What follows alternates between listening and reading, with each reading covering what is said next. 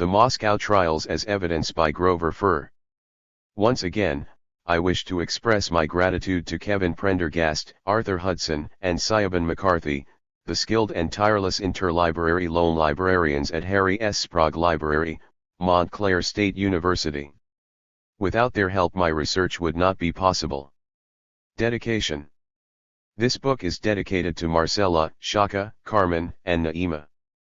Chapter 1.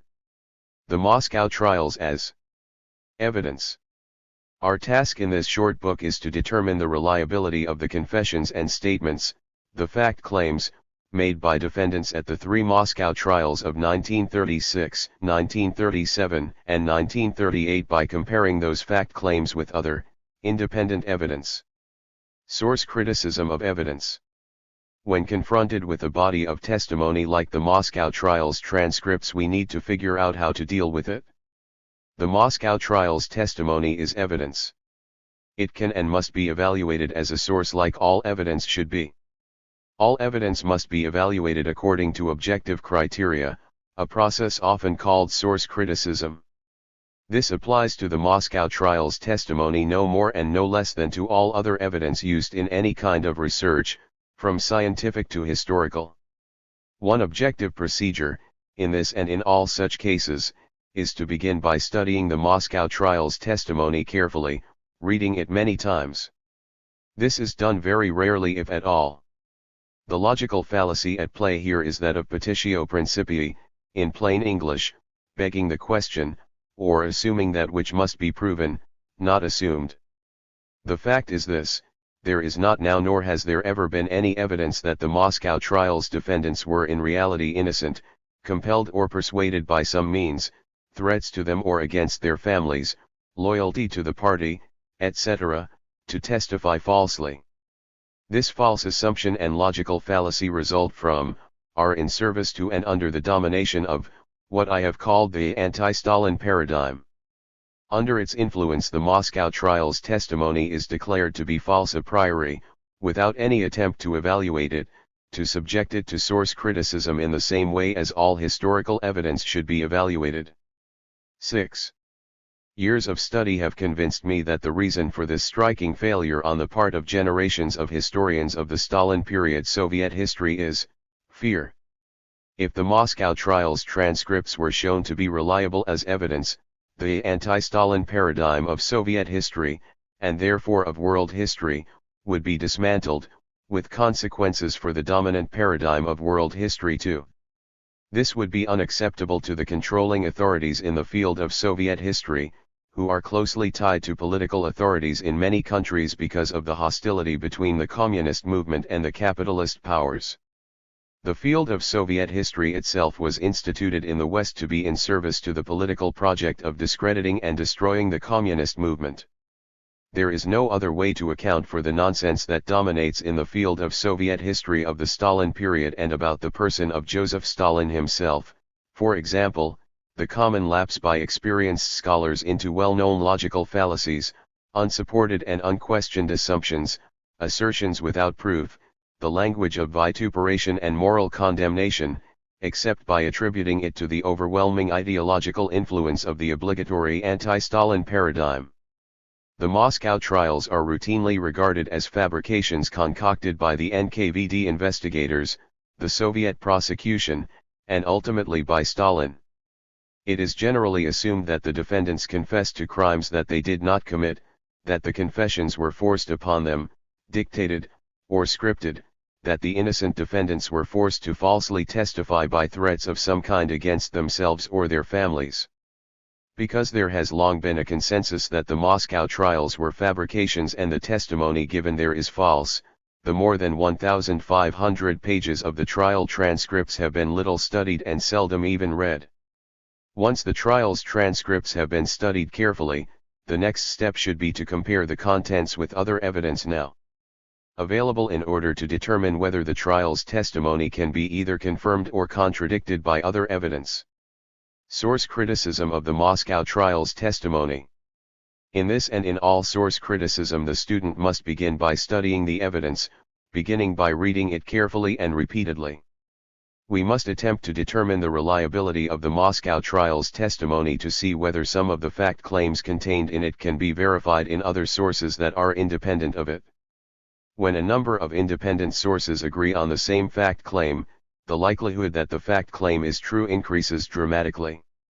If we can verify a number of fact claims made by Moscow trial's defendants through independent sources, then we have established that the Moscow trial's testimony should be considered to be legitimate evidence.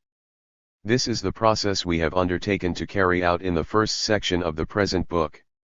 A few scholars who believe in the prosecution fabrication theory and have studied parts, at least, of the testimony have seriously distorted that testimony in an attempt to force it to fit the Procrustean bed of the anti-Stalin paradigm. In the 1960s and 1970s, Stephen F. Cohen studied Nikolai Bukharin's testimony in the Third Moscow trial of March 1938. Cohen proposed a novel conclusion, that Bukharin had confessed only in very general terms to crimes that he did not specify but had refused to confess to any specific crimes. Some years ago, Vladimir Bobrov and I studied Cohen's argument and evidence. In our article we demonstrate that Cohen is completely incorrect. In his trial testimony, Bukharin did indeed confess to a number of very serious and, the important point here, very specific crimes. At the same trial, Bukharin stubbornly proclaimed himself innocent of other very serious crimes with which the prosecution charged him. We argued there that, under the influence of the predominant anti-Stalin paradigm, Cohen seriously misread Bukharin's testimony. Furr and Bobrov. 8. Yet Cohen's fallacious characterization of Bukharin's testimony has been widely accepted as accurate. Even Mikhail Gorbachev's Politburo Commission appointed to study and to find evidence to support Gorbachev's predetermined decision to rehabilitate Bukharin was misled by Cohen's false conclusion. One of the commission members, P.N. Demishev, said. Translated. If we consider this carefully, in essence Bukharin denied everything. RKEB 340. In 2010, Matthew Lino concluded that Genrikh Yagoda, another defendant in the Third Moscow trial, later retracted the confessions that he had made prior to the trial and earlier in it. Our study of Lino's argument published in 2013 shows that Lino seriously misunderstood Yagoda's testimony, and that in fact Yagoda did not at all retract his confession of guilt. We concluded that Lino forced his conclusions into the predetermined framework of the anti-Stalin paradigm, seriously distorting Yagoda's testimony in the process. Furr Kirov ch. 15. Cohen's and Lino's misreadings of the trial testimony can be best explained by the power of the anti-Stalin paradigm.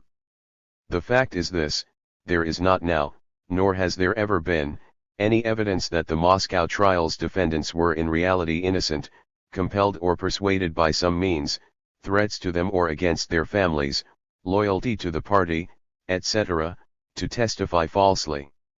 The role of logical fallacies. The out-of-hand rejection of the Moscow trial's testimony as evidence rests on the naive acceptance of a number of logical fallacies.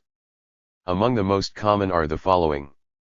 Assuming that which must be proven, not assumed. No evidence, in any scientific inquiry, should ever be either accepted or rejected without critical examination. The appeal to expert authority. The truth is never constituted by a consensus of authorities or experts, no matter how many of them there are, still less by the consensus of anti-communist and Trotskyist authorities. This fallacy is similar to the where there's smoke there's fire or hasty conclusion fallacy, where what everybody knows substitutes for evidence. The argument from incredulity. 1. This takes the form: the charges against the defendants at the Moscow trials are absurd, therefore they are false, or more likely to be false. This is equivalent to saying, consider these charges absurd, therefore they are false. This is a statement about the person making the statement, not a statement about the charges in the Moscow trials. Likewise, it would be invalid to say, the charges against the defendants are credible, therefore they are true, or more likely to be true. Another form this fallacy takes is the failure to persuade. Am not persuaded by your argument, therefore it is wrong, or, more likely to be wrong, etc. Asterisk the argument from ignorance.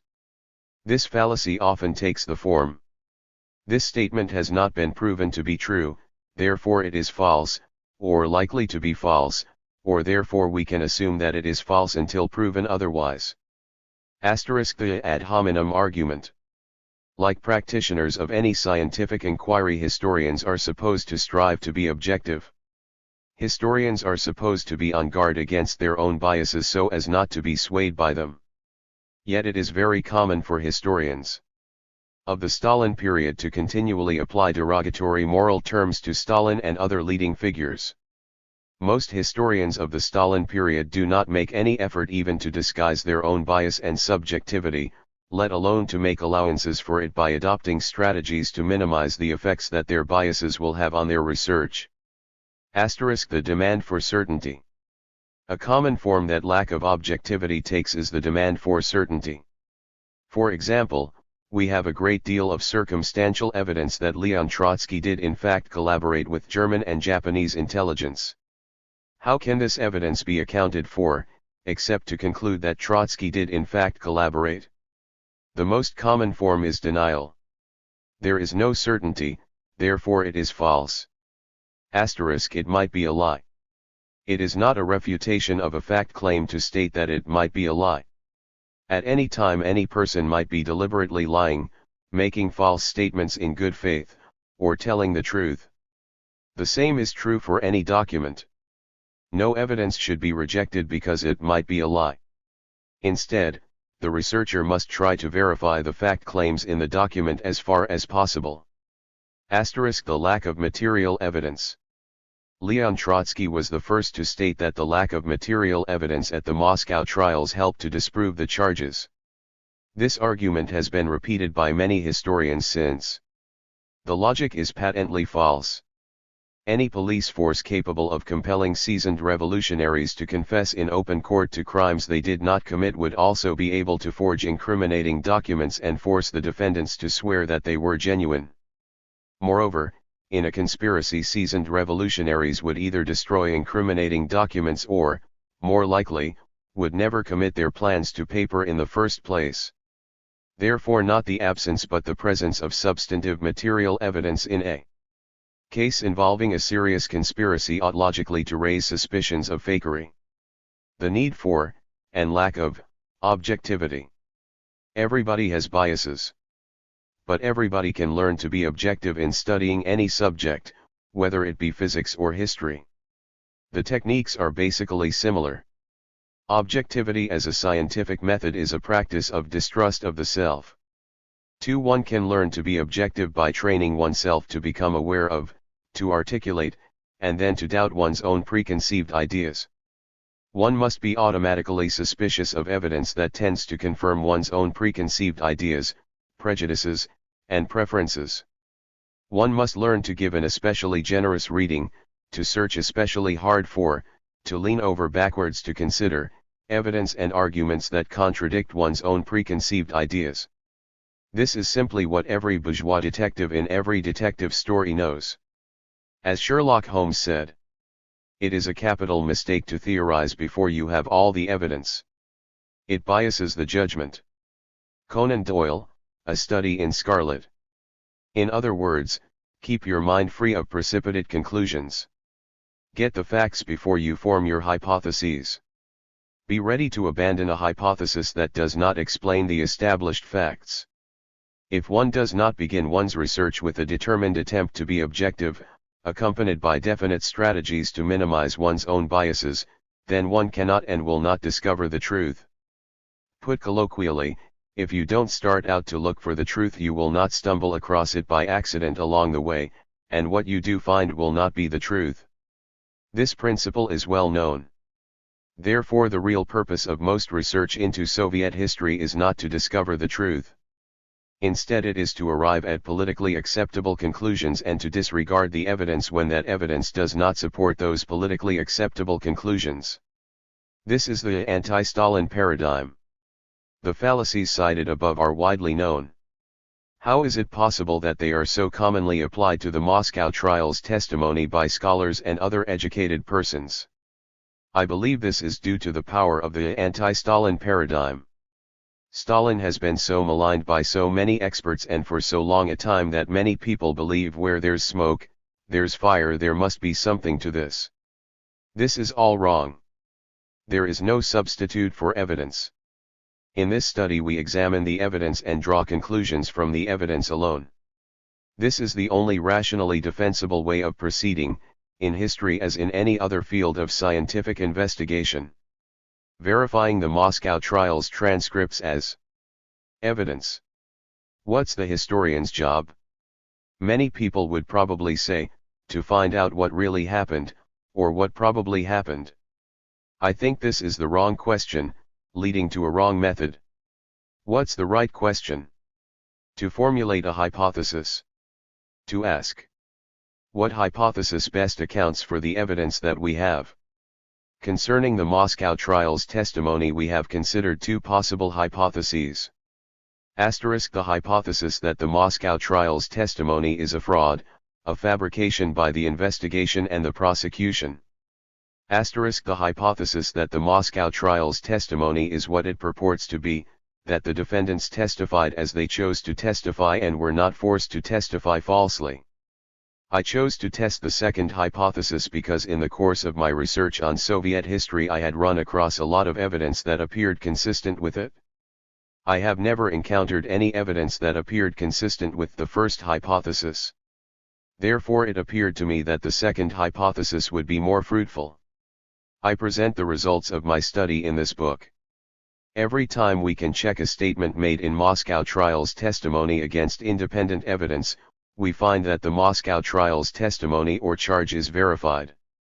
This means that we have no objective basis to reject the confessions made at the Moscow trials as false or fabricated. And this means that the Moscow trials testimony is in fact what it appears to be, evidence. I came to adopt this hypothesis in much the same way Stephen Jay Gould, in his essay Dinosaur in a Haystack, describes how his colleague Peter Ward decided to test the Alvarez hypothesis, the so-called Cretaceous tertiary catastrophic extinction that contradicted the hitherto widely accepted theory of the gradual dying out of so many life forms about 60 million years ago. 3. In the course of reading many documents from various archives for other research projects I had identified a number that appeared to provide evidence that verified testimony by defendants in the Moscow trials. It seemed to me that more such documentary evidence might well be found if I actually set out to look for it. I also realized that, if no one ever set about looking for it, it would probably never be found and we would never know. The fact that we have formed this hypothesis does not at all mean that we have predetermined the result of our research. Some hypothesis or theory is a necessary precondition to any inquiry. Gould reminds us of Darwin's perceptive statement made to Henry Fawcett in 1861. How odd it is that anyone should not see that all observation must be for or against some view if it is to be of any service. The present study is a test in Gould's sense, a fine example of theory. Gould means hypothesis here, confirmed by evidence that no one ever thought of collecting before the theory itself demanded such a test. I have also been mindful of Gould's caution that a test does not prejudice the inquiry itself. Please note the fundamental difference between demanding a test and guaranteeing the result. The test might just as well have failed, thus dooming the theory. Good theories invite a challenge but do not bias the outcome. In the first section of this book we undertake to evaluate the Moscow trials testimony with a view to verifying, or disproving, its validity as evidence. Our first step was to carefully study the transcripts of the three Moscow trials of August 1936, January 1937, and March 1938. Our next step was to compare the fact claims made in these transcripts with other evidence now available. Our goal has been to determine whether the trial's testimony can be either confirmed or contradicted by other evidence. Rehabilitations. By the final years of the existence of the Soviet Union, while Mikhail Gorbachev was head of state, all the defendants in the Moscow trials had been rehabilitated, declared to have been innocent victims of a frame-up, by high-level government and Communist Party commissions and judicial bodies. Elsewhere we have shown that many of the rehabilitations of persons convicted and punished during the 1930s of crimes against the state are in fact fraudulent in nature. Furr Khrushchev Lied 163 C196. Chapter 1. The backslash. Co backslash triub underscore backslash comma I comma idrons 15. Trotsky has been rehabilitated with respect to his exile to Siberia on December 31, 1927, his banishment from the USSR on January 10, 1929, and the removal of his Soviet citizenship and ban on returning to the country of February 20, 1932. For Trotsky and Sedov were not formally convicted of the crimes alleged in the 3 Moscow trials because they were never brought to trial. The verdict in the first Moscow trial of August 1936 stated only that they were subject, in the event of their being discovered on the territory of the USSR, to immediate arrest and trial. 1936 Trial 180, Trotsky and Sedov never returned to the USSR and so were never tried and convicted of any crime. Trotsky and Sedov have been declared innocent de facto by implication. Those through whom they were supposed to have worked have been declared innocent, so they are assumed to have been innocent as well. 5. However, no evidence to support these decisions has ever been released. It seems safe to conclude that if any such exculpatory evidence did exist in Soviet archives it would have been found and published by now. But a great deal of evidence of Trotsky's and Sedov's guilt, rather than of their innocence, has been discovered and continues to be published. We have examined some of it in Trotsky's amalgams and more of it in Leon Trotsky's collaboration with Germany and Japan. Today we have access to evidence that was not available to historians only a few years ago. We are no longer in the position of being forced to believe or disbelieve the testimony given at the Moscow trials, Trotsky's denials, or the Gorbachev-era rehabilitation statements. We can now check many statements made by Moscow trials defendants by comparing them to other evidence. In addition to the Moscow trial testimony and Trotsky's own denials, we now have more sources from both Soviet and non-Soviet evidence upon which we can draw. We'll discuss these sources in detail. Non-Soviet evidence. The non-Soviet evidence will be of particular interest since it cannot have been fabricated by the Soviet investigation or prosecution.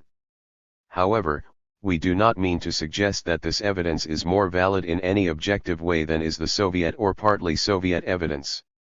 It is subjectively more important to those people who have been influenced by the propaganda which has long contended that Soviet evidence is ipso facto of less validity because it might have been fabricated even when there is no evidence that fabrication has taken place. Non-Soviet evidence may seem to be more credible to many people than Soviet evidence does. This attitude is, in fact, an example of the argument from incredulity. All evidence, regardless of its origins, must be studied carefully to determine whether it is valid or not. It is never the case that Soviet evidence is ipso facto less valid than non-Soviet evidence.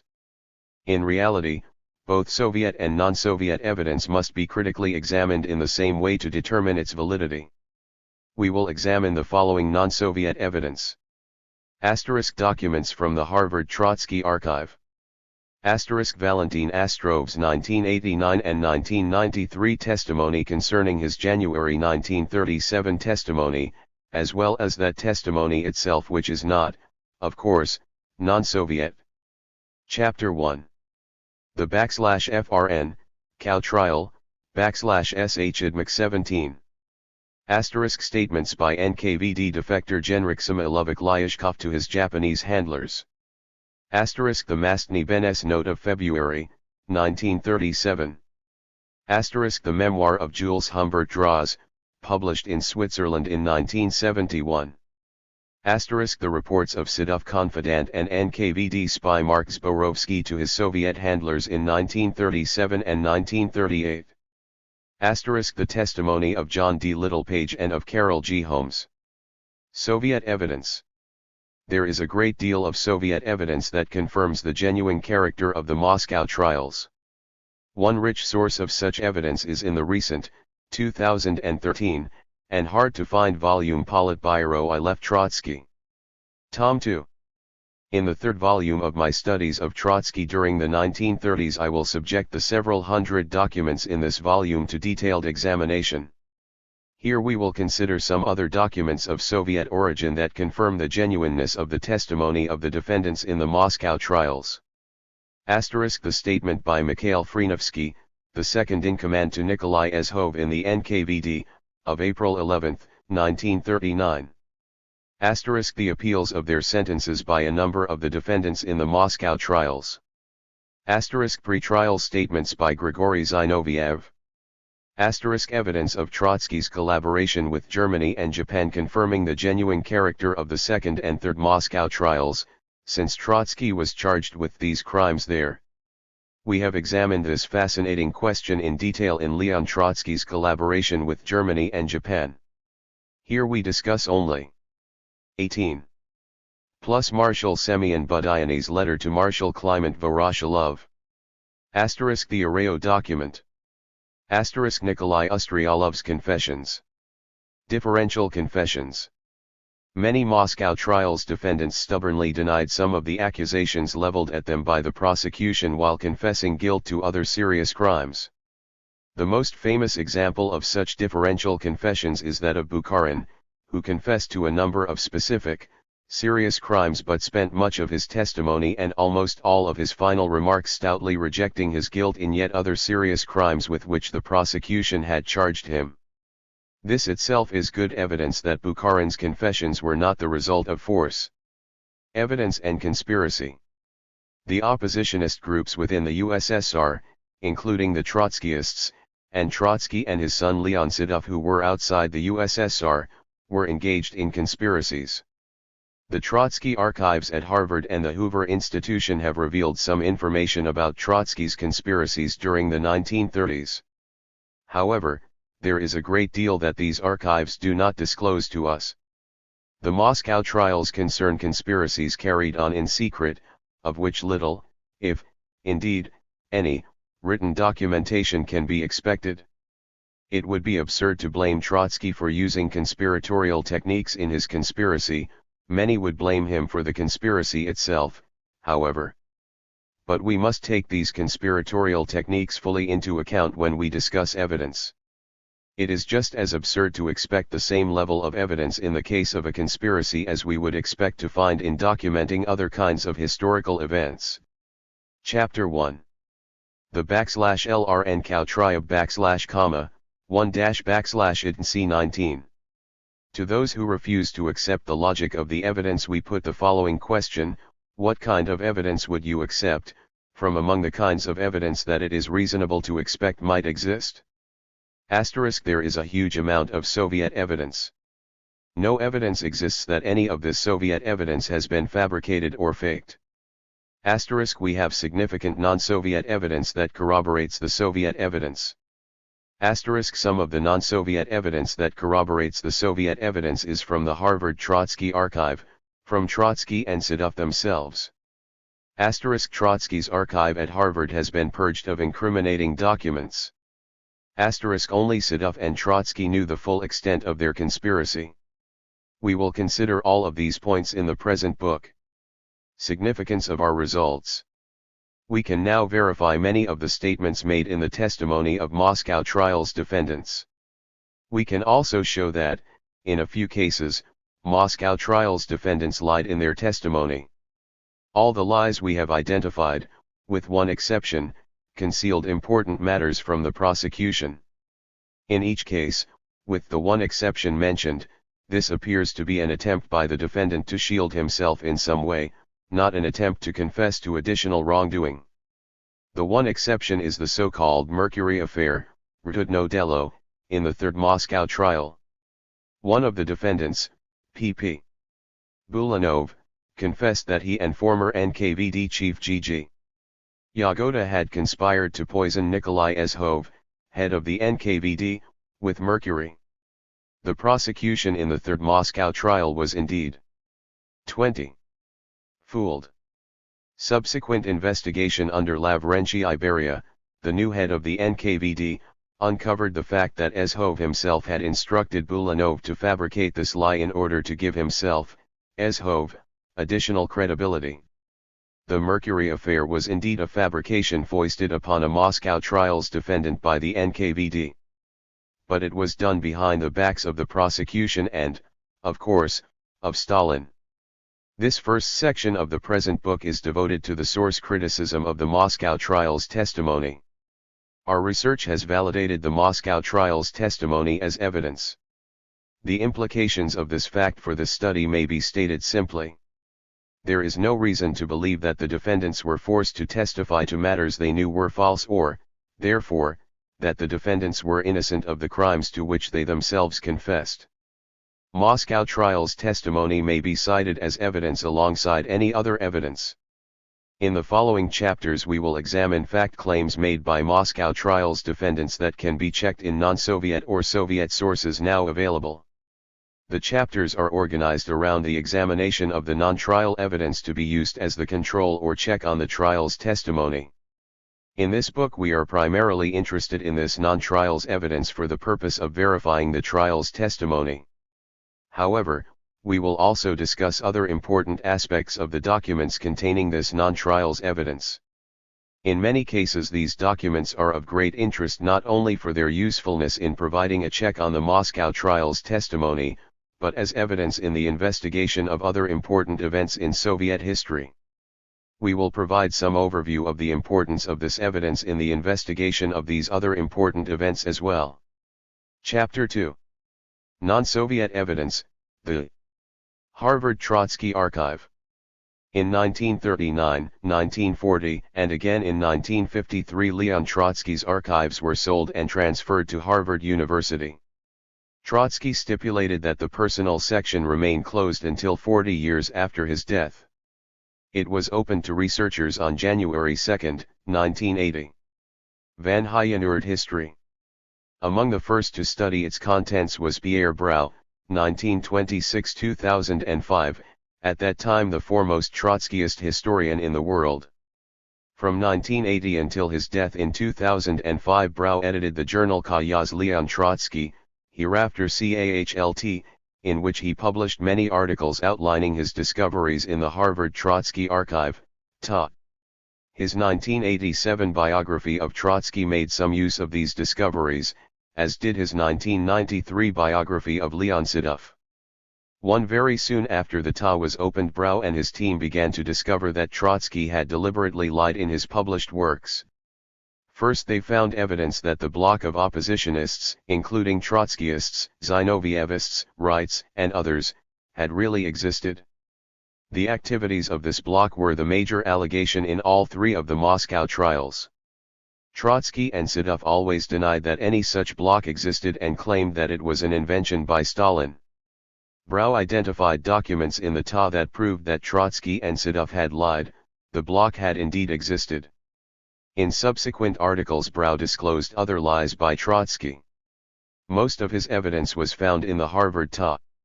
Some of it came from the collection of Trotsky-Sedov correspondence in the Nikolovsky collection at the Hoover Institution. 2. Brau always claimed that these lies by Trotsky were of very limited significance. He insisted that Trotsky and Sedov lied only to protect those Trotskyists in the underground within the USSR. But in fact Brau never explored the significance of Trotsky's lies for evaluating the Moscow trials testimony as evidence or for understanding Trotsky's activities generally. Like non-Trotskyist anti-communist researchers, he continued to assume, without evidence, that the Moscow trials testimony was fundamentally false, coerced from innocent defendants by the NKVD investigators, by the Soviet prosecution, and therefore by Stalin. Brau wrote, "I think that the new data concerning the opposition bloc, the organization of two communist blocs of oppositions, the attempt to unify the communist opposition, definitively destroys all the legends and preconceived ideas about an almighty, bloodthirsty, Machiavellian Stalin. The Soviet Union in the 30s was passing through a serious economic and political crisis. Stalin was more and more isolated and many people, including some from the ranks of privileged bureaucracy of which he was only the best expression and the unifier, began to think about the necessity of getting rid of him. The Moscow trials were not a gratuitous crime committed in cold blood, but a counterstroke in a conflict which was really, as Trotsky wrote, a preventive civil war. Brau POS 110. This remark by Brau is more than enigmatic.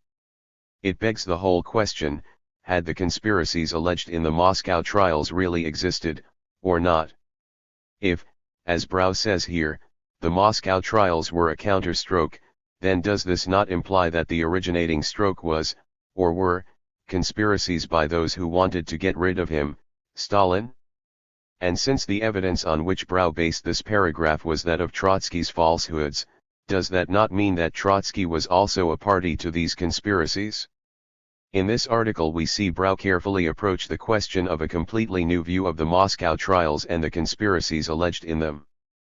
But then Brau retreats. He never develops this idea. As far as we know, he never mentions it again. In 1985 and 1986 American historian Arch Getty published the evidence, also discovered in the TA, that Trotsky and Sedov had lied about Trotsky's continued contact with some of his supporters within the USSR. Trotsky had either maintained or renewed relations with some of them long after he had claimed to have cut off all contact with them. Getty identified evidence of this in the TA. Getty also discovered that the TA had been purged, materials had been removed. Getty logically concluded that these materials must have been incriminating, politically sensitive materials. Brau, who knew and referred to Getty's research, never mentioned this very important discovery by Getty. This is curious, since Brau had himself suggested that other materials had been removed from the TA. Later in this book we explore this pregnant omission of Brouet's. Most of the falsehoods by Trotsky that Brau discovered are directly or indirectly related to the Moscow trials. Some of Trotsky's lies that we ourselves have discovered concern the Kirov assassination of December 1, 1934. 3. Trotsky's lies about the Kirov murder became relevant to the Moscow trials subsequently, when members of the bloc of oppositionists confessed to having planned and executed Kirov's murder. Brouet's interest in Trotsky's and Sedov's falsehoods was curiously limited. We do not know why Brau never chose to explore the implications of Trotsky's lies. This is a striking omission, as we will point out in future chapters. It is possible that Brau sensed that the full implications of the lies by Trotsky and Sedov that he had discovered, plus those discovered by Getty, would necessitate a more radical revision of Trotsky's activities during the 1930s than he himself was prepared to face. In the following chapters we will demonstrate that the lies by Trotsky that Brau and Getty discovered, as well as some further lies discovered by Swedish scholar Sven-Erik Holmström and some that we ourselves have found, are directly relevant to our evaluation of the validity of the Moscow trials testimony. Trotsky's falsehoods provide one of the major sources by which we can verify Moscow trials testimony. In addition, Trotsky's falsehoods provide important evidence about Trotsky's conspiracy within the USSR during the 1930s. We will also explore this topic in subsequent chapters. Chapter 3. Non-Soviet Evidence, the Block of Oppositions. The earliest and most dramatic discovery emerged from the Harvard Trotsky Archive within months of its opening to researchers on January 2, 1980. This was the proof that the bloc of oppositionists inside the Soviet Union had really existed. The existence of the bloc was the chief framework for the conspiracies charged against the defendants in all 3 Moscow trials. The bloc was the link among the different conspiratorial oppositionist groups in which the Moscow trials defendants confessed membership. Pierre Brouet, whose team made this discovery, minimized its significance. He never explored the implications of his own discovery of the bloc's existence for our understanding of the Moscow trials, of Trotsky's own activities, and of our understanding of the high politics of the Soviet Union during the 1930s. All researchers after Brouet have either done likewise, like Vadim Rogovin, or have ignored the discovery altogether. Gorbachev's men in the USSR, then Russian and Western anti-communist researchers since 1991, have also ignored this important revelation. In this chapter we outline the discovery of the bloc and the evidence for it, and explore its significance for our project of verifying the testimony at the Moscow trials. The bloc of oppositions. Defendants in all three Moscow trials testified that Trotskyists, Zinovievists, and other oppositionists inside the Soviet Union had formed a bloc and agreed to carry out assassinations, in Russian, to employ terror, against Soviet leaders. 26. In the transcripts of each of the three Moscow trials the word bloc occurs dozens of times. Here are just a few citations. First Moscow trial. The investigation has also established that the Zinovievites pursued their criminal terroristic practices in a direct bloc with the Trotskyists and with L. Trotsky, who is abroad. 1936 Trial 11. The testimonies of Zinoviev, Kamina, Evdokimov, Mrakovsky, Bakayev and a number of others accused in the present case, have established beyond doubt that the only motive for organizing the Trotskyite-Zinovievite bloc was their striving to seize power at all costs. 12. Another member of the center, Reingold, during examination on July 3, 1936, testified.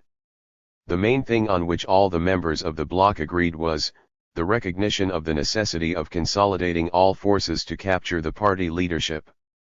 I must admit that the fundamental aim of the Trotskyite-Zinovievite bloc was to remove by violence the leadership of the CPSU and the Soviet government, and Stalin in the first place.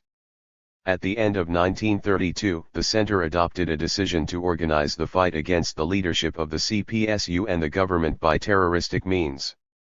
I know that the Trotskyite section of the bloc received instructions from LD Trotsky to adopt the path of terrorism and to prepare attempts on the life of Stalin. Volume XXVII, p. 52, 13. Vyshinsky, what was the attitude of the Trotskyite part of your bloc on the question of terrorism? Chapter 3. Non-Soviet evidence, the bloc of oppositions. Zinoviev, in our negotiations on the formation of a united center this question played a decisive part. By that time the so-called Zinovievite part of the bloc was fully ripe for such decisions. Vyshinsky, did Smirnov display any activity in relation to this, or not? Zinoviev, Smirnov, in my OPM 1 on, displayed more activity than anyone else, and we regarded him as the undisputed head of the Trotskyite part of the bloc, as the man best informed about Trotsky's views, and fully sharing these views. 53. Kamina. When we returned to Moscow, we made no changes whatever in the basis of our bloc. On the contrary, we proceeded to press forward the terroristic conspiracy. 66. Zinoviev. At the same time, says Zinoviev, I conducted negotiations with Tomsky, whom I informed about our bloc with the Trotskyites. Tomsky expressed complete solidarity with us. 73. Smirnov, I admit that I belong to the underground Trotskyite organization, joined the bloc, joined the center of this bloc, met Sedov in Berlin in 1931, listened to his opinion on terrorism and passed this opinion on to Moscow. 85. Second Moscow trial. Radek, Pyatakov and I arrived at the conclusion that this directive sums up the work of the bloc, dots all the I's and crosses all the T's by bringing out very sharply the fact that under all circumstances the government of the Trotskyite-Zinovievite bloc could only be the government of the restoration of capitalism. 6. 27. 28. Pyatakov, Kamina came to visit me at the People's Commissariat on some pretext or other. He very clearly and distinctly informed me about the Trotskyite-Zinovievite center which had been formed. He said that the bloc had been restored, then he mentioned the names of a number of people who belonged to the center. 36. Pyatakov, it was during this conversation with Radek that we discussed the question about the very great predominance of Zinovievites in the main center, and whether we should not raise the question of making certain changes in the composition of the main center. Vyshinsky, in which direction? Pi at AKOV, in the direction of introducing more of the Trotskyite faction in the Trotskyite-Zinovyevite United Bloc. Radek, from the moment the bloc was formed, the circle of persons against whom it was intended to carry out terrorist acts was known. 76. Livshuts, yes. I considered that since we were carrying on a struggle for the coming to power of the Trotskyite-Zinovyevite bloc, it was necessary to do this. 118. Ram, I was task correspondent in Geneva and Paris. I went to Moscow on official business and met Radek, who informed me that in pursuance of Trotsky's directives, a Trotskyite-Zinovyevite bloc had been organized, but that he and Pyatakov had not joined that center. 139. Sokolnikov, in comparison with what we had had, to some extent, since 1932 and, in the main, since. Chapter 3. Non-Soviet Evidence, the Bloc of Oppositions. 1934, when the defeatist attitude of the bloc finally took shape. 154. Serebry AKOV, in the autumn of 1932, Mrakovsky came to see me and informed me about the creation of a Trotskyite-Zinovyevite bloc, told me who were the members of the center, and then informed me that the center had decided to create a reserve center in the event of its being exposed. 168. Third Moscow Trial.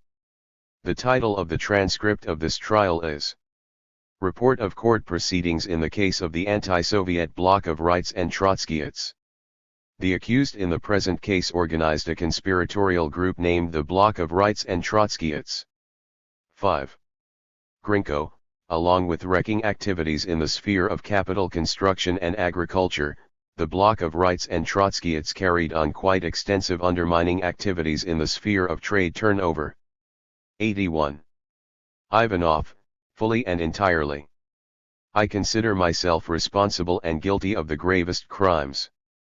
I was one of the active members of the group of the Rights, the Bloc of Rights and Trotskyites. 110.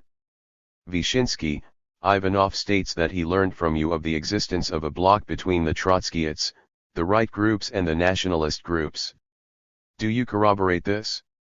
Bukharin, I do. 137. 29. 30. Vyshinsky, did you know that the program of the center and of the whole group of the Bloc of Rights and Trotskyites included terrorist acts? Zubarev, yes, I did know. 144.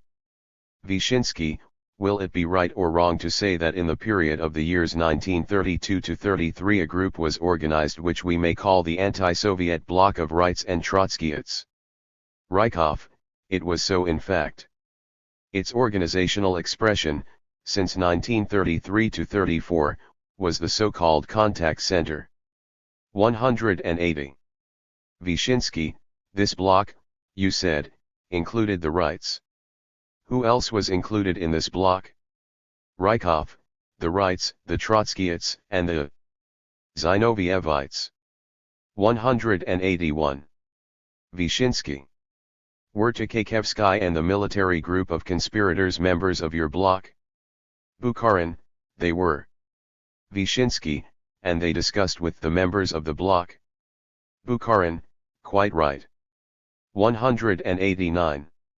Vyshinsky, as the preliminary investigation and the court proceedings in the present case have established, the dastardly assassination of S.M. Kirov on December 1, 1934, by the Leningrad Trotskyite-Zinovyevite Terrorist Center was organized in accordance with a decision of the Bloc of Rights and Trotskyites. Chapter 3. Non-Soviet Evidence, the Bloc of Oppositions. 31. Trotsky always denied this accusation, as in the following passage from his testimony to the Dewey Commission in April, 1937. Goldman, did you ever discuss with anyone the possibility of organizing a united center between your political followers and the followers of Zinoviev and Kamenev in the Soviet Union, after the breakup of your bloc with Zinoviev and Kamenev? Trotsky, never. My articles show that it is absolutely impossible. My appreciation of them, my total contempt after the capitulation, my hostility to them and their hostility to me, excluded that absolutely. Goldman, have you read the testimony of Zinoviev and Kamina and the other defendants in the first Moscow trial? Trotsky, yes. Goldman, wherein these defendants claimed that you instructed several of them to establish a united center between your political followers and their political followers. Have you read such testimonies? Trotsky, yes. Goldman, what have you to say about that? Trotsky, it is a falsehood organized by the GPU and supported by Stalin. CLT 87-88. Evidence of the block in the Harvard Trotsky Archive. In 1980, Trotskyist historian Pierre Bruet discovered materials in the Harvard Trotsky archive that proved that a block of oppositions was indeed formed with Trotsky's agreement. C'est en effectuant à la bibliothèque du Collège de Harvard, es recherches documentaires prévus pour 32. Edition de volumes de œuvres de années 1936 et 1937 que chercheurs et collaborateurs de l'Institut Léon Trotsky ont et amens ont découvert d'importance, existence, en Union soviétique en 1932, d'un bloc de oppositions contre Stalin. Translated.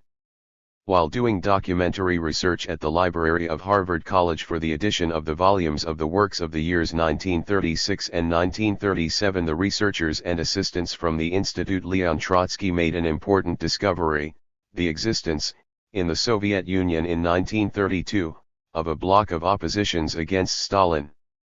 Bruet 1980, 5. Trotsky and Sedov had lied about this, obviously for the purpose of preserving their conspiracy. A Trotskyist as well as a scholar, Bruet explicitly excused Trotsky's lying on these grounds. Bruet denied that the parties in the bloc agreed upon terror. He also claimed that the bloc had been dissolved shortly after being formed without having done anything. But Bruet cited no evidence to support these assertions. The evidence shows that the bloc did continue to function. In Trotsky's amalgams and in Leon Trotsky's collaboration with Germany and Japan, we have examined the evidence that the rightists and Trotskyists in the bloc did indeed agree to use terror against the Soviet leadership, as the prosecution in the first and second Moscow trials alleged and as the defendants admitted. The bloc of rights and Trotskyists existed. The evidence of the bloc's existence discovered by Bruet is contained in a complex of documents in the Ta. Asterisk a copy of a letter in German from Trotsky to his son Sedov. Chapter 3. Non-Soviet evidence, the bloc of oppositions 33. Asterisk this is accompanied by a letter from Trotsky's secretary Jean van Heijenoort dated July 3, 1937, who made the copy of, retyped, Trotsky's letter. The original of Trotsky's letter is missing. It must have been destroyed when the Trotsky archive was purged of incriminating materials. We know about this purging because it was done imperfectly. We will discuss this purging later in this study. Bruet reported that his team uncovered one more piece of evidence concerning the bloc. Asterisk a letter in invisible ink from Sedov to Trotsky in which the formation and composition of the bloc is outlined. Some curious statements in Bruet's 1980 article suggest that he and his team found other materials which they do not directly identify. Asterisk Bruet states, 7, that Trotsky replied on November 3, 1932, to the letter in invisible ink written by his son. But the copy of Trotsky's letter retyped by van Heijenoort and identified by Bruet bears no date. On the previous pages, 5 to 6, Bruet had dated it at the end of 1932, in October or November, by internal evidence. Bruet is unlikely to have simply imagined a date as precise as November 3, 1932. Therefore, this remark suggests either that Bruet had seen another letter by Trotsky that he does not further identify, or that he has made an error here.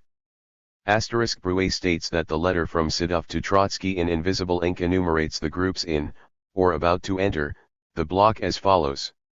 Les lettres à increr sympathique de Leon Sedov fait apparaître, existence de groupes suivants, les groupes trotskistes du.r.s.s. Notre fraction, Jes Zinovievist, les groupes di.n. Smirnov, les groupes Stenlominids, les groupes Safar, Ovi, Tarkhan, ov, es droitiers et, es liberas. 7. 34. Translated. The letter in invisible ink of Leon Sedov's revealed the existence of the following groups: the Trotskyist group in the USSR, R fraction, the Zinovievists, the group of L.N. Smirnov, the group of Stenlominids, the group Safar, OV, Tarkhan, OV, the Rights and the Liberals. 7. However, the letter in question does not mention rightists, droitiers, or liberals, liberas, at all. The letter of Trotsky to Sedov referred to above does mention rightists, die Rechten, implying that they will become more involved. None of the three documents makes any mention of liberals. Assuming again that Brouet did not simply imagine that rightists and liberals were mentioned, it follows that he conflated in his mind at least two separate documents, the letter in invisible ink, in which the other groups are mentioned, and another letter or document that mentions rightists and liberals as being part of the bloc. We do not know who was meant by the term liberals. Sedov refers to L.N. Smirnov and those around him, including Eduard Sgo. By this term in his Red Book, Livre Rouge sur le procès de Moscou, 1. But Sedov did this while he and Trotsky were denying any contact with Smirnov. Brouet discovered that Trotsky was indeed in touch with Smirnov. Smirnov was in fact the leader of the clandestine Trotskyist group inside the USSR and the central figure in the bloc. That suggests that in calling Smirnov a liberal in his book, Sedov may have been covering for him. The following cryptic remark of Brouet suggests that he and his team located other documents that mention the bloc. Elle a découvert également d'autres allusions au bloc, tout en discussion sur es conditions. Chapter 3. Non-Soviet evidence, the bloc of oppositions. Nouvelles crises par son apparition, dans la correspondance entre Trotsky et son fils, indiqué de textes, dont certains avaient été publiés, qui éclairent cette période de l'histoire de l'U.R.S.S. 7. Translated. The team of researchers, led by Brau, has also discovered other allusions to the bloc and a whole discussion on the new conditions created by its appearance, in the correspondence between Trotsky and his son, as well as texts, of which some have been published, that shed light on this period of the history of the USSR. 35.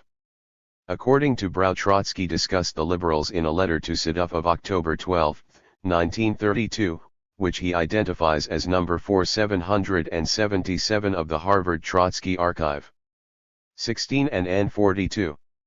On the same page, Brau suggests that there must have been other documents that made clear who the liberals were and what they had done for the Trotskyists, documents that, he suggests, have probably been destroyed. 16. This is an interesting remark by Brau, for he deliberately omits any mention of the discovery by Archgetty that the Trotsky archive has been purged, with incriminating documents removed from it. As we shall see, Brouet's further discussion of the bloc rests upon several assumptions, one of which is that the bloc came to nothing because there is no mention of it in the Trotsky archive after these documents of 1932. As Brau admits in passing in a later work, even this latter claim is not true. Later we'll explore Brouet's self-contradictions on the question of the bloc. Trotsky's remark that they must not yield the field to the rightists implies that the rightists were already active on their own accord. Writing in 1980, Brau stated that there was no evidence of any activity by those known at the time as the rightists, Bukharin, Rykov, Tomsky, and their followers. 12-13, however, thanks to documents published since the end of the 36. USSR, we know today that the rightists were indeed active at this time. Brouet's article thus supposes at least the following documents, only some of which are extant and identified. Asterisk correspondence between Trotsky and Sedov about setting up the bloc, not extant. Judging from the one document by Trotsky that we have that mentions the rightists and from Brouet's discussion of other documents we have not seen, it seems clear that the rightists were in fact a part of the bloc from 1932. This accords with the testimony of Valentin Astrov in January 1937. We will examine it later. Chapter 3. Non-Soviet Evidence, the Bloc of Oppositions 37. Soviet rehabilitation reports lie about the bloc. The existence of this bloc provides additional evidence that Soviet rehabilitation reports of both the Khrushchev and Gorbachev eras are dishonest and untrustworthy, political whitewash jobs rather than honest reviews of the cases and determinations of innocence on the basis of evidence. The Zapiska of the Shvernik report, commissioned by Khrushchev in 1962 and finished no later than February 18, 1963, concluded that all the accusations against the accused at the Bukharin trial were falsified and denied the existence of a bloc of rights and Trotskyists itself. RKEB 2625-30. Translated. No anti-Soviet bloc of rights and Trotskyists existed in reality, and those condemned in this case did not engage in any counter-revolutionary activity. 630. In 1989 the Gorbachev-era Rehabilitation Commission of the Central Committee of the CPSU came to the same conclusion. It has been established therefore that after 1927 the former Trotskyists and Zinovievists did not carry out any organized struggle against the party, did not unite with each other either on a terrorist or any other basis, and that the case of the United Trotskyite Zinovievite Terrorist Center was fabricated by the organs of the NKVD upon the direct order and with the direct participation of J.V. Stalin. Izvtisk KPSS 8, 1989, 94. It has been established that the accusation against the accused of criminal ties with L.D. Trotsky and L.L. Sidov are without foundation. This was also proven by a special verification process of the USSR Procuracy in 1988. Izvtisk KPSS 9, 1989, 49. As has now been established beyond any doubt, the case of the so-called anti-Soviet right Trotskyite bloc was completely fabricated. Izvtisk KPSS 5, 1989, 81. Chapter 3. Non-Soviet Evidence, the Bloc of Oppositions. In reality, neither the blocs nor the so-called centers existed. RKEB 3342. 39. Alexander Yakovlev, Gorbachev's expert who led the anti-communist campaign from the Politburo, repeated the falsehood that no bloc had existed. Translated. Yagoda was falsely included among the members of the non-existent right Trotskyite bloc. RKEB 3328. This means that both the Shvernik report and the Soviet rehabilitation reports are falsified. 2. Already in 1980 the Harvard Trotsky Archive yielded to Brau unmistakable evidence that a broad bloc of oppositionist forces, including Trotskyists, Zinovievists, and others, did in fact exist. The NKVD of the 1930s termed the complexly interlocking set of oppositional conspiracies the Klubok, or Tangle. If any of these conspiracies were acknowledged to have existed, it would be difficult to deny the existence of the rest, since all the defendants implicated others in a chain that, directly or indirectly, connected them all. The Gorbachev-era rehabilitation report on the 1936 trial defendants is likewise falsified. Though it has not been officially published and is still secret in Russia today, the decree of the Soviet Supreme Court dated June 13, 1988, is in the Fokoganov archive. It states, concerning G.O. Eltsman, translated, during the trial E.S. G.O. Eltsman, declared that before his arrest he did not know about the existence of the Trotskyist Zinovievist Center. These explanations by E.S. G.O. Eltsman remain without refutation. 3. This statement is false. Trotsky's and Sidov's correspondence in 1932, published in part in French translation by Brau, shows that G.O. Eltsman was the person who carried messages concerning the formation of the bloc to Smirnov inside the USSR, Brui 1980 35-37, Brau POS 99. What's more, this information was available to the Soviet authorities in 1988, when they began once again to deny that the bloc had ever existed. Khrushchev's men had denied it too. In 1991 Getty's article was published, in Russian translation, in the authoritative party journal Voprozy Istory IKPSS. At the end of the article, Boris Starkov, acting for the party journal, denied as best he could the contents of Getty's article. For in today's Russia too many of these investigative materials remain effectively classified. 5. This proves that the rehabilitation report itself is a fraud.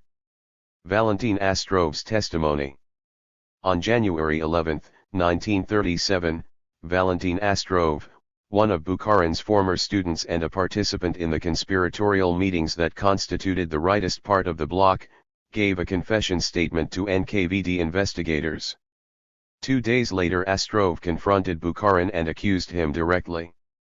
In his January 1937 confession to the NKVD, Astrov was specific that the rightists had joined a bloc with the Trotskyists in 1932. Translated. In the beginning of 1932, in a meeting of the active members of the organization in his apartment, Slepkov justified the necessity of forming a bloc with the Trotskyists. He said that the Trotskyists have accepted the economic platform of the rightists, and the rightists, the inner party platform of the Trotskyists. The tactic of terror unites us. Differences between us and the Trotskyists are secondary. 42. Referring to his and Meritsky's experience of numerous underground meetings with Trotskyists in Moscow, Samara, Saratov, and Leningrad, Slepkov asserted that the Trotskyists were evolving, coming close to us. Slepkov informed the meeting that his views on the necessity of forming a bloc with the Trotskyists had been agreed to by Bukharin, that is with the rightist center, and the meeting accepted this view. A few days later, in Slepkov's apartment and with Meritsky present, Bukharin confirmed the necessity of such a bloc. Lubyanka 1937–1938–32. Both Bruet, 13, and Astrov name Slepkov and Meritsky as members of the rightist part of the bloc. Bruet says, L'ensemble du matériel montre que le bloc au moins, un de ses parties constituants était en contact avec le groupe Ryoutin Slepkov, de droit years. Bruet 1980–16. Ges comptes rendus de réunions du Secrétariat international de Opposition de gauche et quelques êtres de l'Ionsida font apparaître il design systématiquement à l'époque par les termes de droitiers que ges historiens désignent par groupe Ryoutin, un groupe original apparu précisément en 1932. Nous ne possédons sur son existence et son activité que de témoignages indirects et ses documents n'ont jamais été connus, même partie élément.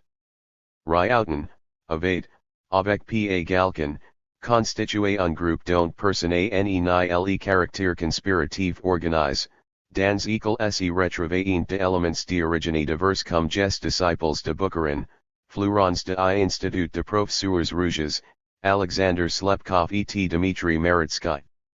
Bruet 1980–13. Translated. Chapter 3. Non-Soviet Evidence, the Bloc of Oppositions. The material as a whole demonstrates that the bloc, or at least one of its constituent parts, was in contact with the Ryutin Slepkov group, the Rights.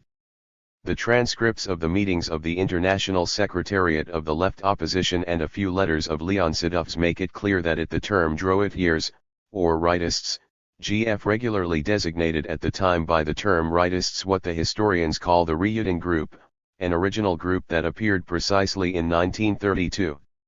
We have only indirect evidence about its existence and activities, and its documents have never been made public, even in part. Ryutin, with P.A. Galkin, constituted a group whose organized conspiratorial nature has never been denied by anyone and in which persons of different origins could be found, including pupils of Bukharin's, products of the Institute of Red Professors, Alexander Slepkov and Dmitry Meritsky. 43. Astrov himself was also a former student at the Institute of Red Professors. Did the bloc shut down by early 1933? In 1980, Brau claimed that the bloc was no more by sometime in early 1933 with the arrests of some of its leading members. Pourtant, quand ces textes paraissent à Berlin dans le bulletin opposition, le bloc tant il pus être autrement dans la réalité, par exemple, tenir de réunions formelles, est détermine par l'arrestation de ses principaux protagonistes. La lettre de Siduf qui indique ges composantes du bloc mentionne à la fois l'arrestation de dirigeants du groupe DI. En Smirnov et de Smirnov lui-même et l'effondrement d'anciens de opposition de gauche. Brown 1980-19. 44. Translated. However, when these texts appeared in Berlin in the Bulletin of the Opposition, the bloc, if it could be said to have had a real existence and, for example, hold formal meetings, had already been terminated by the arrests of its principal protagonists. Siduf's letter identifying the composition of the bloc mentions at the same time the arrest of the leaders of L.N. Smirnov's group and of Smirnov himself and the collapse of the old ones of the left opposition. Brau repeated this claim in his 1987 biography of Trotsky. According to Brau, Smirnov's arrest and imprisonment and the exile of Zinoviev and Kamina brought the bloc to an end. Cen est que peu à peu que la vérité s'impose à uiet Siduf. L'exil de Zinoviev et de Kamina a condamnation di.n. Smirnov, qui purge sa peine à Suzdal, and son le glace du bloc de oppositions. 6. Translated. Only gradually did Trotsky and Siduf come to understand the truth. The exile of Kamina and Zinoviev, the conviction of L.N. Smirnov, who was serving his time at Suzdal, had sounded the funeral bell of the bloc of oppositionists. Chapter 3. Non-Soviet evidence, the bloc of oppositions. Safarov, définitivement brise en prison et clairement devenu informateur, sera le premier, en tant que témoin charge au procès de Zinoviev et Kamina en janvier 1935, à parler publiquement de la naissance et de la décomposition du bloc 49. Brau, Trotsky ch 44. Translated. Safarov, definitively broken in prison and clearly turned informant, would be the first, as a witness at the trial of Zinoviev and Kamina in January 1935, to speak publicly about the birth and decay of the bloc. 49. Note 49 to this passage reads American Samoa follows. 45. 49 Deposition de Safarov au procès de Zinoviev et Kamina, El Humanite 7-17 Janvier 1935. Translated, 49. Deposition of Safarov at the trial of Zinoviev and Kamina, El Humanite January 17, 1934. But this is not true. In the corresponding passage in El Humanite of January 17, 1935, Safarov said nothing about any decay, decomposition, of the bloc. Caractérisant les méthodes contre-révolutionnaires employées par le groupe illegal Zinoviev dans sa lutte contre le pouvoir soviétique, un de participants, Safarov, dont l'affaire est soumise à une instruction complémentaire et sera examinée séparément, déclara après de rencontres particulièrement fréquentes et animées en 1932, quand les conspirateurs continuent inscrire à leur actif certaines difficultés temporaires qui eurent lieu durant la transition du premier au second plan. Quinquennal, tous les cercles du groupe illegal, effrayés par la débâcle du groupe contre-révolutionnaire de Ryautin, revenrent à leur activité secrète, à la contre-révolution rampante. Translated. Characterizing the counter-revolutionary methods used by the illegal Zinoviev group in its struggle against Soviet power, one of the participants, Safarov, whose case has been submitted to further investigation and will be examined separately, declared, after especially frequent and lively meetings in 1932, when the conspirators had to take account of certain temporary difficulties that occurred during the transition between the first and second five-year plans, all the circles of the illegal group, frightened by the downfall of the Ryutin counter-revolutionary group, returned to secret activity, to rampant counter-revolution. Far from attesting to any decay of the bloc, Safarov stated that all the circles, the cells, of the illegal group, the bloc, returned to secret activity, meaning to rampant counter-revolution. Safarov claimed that the bloc continued to exist and to be active, the opposite of what Brau claimed. We will leave aside the question of whether Brau somehow misread this passage or whether he deliberately falsified Safarav's words in order to convince his readers that the bloc really had ceased to function. Even if Safarav had testified to the court that the bloc had ceased to function, that would not mean it really had ceased, for such testimony could simply be an attempt at Chapter 3. Non-Soviet evidence, the bloc of oppositions 47. Protection. But in fact Safarav stated just the opposite, the bloc continued its work, only in a more clandestine manner. Brau continued to repeat this claim that the bloc was dismantled shortly after February 1933.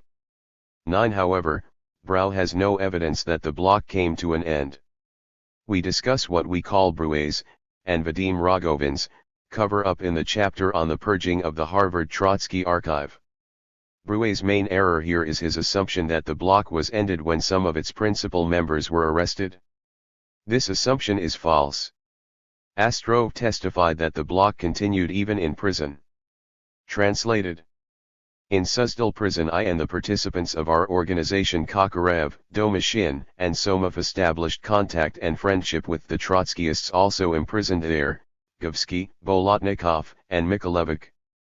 All of us came together on the basis of mutual acceptance of terror as a method of struggle with the party and Soviet power. Analogous terrorist attitudes were expressed by the Trotskyist Summer, the rightist Radovilin, and the Trotskyist Govsky. Lubyanka 1937–1938–37. We know that Astrov's testimony here was truthful because he confirmed it in 1993, after the end of the Soviet Union, when he could have denied it and no one would have known. We examine Astrov's testimony as evidence in another chapter. Astrov claimed that the bloc of rights and Trotskyists which, he repeats, was explicitly organized around terror continued to be active in Suzdal prison, a political isolator, or special prison with better conditions for political prisoners.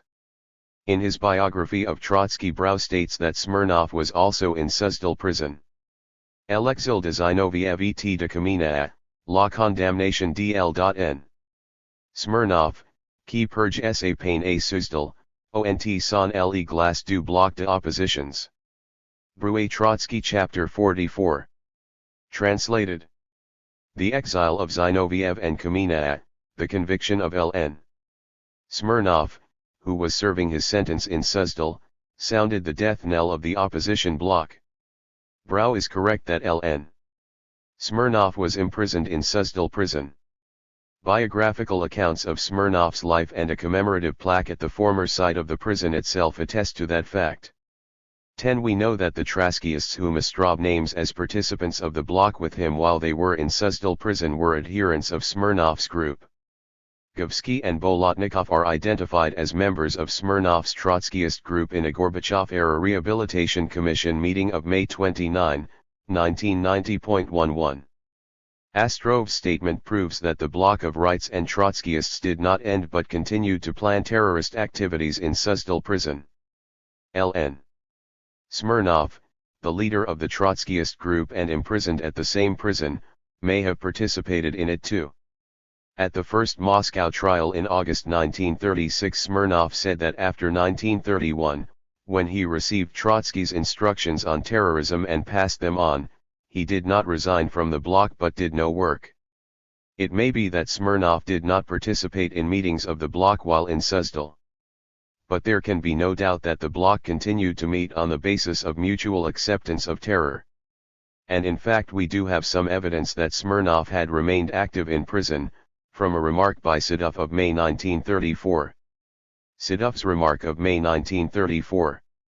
In his short biography of Sidov published in 1993, in the midst of a discussion of the events of 1932, Brau quotes a report Sidov made in May 1934 to the International Secretariat of Trotsky's Fourth International.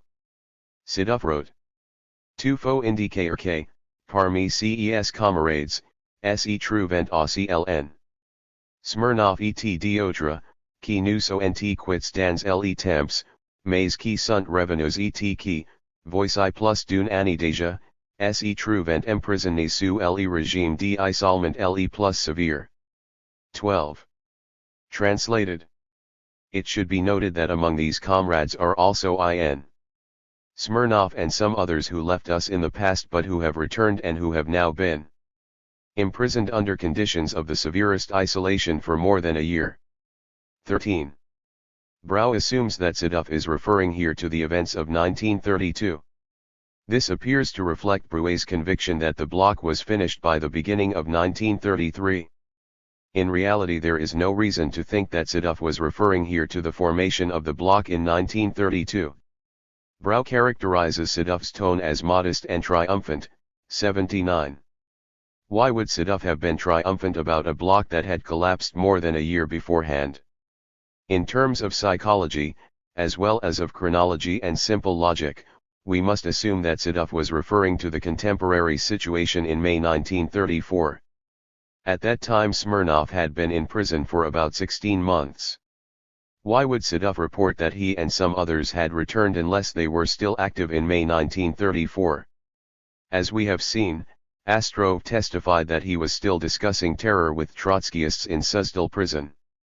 And Smirnov never denied that he remained a part of the Trotskyist conspiracy after 1932, only that he did no work.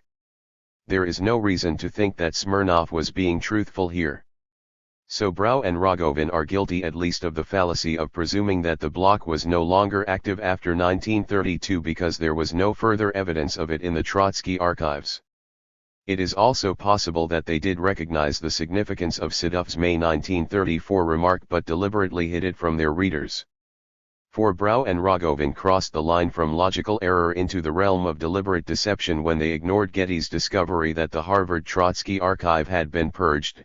We discuss their cover-up of Getty's discovery at the beginning of Chapter 6, below. Thanks to Getty we know that evidence of Trotsky's contacts with oppositionists, supporters, and others in the USSR was among the materials purged. Again, suppose the purging of the Trotsky archive had been thorough enough to remove not only the letters Trotsky sent to oppositionists in the USSR but also the certified mail receipts that Getty found. We would not know that Radek was telling the exact truth when he said he had received a letter from Trotsky in the spring of 1932. Trotsky and Sedov both denied such contact. Many people would reject Radek's claim at trial and believe Trotsky and Sedov. Yet the contact, the correspondence, would still have taken place. We discuss this letter in another chapter. The conspiracy factor. Conspirators commit as little as possible, ideally, nothing at all, to writing. They confine knowledge of details of the conspiracy to as few persons as they can. This was the case even with Trotsky and Sedov, who were outside the USSR but always aware that they were under surveillance and that their correspondence could be stolen, as, indeed, some of Sedov's archives were stolen in Paris. Vadim Rogovin identified one letter that Sedov wrote to Trotsky on the eve of the first Moscow trial in which some peculiarities, such as the use of the formal vy4u instead of the familiar tie suggests Sedov thought it might be intercepted. In it Sedov repeats his and his father's version of the G.O. Eltzman-Smirnov story, i.e. that G.O. Eltzman did not meet with Trotsky. But the fact that Sedov wrote it in anticipation that it might be seized compromises it as evidence. It is not secure, let alone secret, correspondence.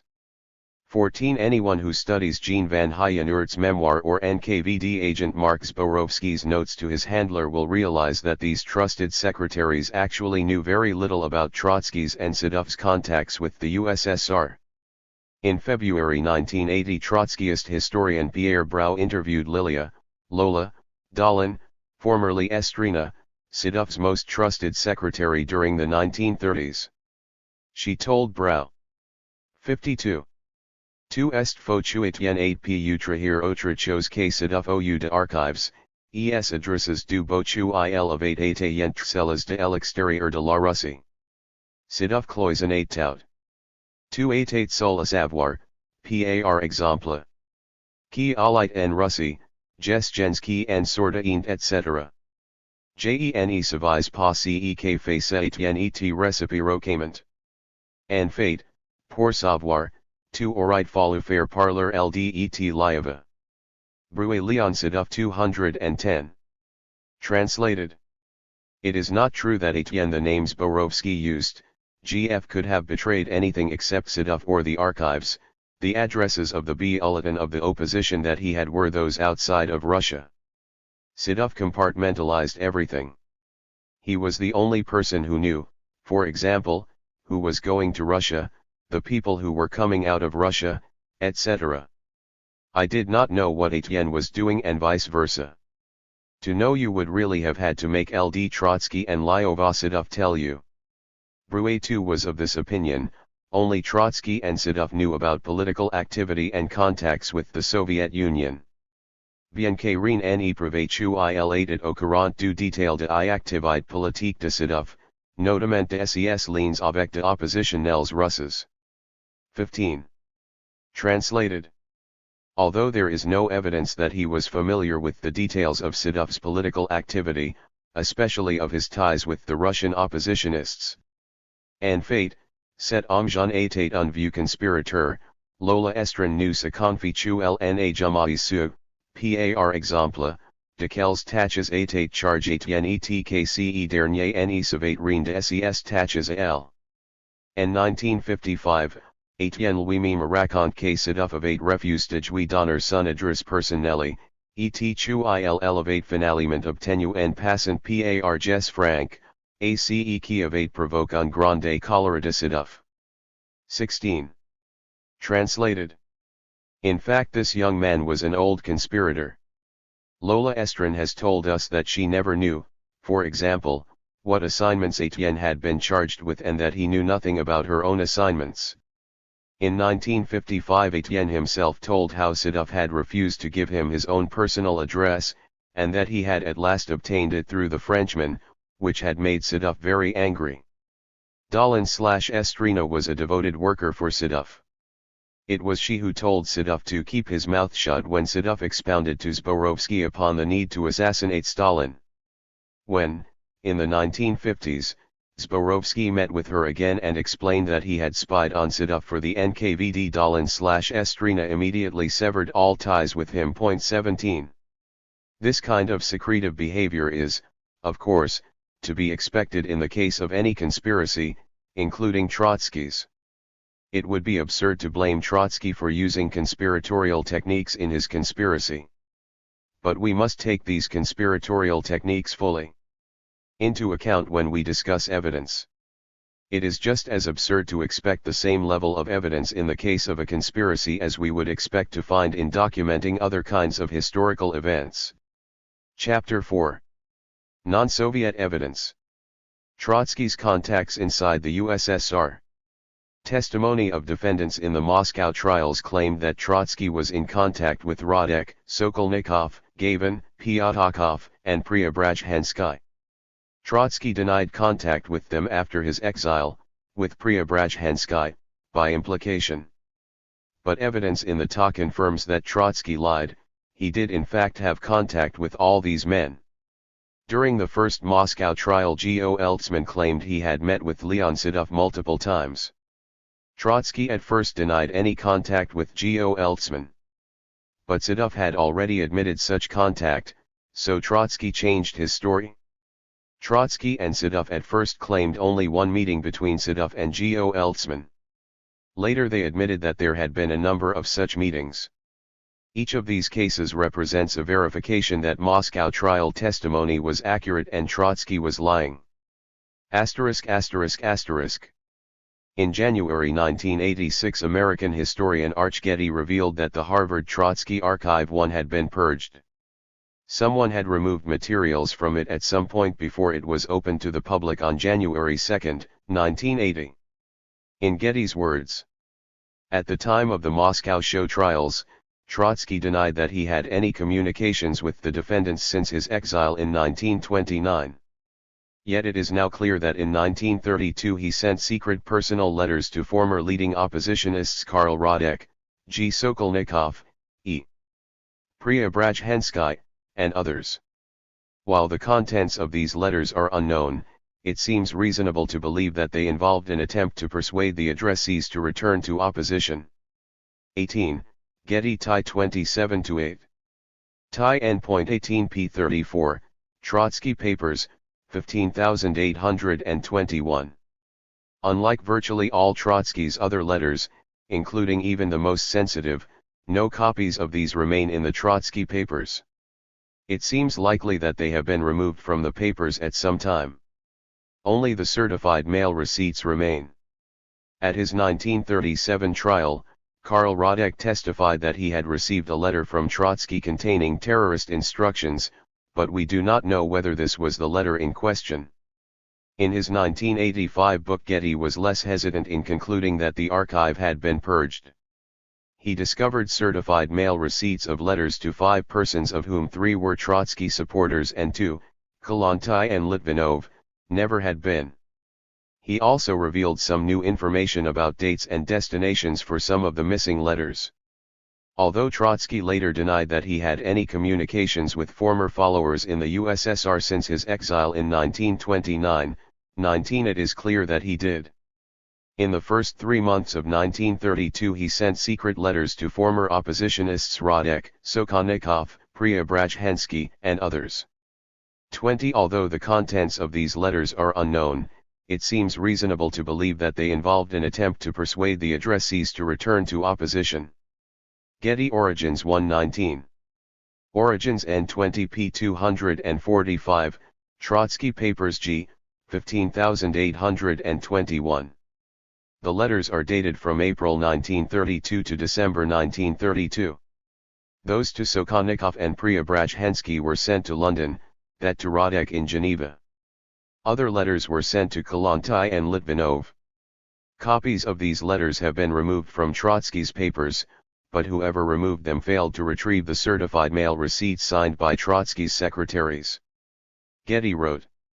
At his 1937 trial, Karl Radek testified that he had received a letter from Trotsky containing terrorist instructions, but we do not know whether this was the letter in question. TIE N.18 p. 34. In fact, we can be certain that this was indeed the letter in question. In his testimony at the January 1937 trial, Radek mentioned a number of letters from Trotsky, beginning with one that he received in February 1932. A little later Radek said the letter from Trotsky was received in February or March 1932. 1937 trial p. 92. Postal imprints on the certified mail receipt of Trotsky's letter to Radek, consulted in Harvard's Houghton Library, show that it was delivered on March 3, 1932. This corresponds exactly to Radek's account during the 1937 trial. Vyshinsky, how are these dates to be reconciled, February 1932 and the spring? Radek, February in Geneva is already the beginning of the spring, and so I conceived this period as the spring. It may have been in March. 1937 trial 93. Radek described the contents of this letter of Trotsky's as follows. 58. Trotsky wrote that the information he possessed led him to conclude that I had become convinced that he was right, and that without the realization of the Trotskyist demands the policy would find itself at an impasse. Trotsky further wrote that since he knew me to be an active person, he was convinced that I would return to the struggle. At the end of the letter Trotsky wrote approximately as follows: you must bear in mind the experience of the preceding period and realize that for you there can be no returning to the past, that the struggle has entered a new phase, and that the new feature in this phase is that either we shall be destroyed together with the Soviet Union, or we must raise the question of removing the leadership.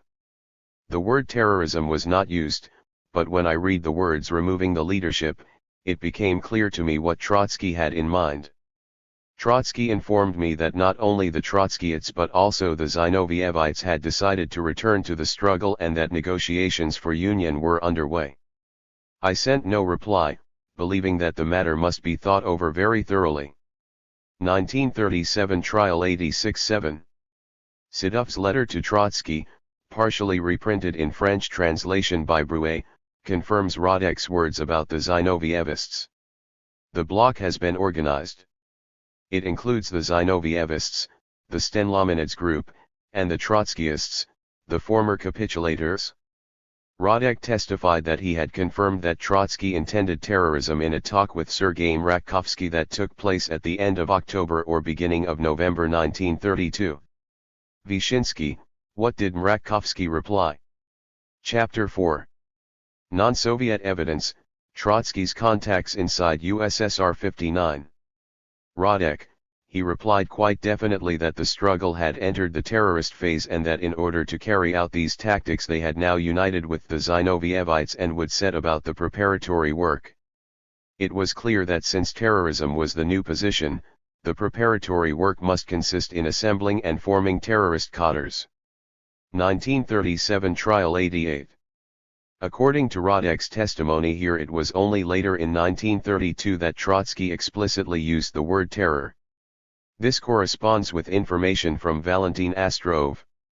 In January 1937 Astrov testified that the rightists formally decided to form a bloc with the Trotskyists and others at their August 26 to September 1, 1932, conference. Only at this time was terror specifically approved as a method of struggle. The fact that in 1932 the main members of the bloc were the Trotskyists and the Zinovievists is confirmed in the letter from Sedov to Trotsky that Brouet and Getty found in the Harvard Trotsky archive. Radek. When the question arose against whom terrorism should be directed, it concerned terrorism directed against the leading corps of the Central Committee of the C.P.S.U. and the Soviet government. And although not a single name was mentioned during this conversation, I did not have the slightest doubt that the acts were to be directed against Stalin and his immediate colleagues, against Kirov, Molotov, Voroshilov, and Kaganovich. 89. As a result, Radek testified, a plot to assassinate Sergei Kirov, party leader in Leningrad, was hatched in April 1933. Radek, the conversation about Kirov was connected with the fact that in April 1933 Mrakovsky asked me whether I could mention any Trotskyite in Leningrad who would undertake the organization of a terrorist group there. Vyshinsky, against whom? 60. Radek, against Kirov, of course. 1937 Trial 90. Kirov was actually killed in December 1934 by Leonid Nikolov, a member of a clandestine terrorist Zinovievist opposition group in Leningrad. 2. Getty surmised that the letter Radek said he had received from Trotsky in February or March 1932 while he, Radek, was in Geneva, involved an attempt to persuade the addressees to return to opposition. Radek confirmed that Trotsky's letter did contain such an appeal but that it closed by saying we must raise the question of removing the leadership. The terms remove, Ustrani, Ubrat, Ustraneni, are used several times by the defendants in the Moscow trials. Mrakovsky goes on to say that already in 1931 this Trotskyite group openly discussed the question of terrorism. I.N. Smirnov, who had visited Berlin, brought back instructions from Trotsky, which he received through Trotsky's son, L. Sedov, to the following effect: until we put Stalin out of the way, Uberum, we shall not be able to come back to power. Vyshinsky, what do you mean by the expression? Until we put Stalin out of the way, Uberum? Mrakovsky, until we kill, Ubiem, Stalin.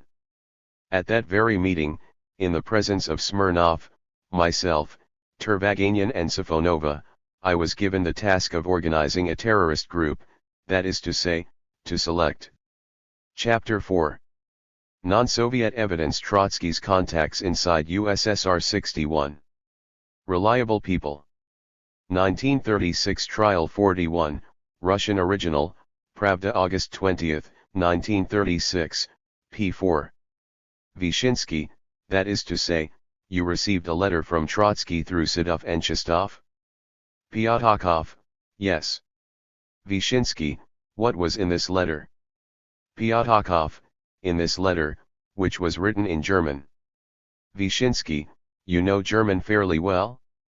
Pyatakov, yes. Vyshinsky, and you write and read it quite fluently. Pyatakov, I do not write it quite grammatically, but I read it quite fluently and also converse. Vyshinsky, what did the letter say? Pyatakov, the letter, as I now recall, began as follows: Dear friend, I am very glad that you have followed my request.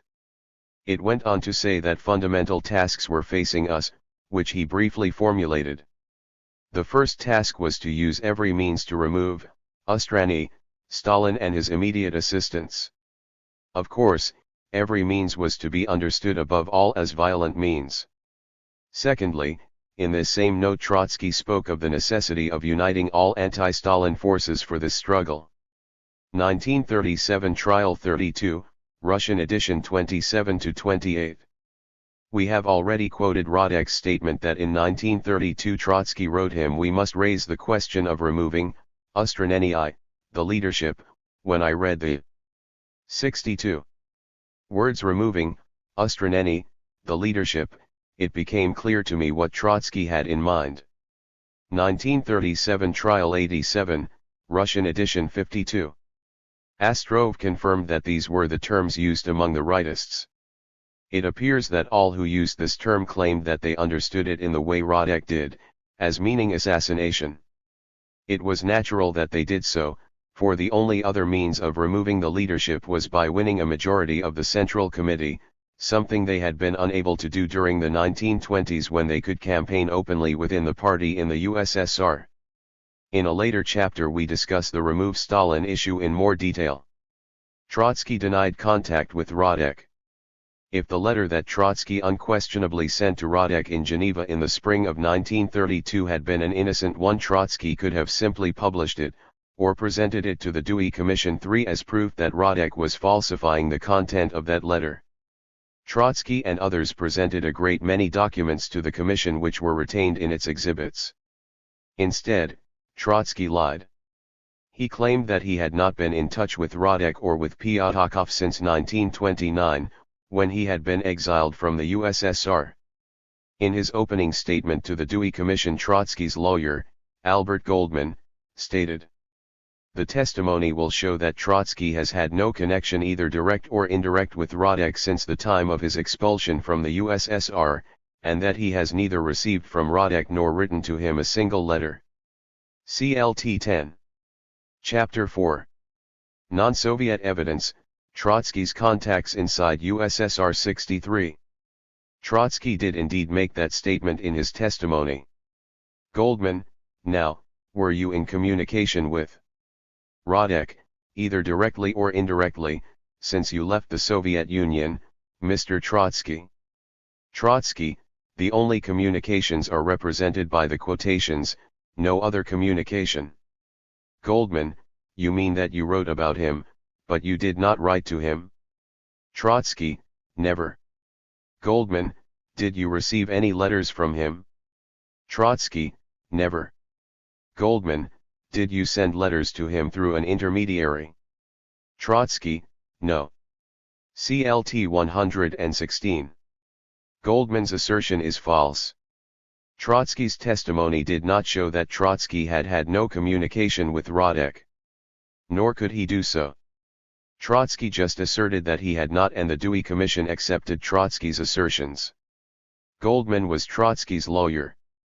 Perhaps he assumed it was his duty to defend Trotsky, to interpret his client's statements and evidence in the most positive light for his client. That makes sense in a trial at law, where there would also be a prosecutor to set forth the argument against the defendant. It was up to the Dewey Commission members to perform this function. This they failed to do.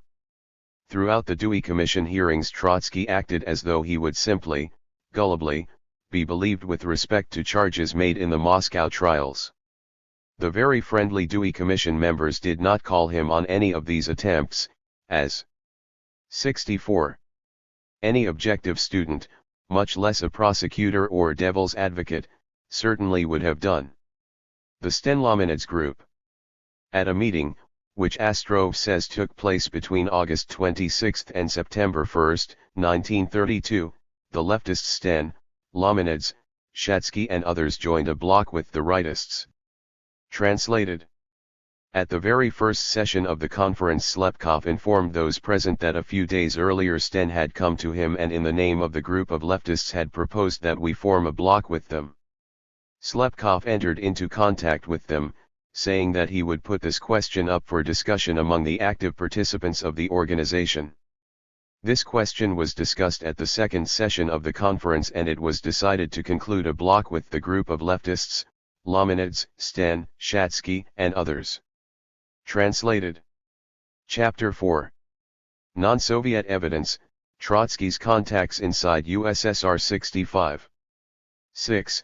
To confirm the correctness of the tactic, taken by the center of the rightists, of a block with the Trotskyists, and to conclude a block with the leftists, Lomanids, Sten, Shatsky. Lubyanka 1937–1938 35–36. This confirms what we know from Sedov's letter to Trotsky, where Sedov says that the Sten-Lomanids group is part of the bloc. The bloc is organized. In it have entered the Zinovievites, the Sten-Lomanids group, and the Trotskyists, former capitulators. There can be no doubt that these two completely independent sources, Sedov and Trotsky, on the one hand, and Astrov, on the other, are describing the formation of the same bloc and agree that it was formed in the second half of 1932. According to Brouet, the rightists also entered the bloc with the Trotskyists. Here the words bloc and capitulators have been physically cut out from the original with a knife or razor, but have been added by Brouet and are undoubtedly correct. For the quotation marks around the excised word capitulators are in the original. The capitulators had only pretended to capitulate to Stalin, as Brouet recognized. Lev Sedov called the Smirnov group either the former capitulators or the Trotskyit capitulators. Everybody had known, from 1929 on, that people in the Smirnov group had not really capitulated but were trying to fool the apparatus, and were capable of organizing themselves as an opposition within the party. The fact was so universally known that Andres Furr says nothing about these excisions except to note them. It seems likely that they were done by Brouet's assistants. Trotskyists had a clear motive to hide evidence that Trotsky had lied. Brouet's team had been the first to study the TA in detail after its opening in January 1, 1980. The person or persons who had earlier purged the Trotsky archive would have simply removed the whole document. 66. Nin, the Spaniard deported from the Soviet Union in August 1930, explained it openly to his German comrades of Die Permanente Revolution, who printed his declaration without apparent problem. POS 104. Brau does not say whom he means by everybody here. Stalin certainly did not know that Smirnov's capitulation was phony. Between 1929 and his arrest in January 1933, Smirnov held high-ranking positions in the People's Commissariat for Heavy Industry, as did Yuri Ipyatakov. They would never have obtained those or any other positions of influence and trust if their capitulation, disavowal of Trotskyism and pledge that they now supported the party line, had been recognized as dishonest. We have seen that both Sedov and Astrov mention the Sten-Lomanids group, which is also mentioned repeatedly in the first Moscow trial of August 1936. 1. N. Smirnov stated, "I admit that Turvaganian, who with my knowledge conducted negotiations with the leftists and the Zinovievites in the name of the Trotskyite group, formed in 1932 a bloc with Kamina, Zinoviev, and the Lomanids group for joint struggle against the CPSU and the Soviet government, and that L. Trotsky's instructions regarding terror against the leaders of the CPSU and the Soviet state were made the basis of this bloc." Volume XXIX, pages 93, 104. 1936 Trial 17. The accused Mrakovsky testified as follows. In the middle of 1932, I.N. Smirnov put before our leading trio the question of the necessity of uniting our organization with the Zinoviev Kamina and Sten-Lomanids groups. It was then decided to consult L. Trotsky on this question and to obtain his directions. L. Trotsky replied, agreeing to the Chapter 4. Non-Soviet Evidence, Trotsky's Contacts Inside USSR 67. Formation of a bloc on the condition that the groups uniting in the bloc would agree to the necessity of removing by violence the leaders of the CPSU and Stalin in the first place. Volume 18, pages 44, 45, 1936 Trial 21-22. Mrakovsky then goes on to tell the court about the activities of the Trotskyite Zinovievite Terrorist Center. The members of the center were Zinoviev, Kamina, Lomanids, Mrakovsky, Turvaganian and others. 1936 Trial 44. In connection with Mrakovsky's testimony, the accused Turvaganian is examined. He admits that negotiations for the formation of a united Trotskyite Zinovievite terrorist bloc were started as far back as June 1932 and that in the first stages of the negotiations he, Turvaganian, had served as intermediary between Lomanids and Kamina, and between Smirnov and Zinoviev.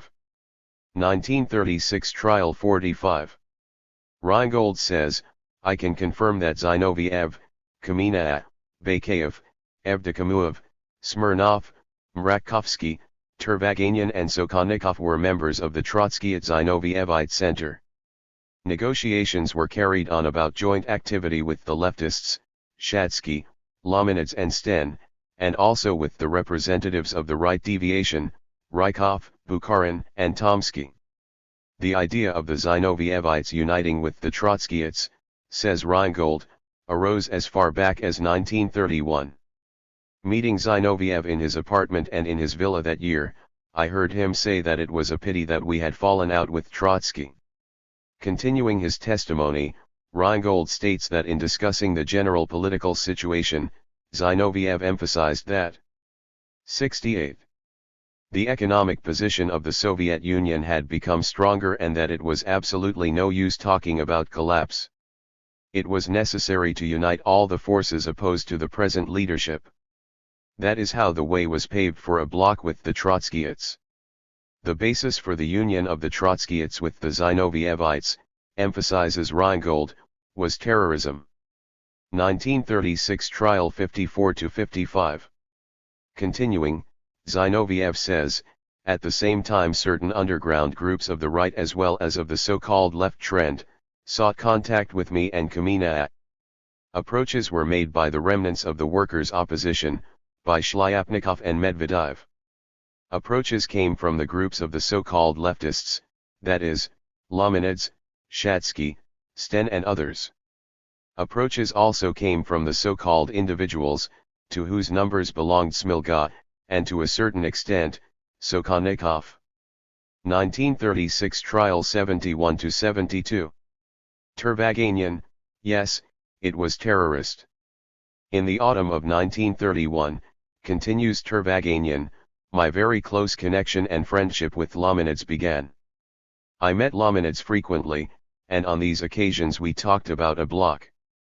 Continuing his testimony, Turvaganian says that at that period the Trotskyites began negotiations for union with the Zinovievites and the leftists, and that the terroristic stand was perfectly clear. Vyshinsky, when was that? Turvaganian, after Smirnov came back from Berlin. Chapter 4. Non-Soviet evidence, Trotsky's contacts inside USSR 69.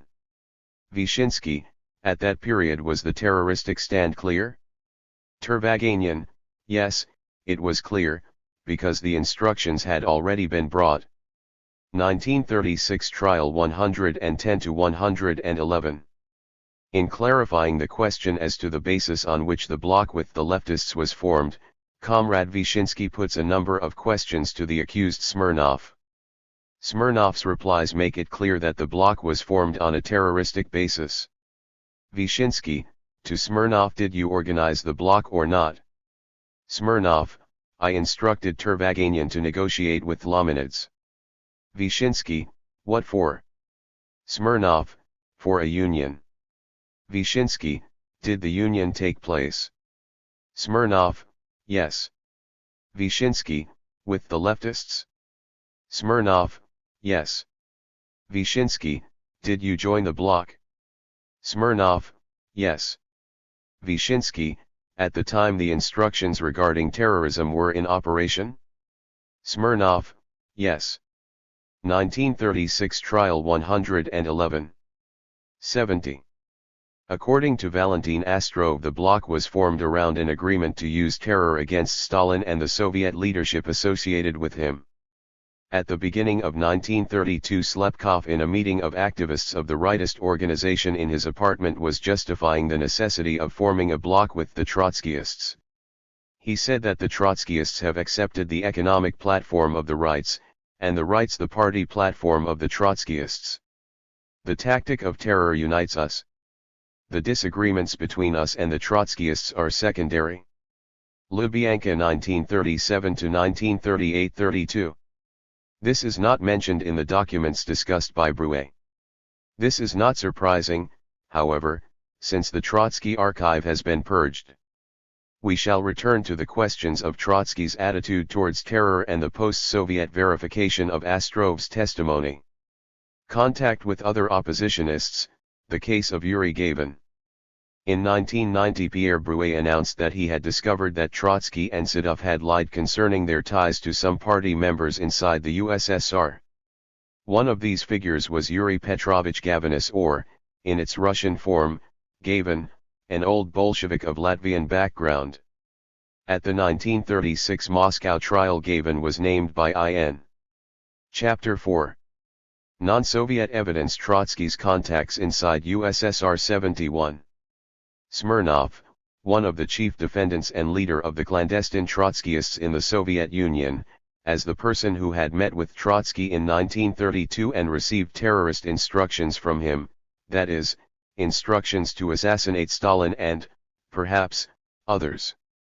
Vyshinsky, quoting Smirnov: I admit that the attitude which regarded terrorism as the only way of changing the situation in the Soviet Union was known to me from a conversation with Sedov in Berlin in 1931 as his own personal position.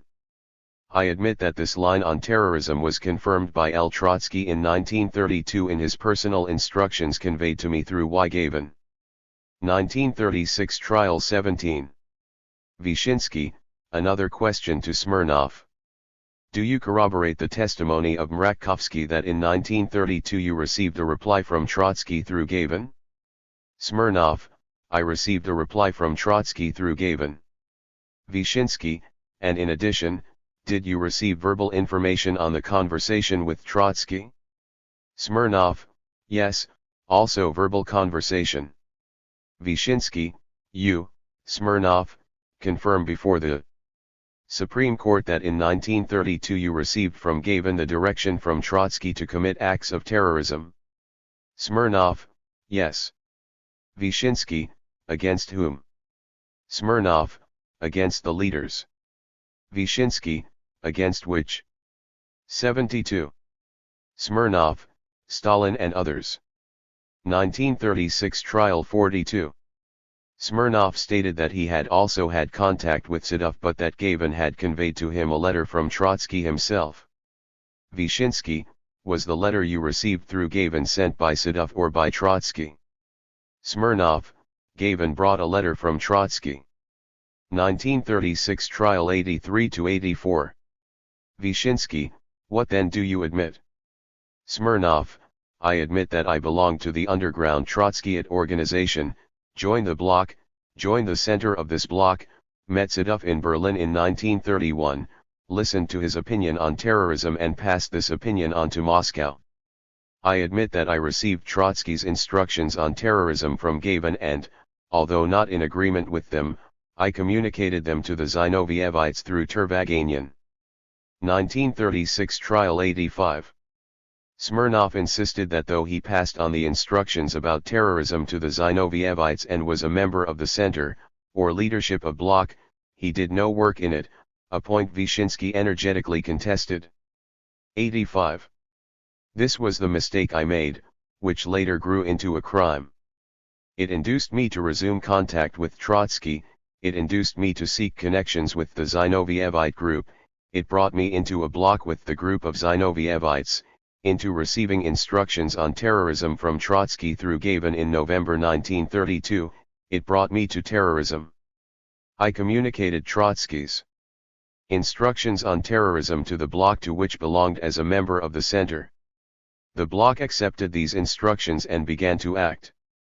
1936 Trial 171.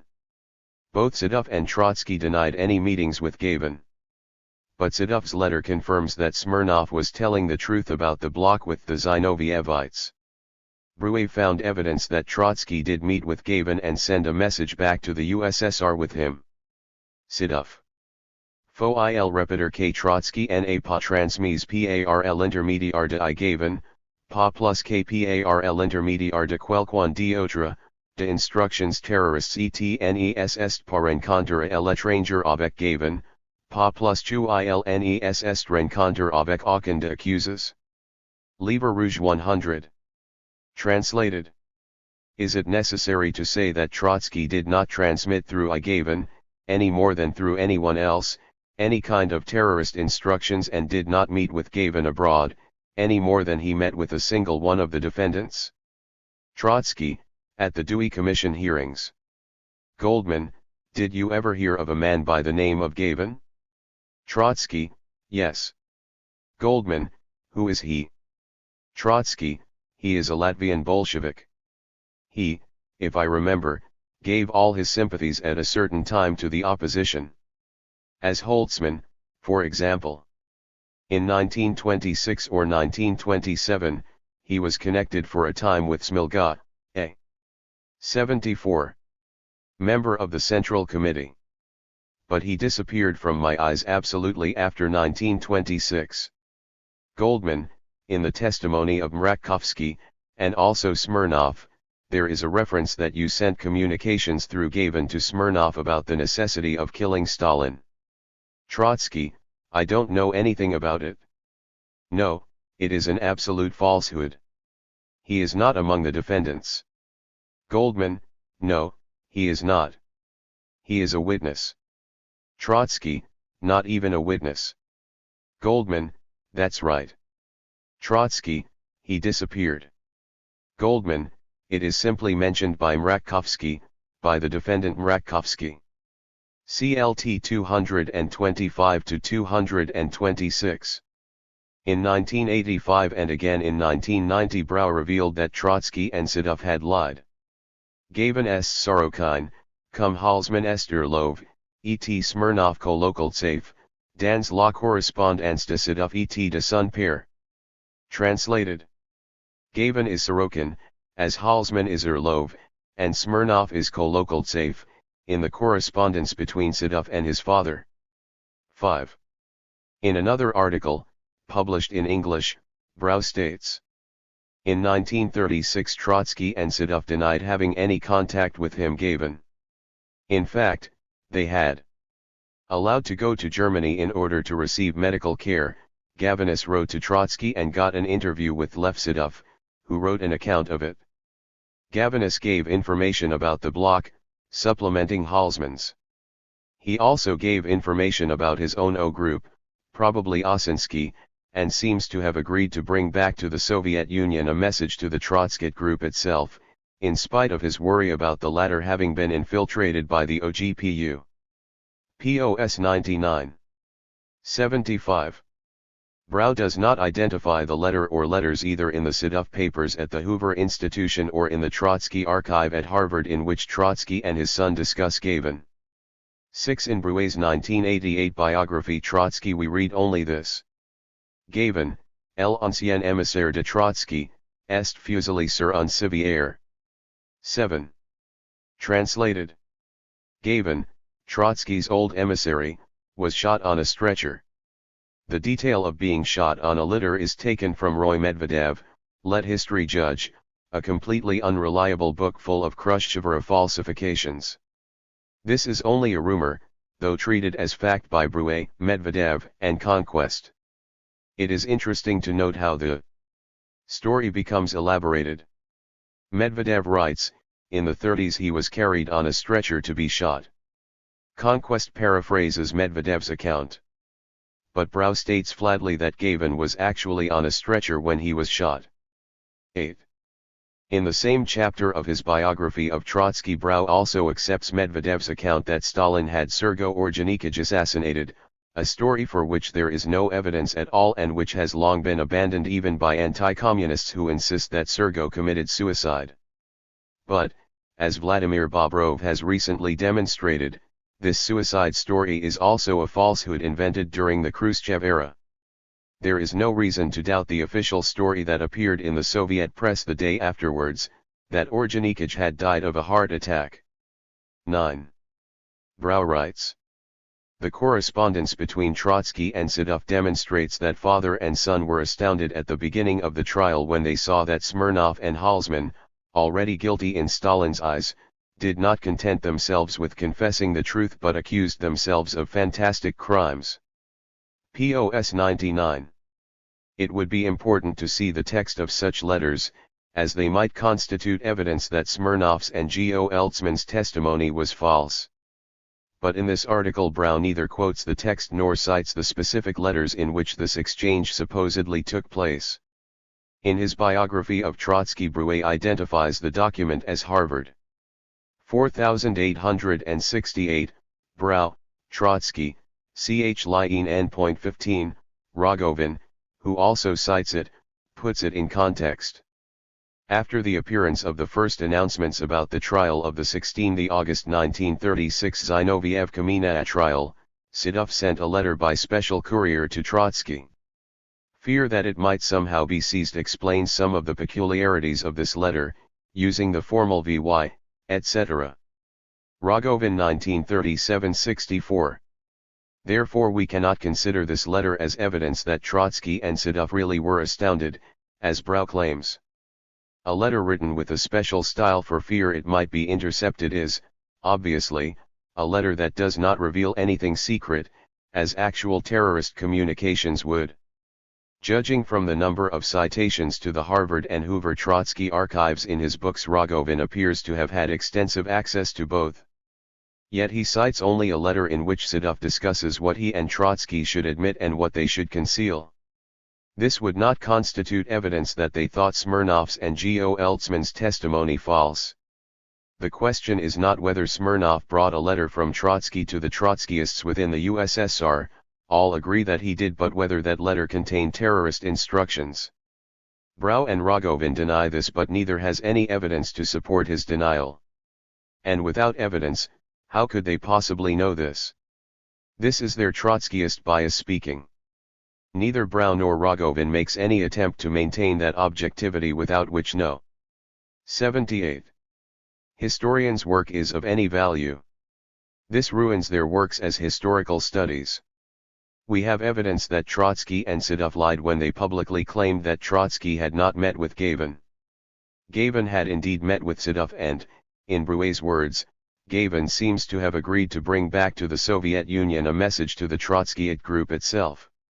Smirnov confessed that this letter, which he dates to November 1932, contained terrorist instructions. The volume Politburo I left Trotsky T.2 published in 2013 contains many interrogations and statements in which Gavin's role is exactly as Smirnov outlines in his trial testimony, that is, that Gavin carried a message from Trotsky that terror must be the new tactic for the opposition. We will examine these very important materials in the second volume of the present work. Trotsky's contacts with Trotskyists inside the USSR. Contact with Sokolnikov. Trotsky, Sokolnikov has original ideas. He has a very inventive mind, and that is the reason why he is not fit, he does not fit into the bureaucratic regime. Goldman, did you ever have any communication from him when you left Russia? Trotsky, never. Goldman, did you in any way communicate with him since you left Russia? Trotsky, no. Goldman, either directly or indirectly. Trotsky, no. CLT 123. We can now confirm that the following statement made by Sokolnikov in his final statement at trial, is false. I can add nothing to the information and the evaluations which were here given by the members of the Center, Pyatakov and Radek. I think that these evaluations have been sufficiently frank, and I fully share them. But I cannot add anything of my own, because I was not in direct communication with Trotsky, I was not directly connected with him, and received information through third persons. 1937 Trial 555. Getty found a certified mail receipt of a letter to Sokolnikov in London that Trotsky mailed sometime during 1932. Assuming the letter reached him, a similar letter did reach Radek. It follows that Sokolnikov falsely denied having been in contact with Trotsky in 1932, although Radek admitted he had received Trotsky's letter in the same year. We don't know why Sokolnikov did this. Contact with Pyatakov.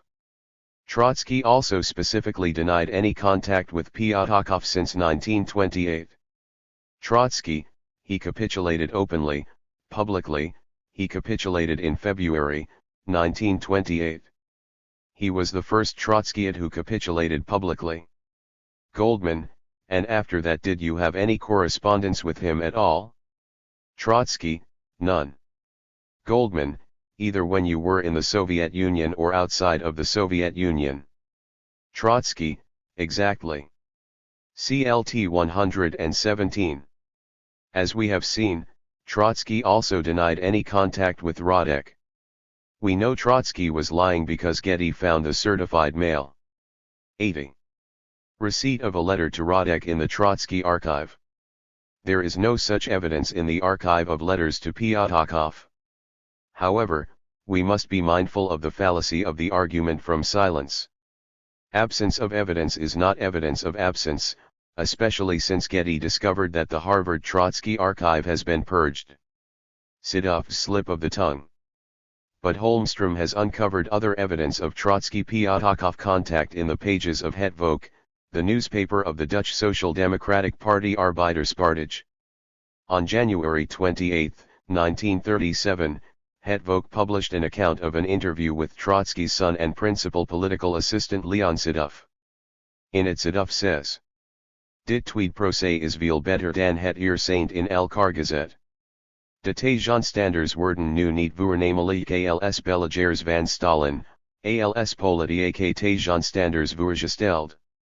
En juist het omgekeerd is eerder het geval.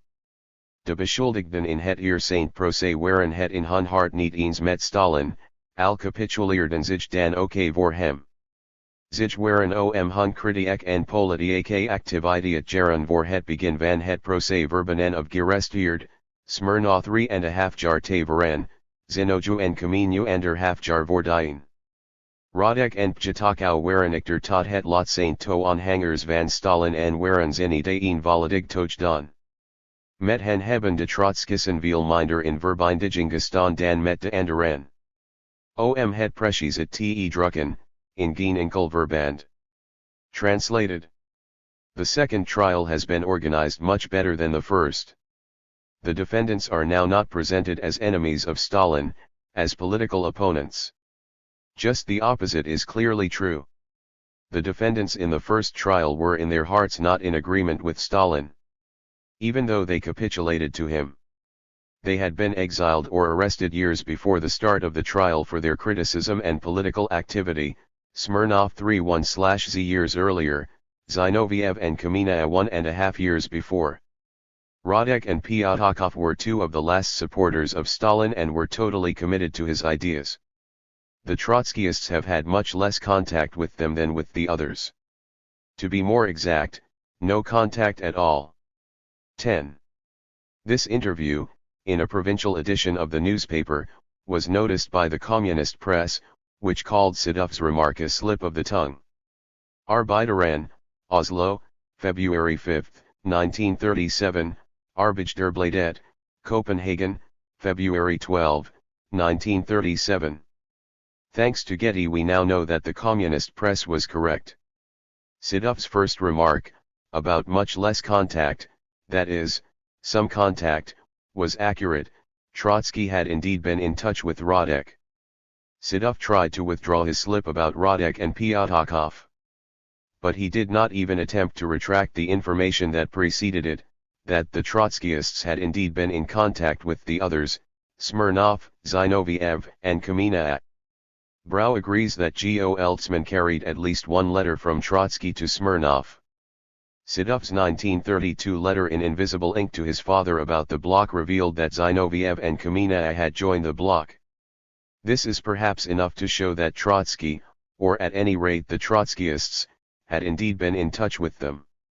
Moreover, unless they had been in touch with them, how could Sedov or Trotsky have known that the defendants at the first Moscow trial, Kamina, Zinoviev, Smirnov, Mrakovsky, and others, were in their hearts not in agreement with Stalin? The Hetvok interview would have revealed a great deal if anyone had taken it seriously. But the capitalist media did not notice or publicize Sedov's slip. Only the communist press caught it? The Dewey Commission and Trotsky himself ignored it? No one else paid it any attention. Trotsky was lucky. In 2015 we obtained a part of Pyatakhov's NKVD investigation file. Among other materials it includes a long statement Pyatakov wrote to Ezhov in December 1936. In it Pyatakov goes into considerable detail about his own oppositional activities. It includes a lengthy account of Pyatakov's secret visit in December 1935 to Trotsky in Norway, in which Pyatakov outlines in some depth Trotsky's views and instructions. In a future volume I will include a careful study of the statement and an English translation of it. Contact with Preobrazhensky. In the second and third Moscow trials, defendants named Yevgeny A. Preobrazhensky as one of the clandestine Trotskyist members of the bloc. It appears that Trotsky did not explicitly state that he had not been in touch with Preobrazhensky. Getty discovered that Trotsky had written Preobrazhensky in 1932, one of the certified mail return receipts in the TA is of a letter to Preobrazhensky. Contacts with G.O. Eltzman. At the August 1936 Moscow trial, defendant G.O. Eltzman, his name is often anglicized as Holtzman, claimed that he had met with Trotsky's son Sedov many times. He further claimed that, at Sedov's suggestion, he had traveled to Copenhagen in late November 1932, when Trotsky was visiting that city to make a public speech, and met with both Sedov and Trotsky. This alleged visit is known as the Hotel Bristol affair. At the Dewey Commission hearings in April 1937 in Mexico, Trotsky firmly denied any contact with G.O. Eltzman. Goldman, have you in any way had any communications with any Holtzman since you left Russia? Trotsky, never. Goldman, directly or indirectly? Trotsky, never. CLT 91. However, in late 1936 Sedov had already admitted meeting with G.O. Eltzman. In Chapter 14 of the Red Book the French reads these meetings, the English, this meeting. Par tout le caractère de ces rencontres, tout est absolument évident que Goldsman n'y rit, utni instructions ni lettres, et tu il en demande pas non plus. Livre Rouge 98. Translated. From the entire character of this meeting, it is absolutely clear that Holtzman received neither instructions nor a letter, and did not ask for any either. Trotsky was compelled to send a correction to the Dewey Commission on June 29, 1937, noting this indirect contact. We will return to it below. In the third volume of his biography of Trotsky, Isaac Deutscher wrote as follows. Lyova and Goldsman often met and discussed developments in the Soviet Union. 165. Deutscher says these meetings occurred early in the autumn of 1931. This is an error. Getty and Sedov himself agree that contact with G.O. Eltzman occurred in the fall of 1932. Getty says sometime in October, TI 28, Sedov in the fall of 1932, and autumn 1932, Livre Rouge 97. 84. In the footnote appended to the sentence above Deutscher wrote. This account is based on Lyova's correspondence with his father, and on his deposition to the French Commission of Inquiry which, in 1937, conducted investigations preparatory to the Mexican counter-trial. The Archives, closed section. Deutscher's account agrees with what G.O. Eltzman testified at trial. Thus I met him 6 or 8 times in the course of 4 months. 1936 Trial 100. According to the published account of Sedov's testimony to the French Commission of Inquiry to which Deutscher refers, Sedov said, Je ne suis pas même de préciser combien de fois j'ai rencontre Holtzman, mais tu ne fais pas de doute que j'ai rencontre plusieurs fois. 11. Translated. I cannot now be precise about the number of meetings I had with Halsman, but there's no doubt that I met him several times.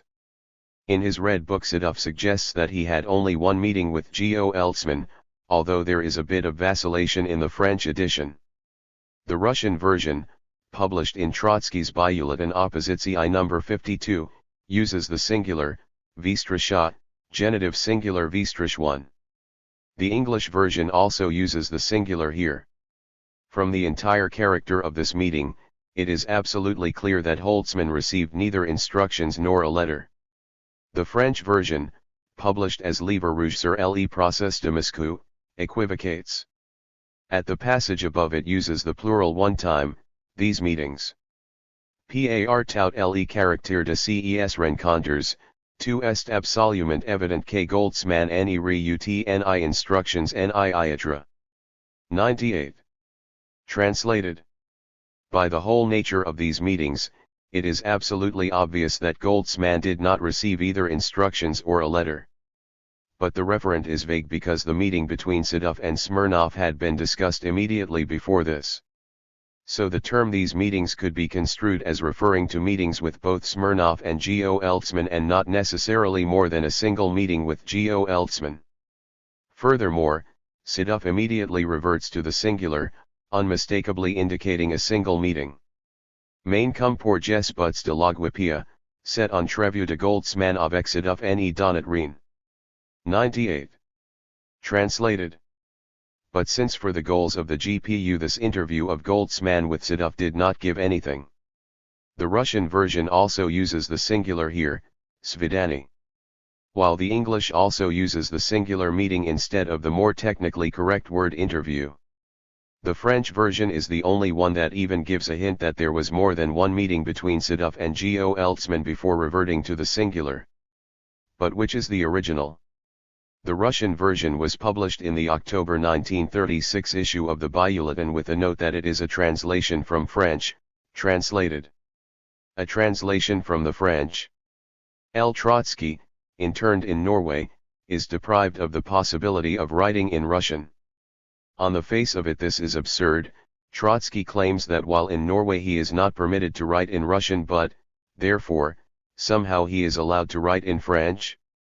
A possible explanation for this is that Sidov had to promise the French authorities that he would stay aloof from politics during the stay in France. But Trotsky had been obliged to make a similar pledge to the Norwegian authorities. Evidently Sidov and Trotsky soon decided that claiming that Sidov wrote the Red Book would not endanger the status of either of them. The French edition, dated October 28, 1936, by Sidov, states that the French is a revised version of the Russian text. Tu as déjà paru en langue russe, comme article rédactionnel dans le bulletin de /opposition, auteur, a revue pour, édition française. 7. Translated. It has already appeared in Russian as an editorial article in the Bulletin of the Opposition, the author has reviewed it for the French edition. This vacillation concerning the number of meetings between Sidov and Geo Eltzman in a text that has admittedly been revised and translated numerous times suggests that Sidov and Trotsky had not decided whether to admit to more than a single meeting. At the Dewey Commission hearing Sidov used the singular only, rencontre, until directly asked how many times he had met with Geo Eltzman. When questioned about the notes to which he kept referring, he said that they pertained only to the first meeting. The questioner did not pursue the matter of what Sidov and Geo Eltzman had discussed during their other meetings. This was, to say the least, curious and unfortunate, since it left the main issue completely unexplored. We know from the Harvard Trotsky archive that Geo Eltzman had been the informator, who had been the mediator between I.N. Smirnov and Sidov. It was Geo Eltzman who had brought Smirnov's idea of a bloc to Sidov, who then obtained his father's permission. Brau says that Smirnov brought at least one document from the pentaphone of the leaders of the groups in the bloc. El informateur incontestablement apporté Sidov ornoins un document de ia plume de un de dirigeants de groupes constituant le bloc. Brau 1980, 17. Translated. The messenger had certainly brought to Sedov at least one document from the pen of one of the leaders of the groups that comprised the bloc. Sedov and Trotsky admitted only to this document. Even Brau suspected there may have been more. Given the plurality of 88 meetings between Sedov and G.O. Eltzman and Sedov's reluctance to discuss them, Brahm's suspicion is reasonable. At the 1936 trial, G.O. Eltzman confessed to bringing Trotsky's personal instructions to organize terrorist acts back to the bloc. 1936 trial 40, G.O. Eltzman testified that Trotsky had used the term "remove Stalin," saying this could only be done by terrorism, i.e. violence. A turn to terror, together with the discussions necessary to justify it in Marxist terms, at the present conjuncture, and perhaps arrangements for G.O. Eltzman to hear it from Trotsky directly, might well have occupied those several mysterious meetings. It appears that Sedov had gone into the hearing intending to claim that he had met G.O. Eltzman only once. Then, when asked directly, he changed his mind and decided to admit to the multiple meetings. In effect, Sedov counted on the Dewey Commission not to follow up on this matter and probe him about what was discussed in the other meetings, and they did not. The Dewey Commission's final report, not guilty, states that after Sedov's first meeting with G.O. Eltzman there were several subsequent meetings. Not guilty 61, Sedov's two accounts contradict one another, and the earlier account in the Livre Rouge, as well as all the text in the English Red Book and that in the Russian Byul/Itan Oppositii, are false. In his book Deutscher did not mention that G.O. Eltzman had brought a proposal for a bloc of Trotskyists with Zinovievists and others. But we know that he did. Both Getty, Tie 28, Origins 119, and Brouet, 1980, discuss this. Brouet published an excerpt from a letter of Sedov to Trotsky, 1980 36-37, and the full text of a letter of Trotsky's to Sedov, 1980 35-36, in which G.O. Eltzman's role is discussed. This is one of the matters we know Sedov refused to disclose to the French Commission. Like Trotsky, Sedov lied to the Dewey Commission as well as in the Red Book. Sedov and Trotsky both denied sending terrorist directives through G.O. Eltzman. Of course, they would deny doing this whether they had done so or not. Trotsky and Sedov lied when they thought it was expedient to do so. They had to lie, as Eve 1Y conspirator must. But it does mean that we cannot believe what they said or wrote. Chapter 5. Non-Soviet Evidence, Other. Lies by Trotsky. The Hotel Bristol story in the first Moscow trial. At the first Moscow trial, G.O. Eltzman testified as follows. In November I again telephoned Sedov and we met once again. Sedov said to me, as you are going to the USSR, it would be a good thing if you came with me to Copenhagen where my father is. Vyshinsky, that is to say. H0 Eltzman, that is to say, Trotsky. Vyshinsky, did you go? Holtzman, I agreed, but I told him that we could not go together for reasons of secrecy. I arranged with Sedov to be in Copenhagen within 2 or 3 days, to put up at the Hotel Bristol and meet him there. I went to the hotel straight from the station and in the lounge met Sedov. About 10 a.m. we went to Trotsky. 1936 Trial 100. Shortly after the trial the fact was widely publicized that there was no Hotel Bristol in Copenhagen. Trotsky utilized this fact to attack the credibility of the trial itself. Testimony about the Hotel Bristol issue took up a good deal of space in the Dewey Commission hearings. In his 2008 article New Evidence Concerning the Hotel Bristol Question in the First Moscow Trial of 1936, Sven-Erik Holmström examined this issue carefully. Holmström suggested that G.O. Eltzman could have misidentified the Grand Hotel Copenhagen. Chapter 5. Non-Soviet Evidence, Other Lies by Trotsky 91. As the Bristol because of the large sign beside its door for the adjacent Bristol Conditori, Cafe and Pastry Shop. We refer interested readers to this article rather than repeat here the quotations and documentation carefully amassed and reproduced by Holmström. In view of the many lies that Trotsky and Sedov told concerning the Moscow trials, it is interesting to note that they did not bother to get the correct story about the former Hotel Bristol. Trotsky said that the Hotel Bristol was demolished in 1917, one torn down as far back as 1917. 2. During the Dewey Commission hearings, Albert Goldman, Trotsky's lawyer, stated that the Hotel Bristol was burned down in 1917. CLT 167, but the Hotel Bristol had neither been torn down nor burned in 1917. It was sold to an insurance company, which maintained the building. It is hard to understand why Trotsky and his supporters never bothered to verify what had in fact happened to the Hotel Bristol. 3. The Hotel Bristol story in the Bulletin of the Opposition. Holmstrom has shown that Esther Field, one of the witnesses at the Dewey Commission hearings, lied about the relative positions of the Grand Hotel Copenhagen and the Conditori Bristol, testifying that they were not next to each other when she had visited them in 1932. 4. Since her testimony was designed to help Trotsky, Trotsky must have known about her lie in advance. Perhaps he had even asked her to lie for him.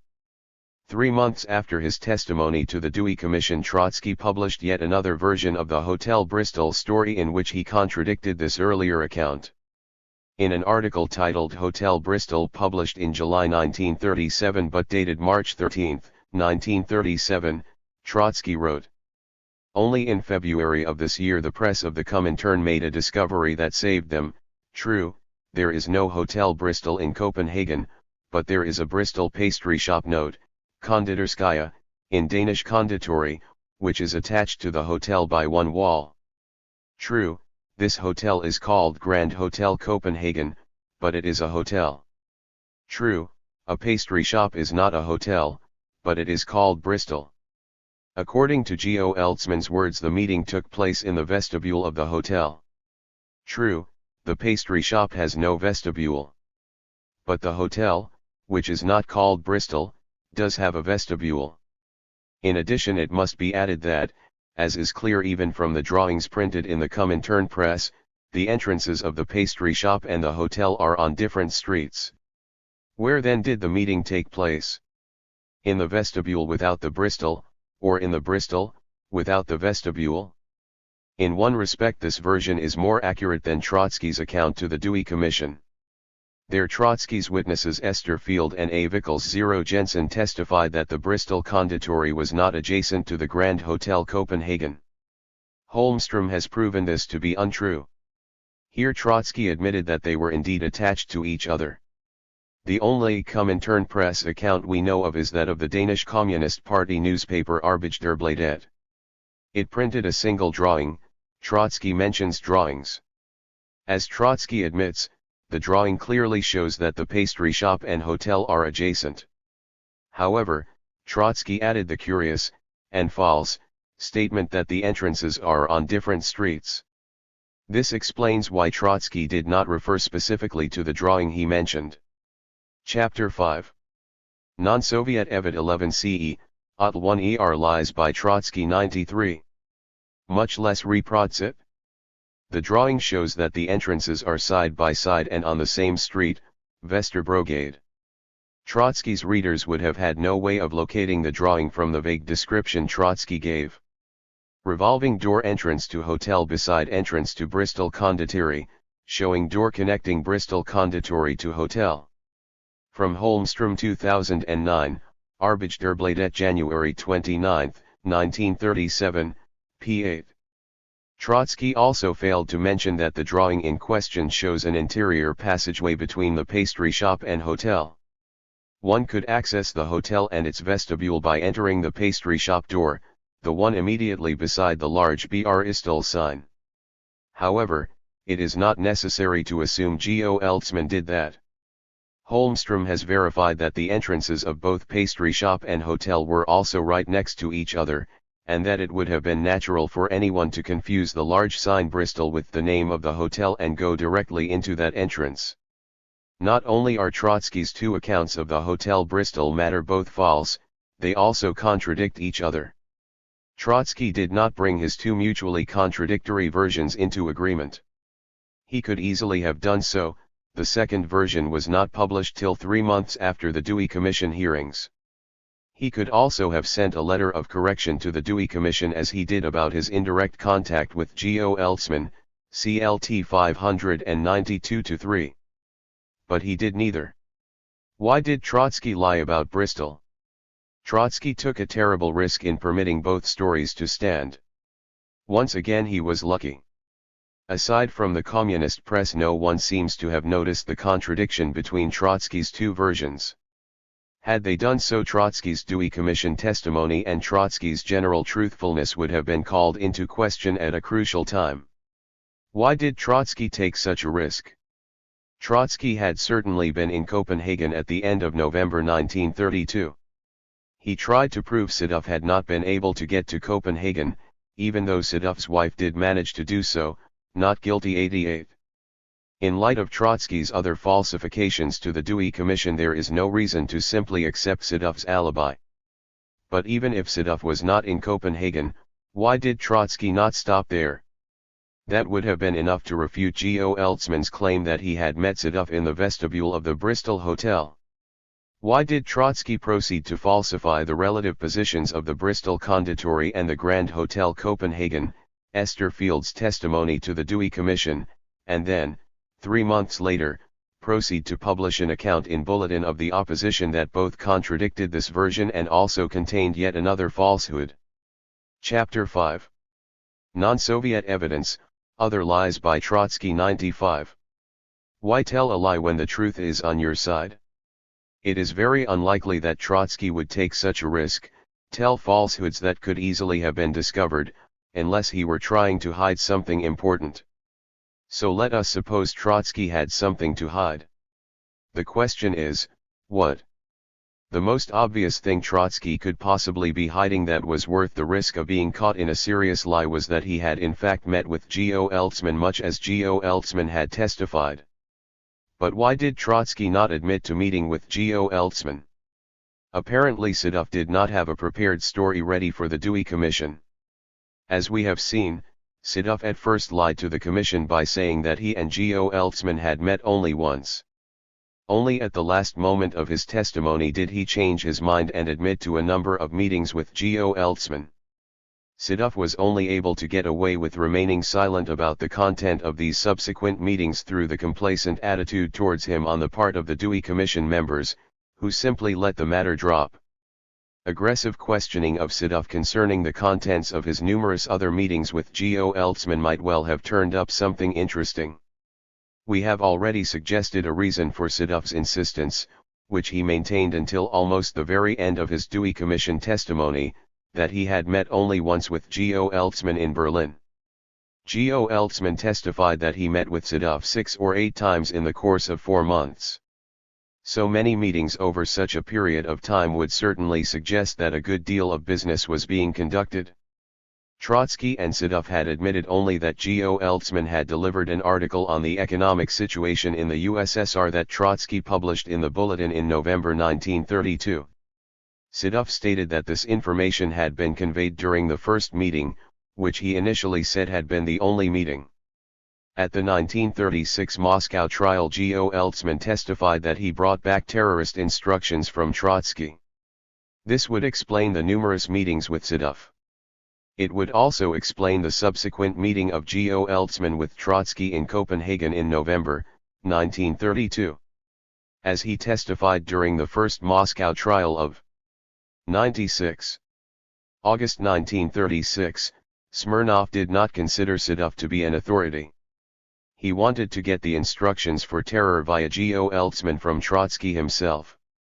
There appears to be no explanation for the fact that Trotsky took the risk of flagrantly lying about the Bristol affair when he could have simply told the truth without endangering anyone, unless the meeting was not an innocent one, unless something happened that Trotsky did not wish brought to light. In any case, Trotsky's denial of meeting with G.O. Eltzman in Copenhagen cannot be trusted. Brau and Getty have established that Trotsky lied whenever he considered it in his interest to do so. Did G.O. Eltzman meet with Sedov first, as he claimed? We do not know. None of the evidence that Trotsky submitted in an effort to prove that his son was not in Copenhagen is definitive. Neither is G.O. Eltzman's unsupported word. We know that Trotsky lied very frequently both when he wrote about the Moscow trials and about other issues as well. But that does not in itself mean that he was lying here.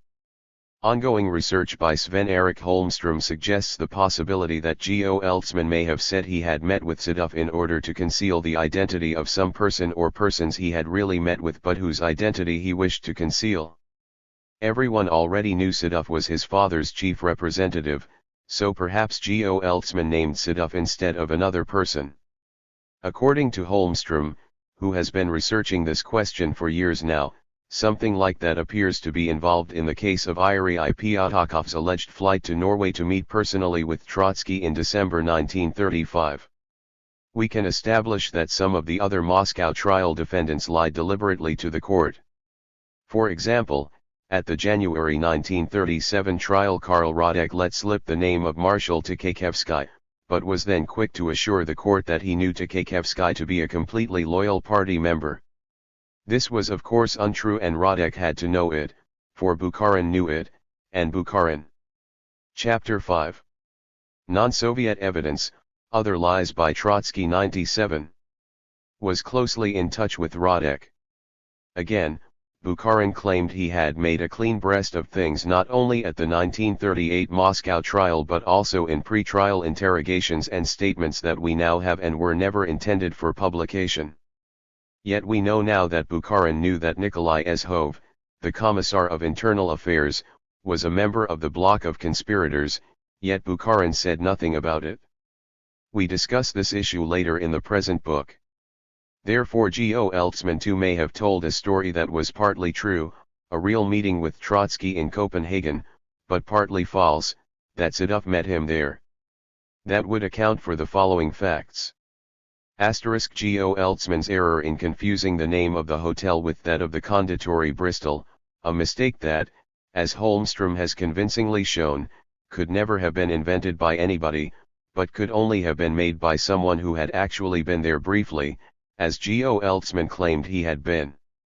The NKVD file on G.O. Eltzman has recently been declassified. Thanks to my Moscow-based colleague Vladimir Bobrov, I have obtained a copy. It fully confirms Holmström's conclusions here. We will discuss it, and reproduce the relevant texts, in the third volume of this study. Trotsky's lying, twice, about the Hotel Bristol matter in a way that could have caused him serious embarrassment if anyone had done the slightest checkup on his story. The fact that Sedov and Trotsky concentrated all their effort on trying to establish that Sedov could not possibly have been in Copenhagen during this period of time. This was a red herring. The essence of the matter was, of course, not yet another meeting between G.O. Eltzman and Sedov, but a meeting between G.O. Eltzman and Trotsky. At the Dewey Commission hearings, Trotsky was successful in keeping the focus on the question of whether G.O. Eltzman had met with Sedov. The 98. Real issue, whether G.O. Eltzman had met with Trotsky and received terrorist instructions, as G.O. Eltzman claimed at the 1936 Moscow trial, was barely mentioned. Sedov's claim that he had met with G.O. Eltzman only once, a story that he changed at the last minute, when he had no cover story ready about what was discussed at all the meetings after the first one. Why would Sedov have not just freely admitted that G.O. Eltzman was correct when he referred to 6 or 8 meetings? The only plausible reason would be an attempt to hide something, an attempt nearly botched by, it seems, indecision and lack of planning. The obvious purpose of G.O. Eltzman's visit to Trotsky in Copenhagen would have been to hear Trotsky's instructions for terror from Trotsky's own lips. At the 1936 Moscow trial, Smirnov and Mrakovsky both said that Sedov was not an authority for them, but Trotsky was. Vyshinsky, did Smirnov speak about Trotsky? Mrakovsky, yes, he spoke about Trotsky, since Sedov was no authority either for him or for us. Vyshinsky, accused Smirnov, is it true that Sedov was not an authority for you? Smirnov, no, Sedov was not an authority for me. 1936 Trial 80. Smirnov then testified that he had accepted Gavin's message because it had come directly from Trotsky rather than from Sedov. Likewise G.O. Eltzman would have wanted, or have been instructed, to get the terrorist instructions not just from Sedov but from Trotsky himself. G.O. Eltzman's testimony was that Trotsky told him orally to convey to Smirnov that it was necessary to remove Stalin. 1936 Trial 100. Chapter 5. Non-Soviet Evidence, Other Lies by Trotsky 99. Reich Johansson. Trotsky does not comment on Reich Johansson, who figures significantly in Besanov's testimony. On pages 45 to 47 of the transcript of the Third Moscow trial, Besanov relates the story of a Soviet citizen, an engineer named Reich, who worked for the Berlin Trade Representation and had been a Trotskyist since 1923, 45. Besanov claimed that Reich became a Danish citizen in order to make it easier for him to go from one European country to another without attracting attention, and was afterwards known as Johansson. Wyszynski, what sort of a naturalization was it if he had never been to Denmark? Besanov, the passport was an official one, a real one. Wyszynski, but actually. Besanov, actually there was a double citizenship. At the end of 1931, or the beginning of 1932, Reich, while a Soviet citizen and a member of the staff of the Trade Representation, thanks to the assistance of the Trotskyists and money, became a Danish citizen. In the spring of 1932 he was commissioned to go to Moscow, but he did not return to Moscow and became a deserter. And from that time I knew him as Johansson, who served as liaison man between me and Trotsky. Wyszynski, Reich became a Dane and a deserter. He was a double. Besanov, for some period of time he had two citizenships, of which one Soviet citizenship was open, and the Danish citizenship was secret. Wyszynski, which citizenship was open? 100. Besanov, the Soviet citizenship, but the Danish citizenship was secret. Wyszynski, did this Reich play an important role as a liaison man in Trotskyite affairs? Besanov, undoubtedly, he played an important role. I know that Reich carried out commissions for Trotsky in a number of other countries. I want to speak only about what I know. 1938 Trial 47. The activities of Reich Johansson are mentioned frequently in other passages of testimony by Besanov. 48, 62, 63, 65. He is also mentioned by Krestinsky. Krestinsky, no, that was an entirely different person. Reich Johansson was Besanov's man, with whom he maintained connections. 1938 Trial 265. Krestinsky. Besanov conveyed this letter to Trotsky, who at that time was still in Norway. My impression then was that Besanov did it by sending for Sedov, but as it turns out he sent the letter through Reich Johansson, and a reply was received to this letter. Trotsky replied that he agreed. 1938 Trial 282. This strange story sounds false on its face. But in 1985 Pierre Brau made a discovery that led him to conclude that it was most likely true. Chapter 5. Non-Soviet Evidence, Other Lies by Trotsky. Le compte rendu du procès Bukharin mentioned du autre Trotskyist stands, es services de Berlin, Birken of et Reich. Nous ne savons rien d'autre du premier.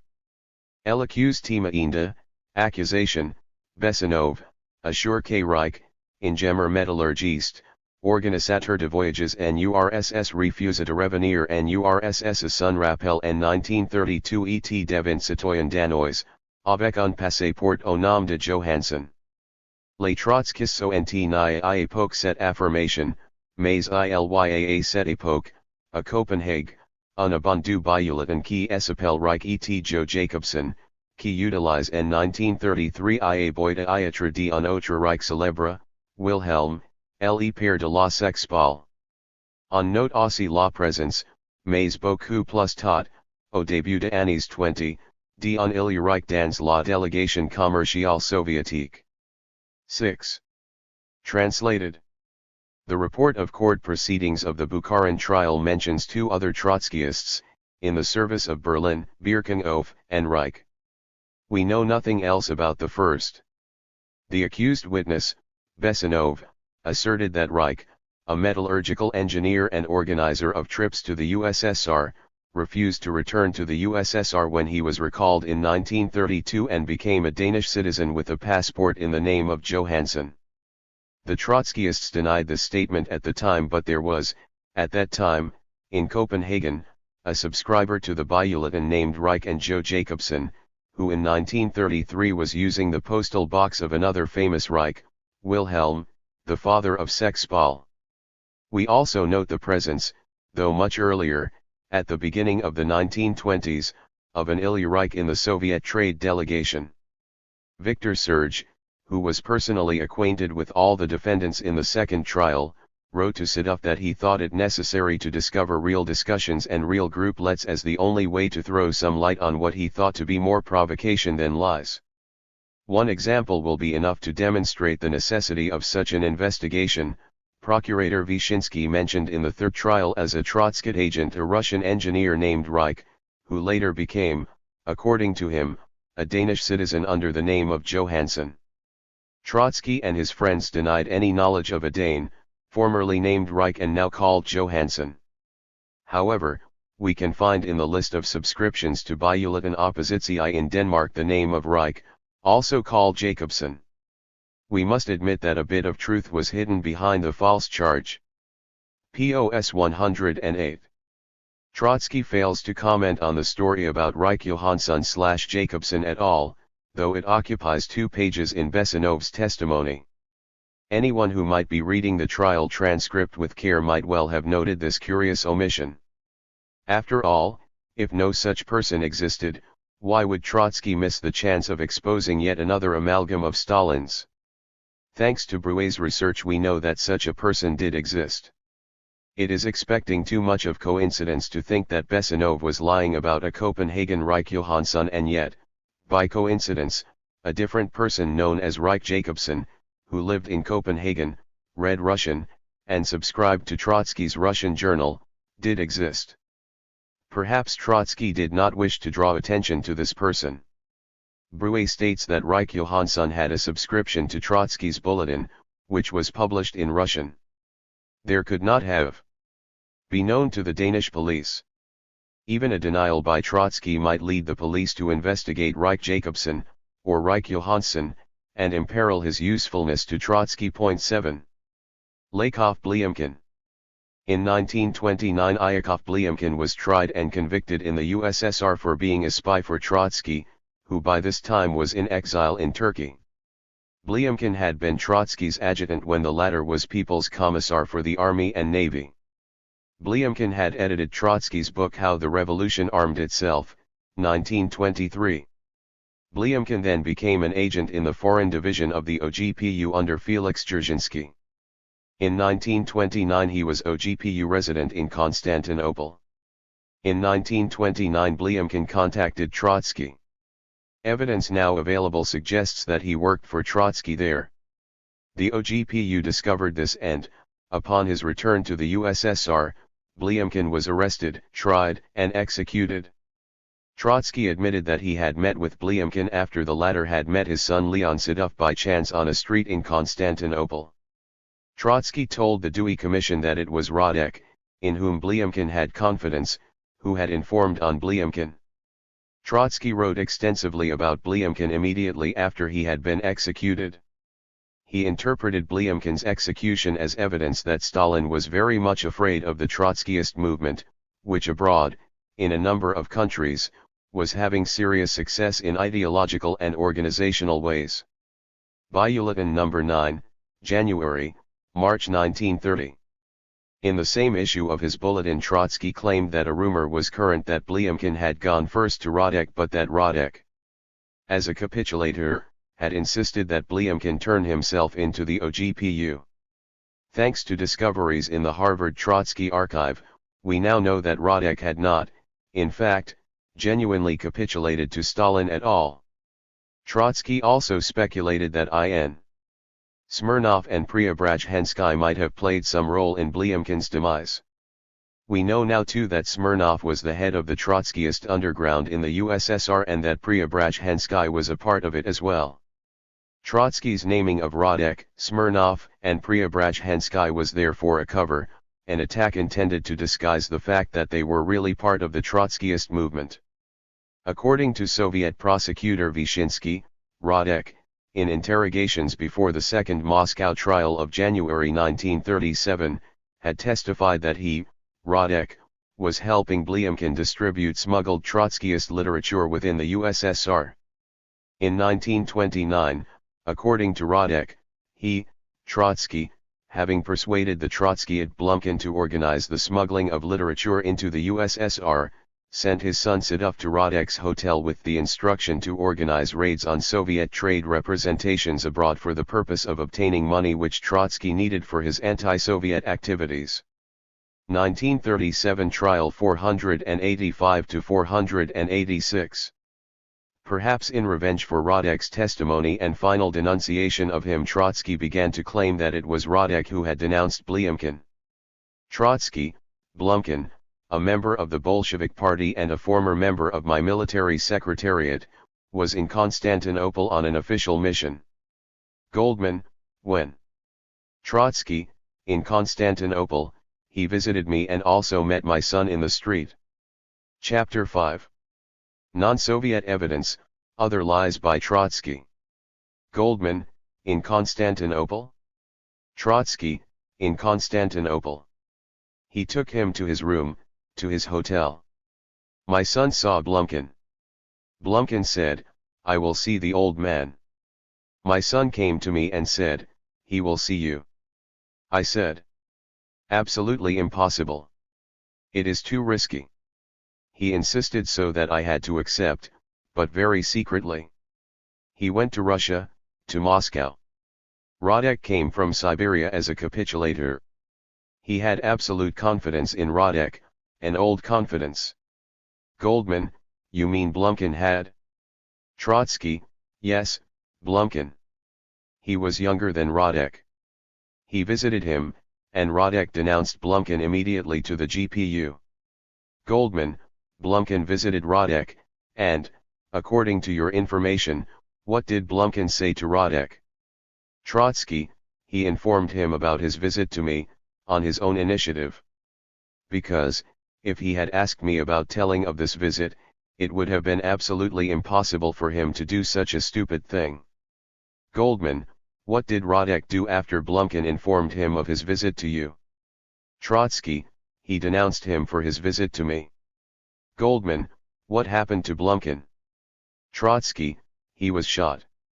CLT 105-106. 105. Pierre Brau discovered that all of Trotsky's stories about Blyumkin were lies, probably intended to cover up Blyumkin's close collaboration with Trotsky. 106.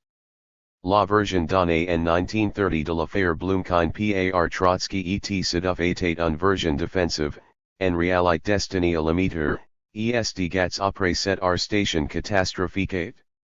Les Mencheviks avaient probablement raison sur le fond quand ils assuraient alors que Blumkin travaillait pour Trotsky, effectuant, es liaisons, es plus importance, et que la visite de Iot de Iotom 1929 n'était pas un hasard resultant d'une rencontre fortuite avec Sidov dans Iéru à Istanbul. Blumkin rendit effectivement visite à Trotsky, probablement en out, ce qui nous est confirme par plus heures de ses visiteurs qui ont rencontre et qui fut donné la version du hasard 9 mais Sidov a fait savoir le contraire à postérite en précisant de sa main sur le document en question que c'était Blumkin qui avait rédigé, le 2 avril, à sa demande et celle de Trotsky, un notice nécrologique sur Dritz qui avait it son compagnon d'armes, mais Chuyux ne connaissant pas tant, Brouet. Complement 64. Translated.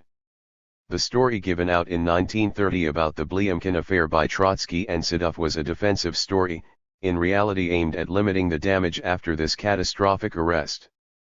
The Mensheviks were probably basically correct when they asserted at that time that Blyumkin was working for Trotsky, maintaining the most important contacts, and that his visit in the summer or fall of 1929 was not an accident resulting from a chance meeting with Sedov on a street in Istanbul. In reality, Blyumkin was visiting Trotsky, probably in August. This has been confirmed to us by several of his visitors who met him, Blyumkin, and were told the story of the chance meeting. But Sedov informed posterity of the opposite when he put in his own. Chapter 5. Non-Soviet Evidence, Other Lies by Trotsky. Handwriting on the document in question that it had been Blyumkin who had edited, on April 2, at his request and that of Trotsky, an obituary notice on Dritze, who had been his companion in arms but whom they Sedov and Trotsky did not know. 107. This account of Braut's is sufficient to show that Trotsky was lying again. Curiously, Braut's account has its own inaccuracies as well. At the Dewey Commission hearings, Trotsky admitted that he did know Dritze, spelled Dritzer in the hearings volume. Dritze was later a defendant in the first Moscow trial of August 1936. Goldman. Do you know E.A. Dritzer, Mr. Trotsky? Trotsky, yes, he was of the younger generation. Dritzer was an officer of the Red Army. During and after my expulsion from the party he had, together with 10 or 12 officers, organized a guard around my home. He was among them. CLT 89. Blyumkin's confession to the OGPU was published in 2002. 8 In it he stated that he met Trotsky only once, on April 16, 1929, in Turkey. According to Braut here, Sedov stated that he was already working with Blyumkin on April 2, 1929. So Blyumkin lied in his confession. According to the annotations by Oleg Mazakin, the FS89 researcher who edited and published Blyumkin's confession, Blyumkin told a number of other lies in his confession. This probably had something to do with the decision to execute him. In 1918, when he had been a member of the Socialist Revolutionary Party, Blyumkin had murdered the German ambassador Count Merbach, in an attempt to sabotage the Bolsheviks' attempt to make a separate peace with Germany. Blyumkin had been amnestied, evidently on condition that he work as a foreign agent. No doubt it was understood that he refrain in future from any other attempts to undermine Soviet policy. That alone might well have been enough to account for his execution. But Blyumkin did state that Radek, along with Smilga, tried to draw him, Blyumkin, into some new fractional work. Since both Radek and Smilga were Trotskyists, this could only have been Trotskyist work.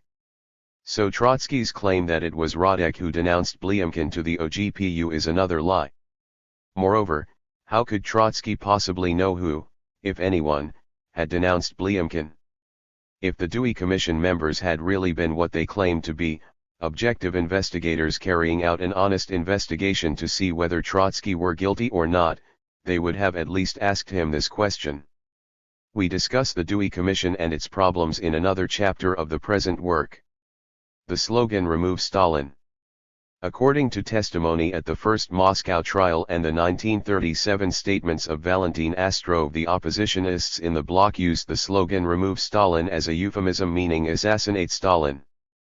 Evidence in two Trotsky archives, as cited by Braut, shows that Trotsky and Sedov were discussing the relative merits of employing this slogan in the second half of 1932, at exactly the same time as the bloc of oppositionists was being formed inside the Soviet Union and its members were discussing the same slogan in the sense of assassination. During the second Moscow trial of January 1937, Radek described the contents of this letter of Trotsky's as follows. Trotsky wrote that the information he possessed led him to conclude that I had become convinced that he was right, and that without the realization of the Trotskyite demands the policy would find itself at an. Chapter 5. Non-Soviet Evidence, Other Lies by Trotsky. Impasse. Trotsky further wrote that since he knew me to be an active person, he was convinced that I would return to the struggle. At the end of the letter, Trotsky wrote approximately as follows: "You must bear in mind the experience of the preceding period and realize that for you there can be no returning to the past, that the struggle has entered a new phase and that the new feature in this phase is that either we shall be destroyed together with the Soviet Union, or we must raise the question of removing, ustraneni, the leadership. The word terrorism was not used, but when I read the words removing the leadership, it became clear to me what Trotsky had in mind. Trotsky informed me that not only the Trotskyites but also the Zinovievites had decided to return to the struggle and that negotiations for union were underway. I sent no reply, believing that the matter must be thought over very thoroughly. 1937 Trial 86-7/Russian ed. 52. 109. Sidov's letter to Trotsky partially reprinted in French translation by Bruet confirms Radek's words about the Zinovievites. The bloc has been organized. It includes the Zinovievists, the Stenlomanids group, and the Trotskyists, the former capitulators. Radek testified that he had confirmed that Trotsky intended terrorism in a talk with Sergei Mrakovsky that took place at the end of October or beginning of November 1932. Vyshinsky, what did Mrakovsky reply? Radek, he replied quite definitely that the struggle had entered the terrorist phase and that in order to carry out these tactics they had now united with the Zinovievites and would set about the preparatory work. It was clear that since terrorism was the new position, the 110 preparatory work must consist in assembling and forming terrorist cadres. 1937 Trial 88. According to Radek's testimony here, it was only later in 1932 that Trotsky explicitly used the word terror. This corresponds with the information from Astrov. In January 1937 Astrov testified that the rightists formally decided to form a bloc with the Trotskyists and others at their August 26 to September 1, 1932, conference. Only at this time was terror specifically approved as a method of struggle. The fact that in 1932 the main members of the bloc were the Trotskyists and the Zinovievists is confirmed in the letter from Sidov to Trotsky that Bruet and Getty found in the Harvard Trotsky archive. Radek. When the question arose against whom terrorism should be directed, it concerned terrorism directed against the leading corps of the Central Committee of the C.P.S.U. and the Soviet government. And although not a single name was mentioned during this conversation, I did not have the slightest doubt that the acts were to be directed against Stalin and his immediate colleagues, against Kirov, Molotov, Voroshilov, and Kaganovich. 1937 Trial 80. As a result, Radek testified, a plot to assassinate Sergei Kirov, party leader in Leningrad, was hatched in April 1933. Kirov was actually killed in December 1934 by Leonid Nikolov, a member of a clandestine terrorist Zinovievist opposition group in Leningrad. 10. Getty surmised that the letter Radek said he had received from Trotsky in February or March 1932 while he, Radek, was in Geneva, involved an attempt to persuade the addressees to return to opposition. Radek confirmed that Trotsky's letter did contain such an appeal but that it closed by saying, "We must raise the question of removing the leadership." The terms for remove, ustrani, ubrat, ustraneni, are used several times by the defendants in the Moscow trials. Mrakovsky goes on to say that already in 1931 this Trotskyite group openly discussed the question of terrorism. I.N. Smirnov, who had visited Berlin, brought back instructions from Trotsky, which he received through Trotsky's son, L. Sidov, to the following effect: until we put Stalin out of the way, Uberum, we shall not be able to come back to power. Vyshinsky, what do you mean by the expression? Until we put Stalin out of the way, Uberum? Mrakovsky, until we kill, Ubiem, Stalin. At that very meeting, in the presence of Smirnov, myself, Tervaganian and Safonova, I was given the task of organizing a terrorist group, that is to say, to select reliable people. 1936 Trial P41, Russian original, Pravda, August 20, 1936, 4. We have quoted Pyatakhov's and Radek's comments on the question of removing Stalin in a previous chapter and will not repeat them here. At the 1936 trial, G.O. Eltzman confessed to bringing Trotsky's personal instructions to organize terrorist acts back to the bloc. 1936 trial 40, G.O. Eltzman testified that Trotsky had used the term "remove Stalin," saying this could only be done by terrorism, i.e. violence. A turn to terror, together with the discussions necessary to justify it in Marxist terms, at the present conjuncture, etc., and perhaps arrangements for G.O. Eltzman to hear it from. 112. Trotsky directly, might well have occupied those several mysterious meetings with Sedov. The slogan "Remove Stalin" in the Trotsky Archive. At the January 1937 trial, Karl Radek testified that, in his letter of the spring of 1932, Trotsky had said that once union with the Zinovievists had been achieved, the question of removing the leadership would have to be raised. This term, "remove Stalin," can be partially traced in both the Trotsky-Sedov correspondence of late 1932 and in Ostrov's confession and confrontation with Bukharin of January 1937. We say partially traced because, in reality, only excerpts, called Vyderzhki or Vypusky at the top of each document, from the correspondence on this subject remains in the Trotsky-Sedov correspondence in the Harvard Trotsky Archive. Evidently these excerpts, all have been retyped in a uniform manner, were prepared by a secretary, probably Jean van Heijenoord, for possible use at the Dewey Commission hearings in Paris, which took place later than those in Mexico. The full texts of these letters is not in the archive. They have been removed at some time. This is further evidence of what Getty called the purge of the Trotsky archive, involving incriminating materials. Brouet outlines the discussion between Trotsky and Sedov concerning the use of the slogan in several of his published works. In the documents we have, Sedov appears to have been the more ardent partisan of the slogan "Remove Stalin." Trotsky agreed with the concept, but in October 1932 told Sedov that they should not adopt it as yet, in order not to alienate other potential allies. 11 Brouet concedes that we do not know which one convinced the 11 Brouet, Trotsky etle Block 20-22, Brouet, Lyeva le Fiston 15. Chapter 5. Non-Soviet Evidence, Other Lies by Trotsky 113. Other, Leon Sedov 81. Writing in Russian, Rogovin puts quotation marks around the phrase, "Ubrat Stalina." 12. Trotsky also says that the Allies and the rightists support the slogan "Remove Stalin." Brouet 20, this corresponds exactly to Ostrov's assertions, translated.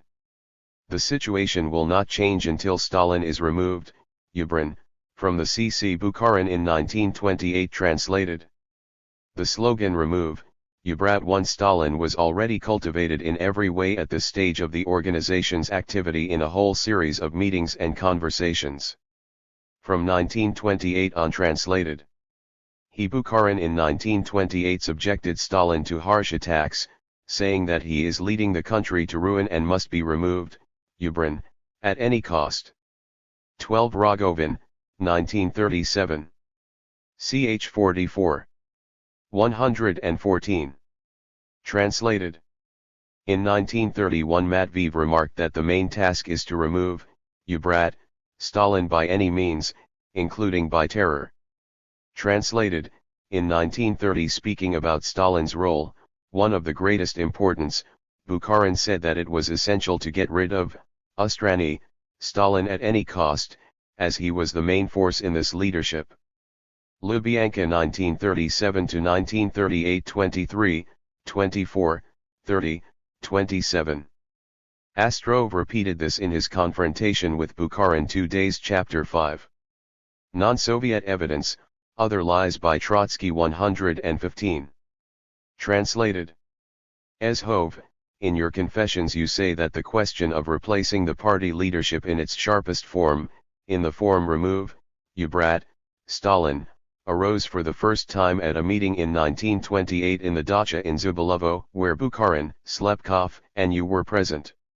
Do you confirm this? Ostrov, yes. Then Bukharin said that the situation will not change if Stalin is not removed, Ubran. Astrov did say that in 1928 most rightists did not understand the word remove as meaning kill.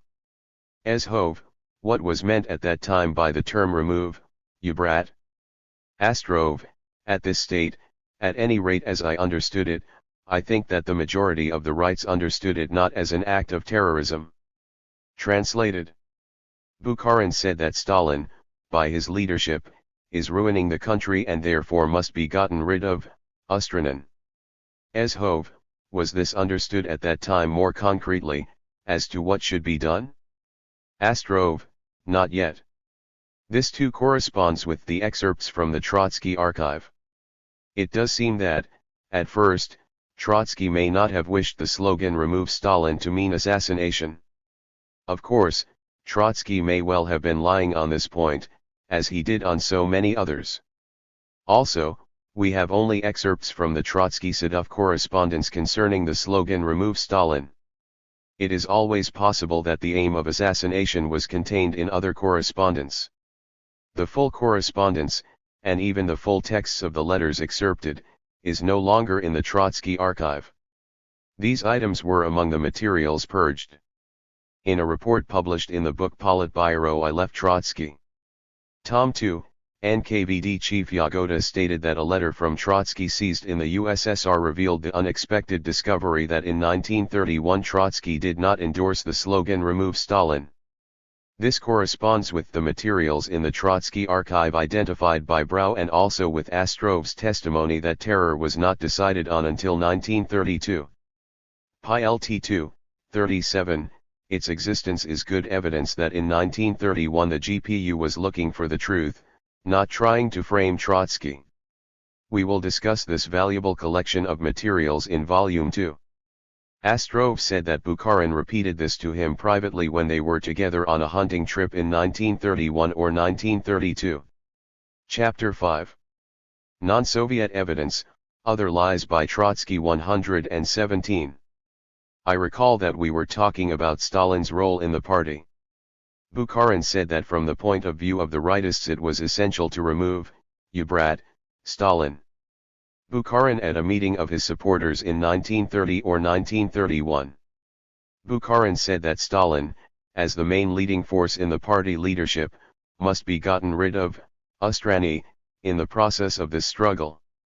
There are a number of striking correspondences between documents in the Harvard Trotsky archive, on the one hand, and Astrov's and Radek's testimony on the other. The chief difference we wish to consider now is the question of assassination, in Russian, individual terror or just terror. Both Radek and Astrov claim that Trotsky, Radek, and the Trotskyists, like the rights with whom they were in a bloc, Astrov, supported terror. In their public statements Trotsky and Sedov strongly and consistently denied the accusation that they advocated terror and argued that it was inconsistent with Marxism. There is no indication in the Trotsky archive documents that Trotsky or Sedov urged their followers or the bloc generally to kill Stalin or others. Brau regards this as definitive. But why? Getty discovered that the Trotsky archive at Harvard has been purged. As we argue in the present essay, it is most likely that the materials removed were considered incriminating by those who removed them. Trotsky's and Sedov's lies and falsifications, which we also discuss elsewhere in the present essay, suggest that they were anxious to keep some of their actions hidden. If they were advocating that Stalin and other Soviet leaders associated with him be murdered, it is logical that Trotsky and Sedov would have wanted to deny this fact publicly in order to keep it secret. In the next chapter we examine Brouet's attempt at what can only be called a cover-up, an attempt to conceal from his readers Getty 1's important discoveries.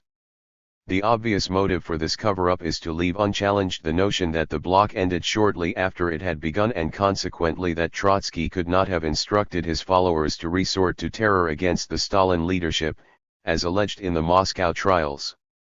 Chapter 6. Non-Soviet Evidence, the Trotsky Archive purged. Pierre Brouet's cover-up. When he wrote his biography of Trotsky, Brau knew and cited Getty's research on the Harvard Trotsky Archive. 1. He refers to it as follows. on pourrait faire des memes remarqués à propos du bloc de oppositions de 1932 que d'autres chercheurs and appen, ou sans les reconnaître, faute d'un audit chronologique suffisant ou du fait de préjuges solides et des précornes, uis. Comment expliquer la difficulté donner à cette découverte la publicité elle méritate? Le premier écho article de 1980 ouj mentionnes le bloc et reproduises gest documents qui y attestent 20 est de l'américain Arch-J. Getty et date de 1985. 21. Translation. One could make similar remarks concerning the bloc of oppositions of 1932, which other researchers have noticed without recognizing it for lack of a suitable chronology or because of firm prejudices and preconceived ideas. How else to explain the difficulty of giving this discovery the publicity that it deserves? The first echo of the 1980 article in which I mentioned the bloc and reproduced the documents that attest to it 20 is by the American Arch-J. Getty and dates from 1985. 21. Brau's Note 20 is to his own 1980 article. His Note 21 that follows only a few words later reads. But Brau does not cite Getty's Note 20, the one that documents the purging of letters from Trotsky's archive. In his book at Note 20 Getty's statement is definite, conclusive, the archive has indeed been purged. 2. Brau also ignores the second of the striking discoveries in Getty's article, the certified mail receipts that prove Trotsky was in touch with at least Radek, Sokolnikov, and Preobrazhensky. Brau does not challenge Getty's conclusion that the archives opened in 1980 had been purged. Instead he ignores it, together with the certified mail receipts which are the evidence for it. It is obvious that Brau covered up, deliberate concealed, from his readers the fact that the archive was purged and the evidence that proves it. The purging of the archive is as significant a discovery as was the proof that a bloc had really existed. Why did Brau cover up such an important discovery? Perhaps because the fact that the archive was purged would invalidate Brau's central conclusion, that the bloc was ephemeral, that it had collapsed almost immediately, that it had led to nothing. It would also leave open the possibility that Trotsky had indeed plotted terror against Stalin and other Soviet leaders and had collaborated with Germany and Japan. Only if the archive had not been purged could Brau submit the lack of further references to the bloc as evidence that the bloc did indeed collapse. Getty's discovery that the archive had been purged removes the basis for Brau's notion that the bloc had ceased to function soon after it had been formed. This, therefore, is the likely reason for Brau's cover-up. The pretense that the archive had not been purged was necessary for Brau to preserve his belief that the charges in the first and subsequent Moscow trials were fabrications. For Brau to admit that the archive had been purged would entail the corollary that the bloc might well have continued but that evidence of its continuation had been among the purged materials. If the bloc had continued, the possibility would exist that it could have had terrorist aims. If Trotsky's archive was purged, the possibility would exist that Trotsky had been in contact with his Soviet followers after 1932 and been advocating terror, as the Trotskyists in the Moscow trials confessed. The dominant Trotskyist anti-communist paradigm of Stalin would be seriously crippled. Vadim Rogovin's account. In his own discussion of the bloc, Vadim Rogovin cites Brau's work. Like Brau, Rogovin ignores Getty's discoveries of Trotsky's missing letters to Radek, Sokolnikov, and others and of the purging of the archive. Rogovin does not explicitly take up the question of whether the bloc lasted after 1932. But he does refer to the bloc as the 1932 bloc, thus tacitly accepting Brau's contention that the bloc did not survive. In a lecture he delivered in May 1996, Rogovin stated, "Although many members of these opposition tendencies were arrested at the end of 1932 and in early 1933, not a single one of them gave information about the formation of the single united anti-Stalinist bloc. Only in 1935 and 1936, when a new wave of arrests followed the murder of Kirov in December of 1934 and many people were subjected to the worst tortures, did the secret police, the 122 GPU, find out about the existence of the United Bloc from 1932. This was one of the main factors which drove Stalin to unleash the Great Terror. 3. In his book 1937 published in Moscow the same year, 1996, Rogovin elaborated this same point. The anti-Stalinist bloc finally took form in June 1932. After a few months, Goldsman passed information to Sedov about the bloc, and then brought back to Moscow Trotsky's reply about agreeing to collaborate with the bloc. In relations between Trotsky and Sedov and their co-thinkers in the USSR, the conspiracy was outstandingly maintained. Although the GPU conducted careful surveillance of them, it was unable to uncover any meetings, correspondence, or other forms of their contact with Soviet oppositionists. And far from all of the opposition contacts inside the Soviet Union were tracked down. Although there was a series of arrests of participants in illegal opposition groups at the end of 1932 and the beginning of 1933, not a single one of those arrested mentioned negotiations about the creation of a bloc. For this reason several of /64/ the participants in these negotiations, Lomanids, Shatskin, Goldsman, and others, remained at liberty until 1935-36. Only after a new wave of arrests following Kirov's assassination, after interrogations and re-interrogations of dozens of oppositionists, did Stalin receive information about the 1932 bloc, which served as one of the main reasons for organizing the Great Purge. 5. In his 1996 lecture Rogovin alleges that the arrestees who did confess about the bloc's existence were tortured into doing so. Neither Rogovin nor anyone else has ever had any evidence that these prisoners were tortured at all, much less subjected to the worst tortures. And Rogovin later dropped this claim. This is not only a lie. It is a sign that Rogovin was dishonest, not above fabricating falsehoods when he needed to do so. But why did he feel that he needed to do so in this case? Perhaps because the defendants in the Moscow trial confessed to something truthful, something Rogovin could not deny, the existence of the bloc. To preserve his belief that the rest of the defendants' confessions were false, Rogovin felt impelled to posit that they had been tortured. But let us consider the logic of this specific falsehood of Rogovin's. It is particularly revealing. Rogovin falsely assumed that the NKVD had tortured the prisoners, and then the prisoners had told the truth. In fact, we have no evidence that the prisoners were tortured. But even if they had been tortured, they revealed something truthful, the existence of the bloc. That would logically suggest that, a. the NKVD was attempting not to fabricate false stories, but to discover the truth, and therefore, b. other parts of the confessions made by these prisoners, including Moscow trial defendants, were also true. Perhaps Rogovin belatedly realized the logic of his lie about torture. That would explain why he omitted the claim about torture in the account in his book, where he only mentions interrogations and re-interrogations. His lie about torture contradicted his central thesis that the defendants had lied about Trotsky's conspiracy. In reality, Rogovin had no evidence whatever that the defendants had been tortured. Nor did he have any evidence that the rest of what they confessed, Trotsky's involvement in conspiracies to murder Kirov and other Soviet leaders, was false. Like Brau, Rogovin seems to have thought it unacceptable to admit the possibility that Trotsky had been plotting these murders, and therefore that the testimony to that effect by the Moscow trial defendants was true.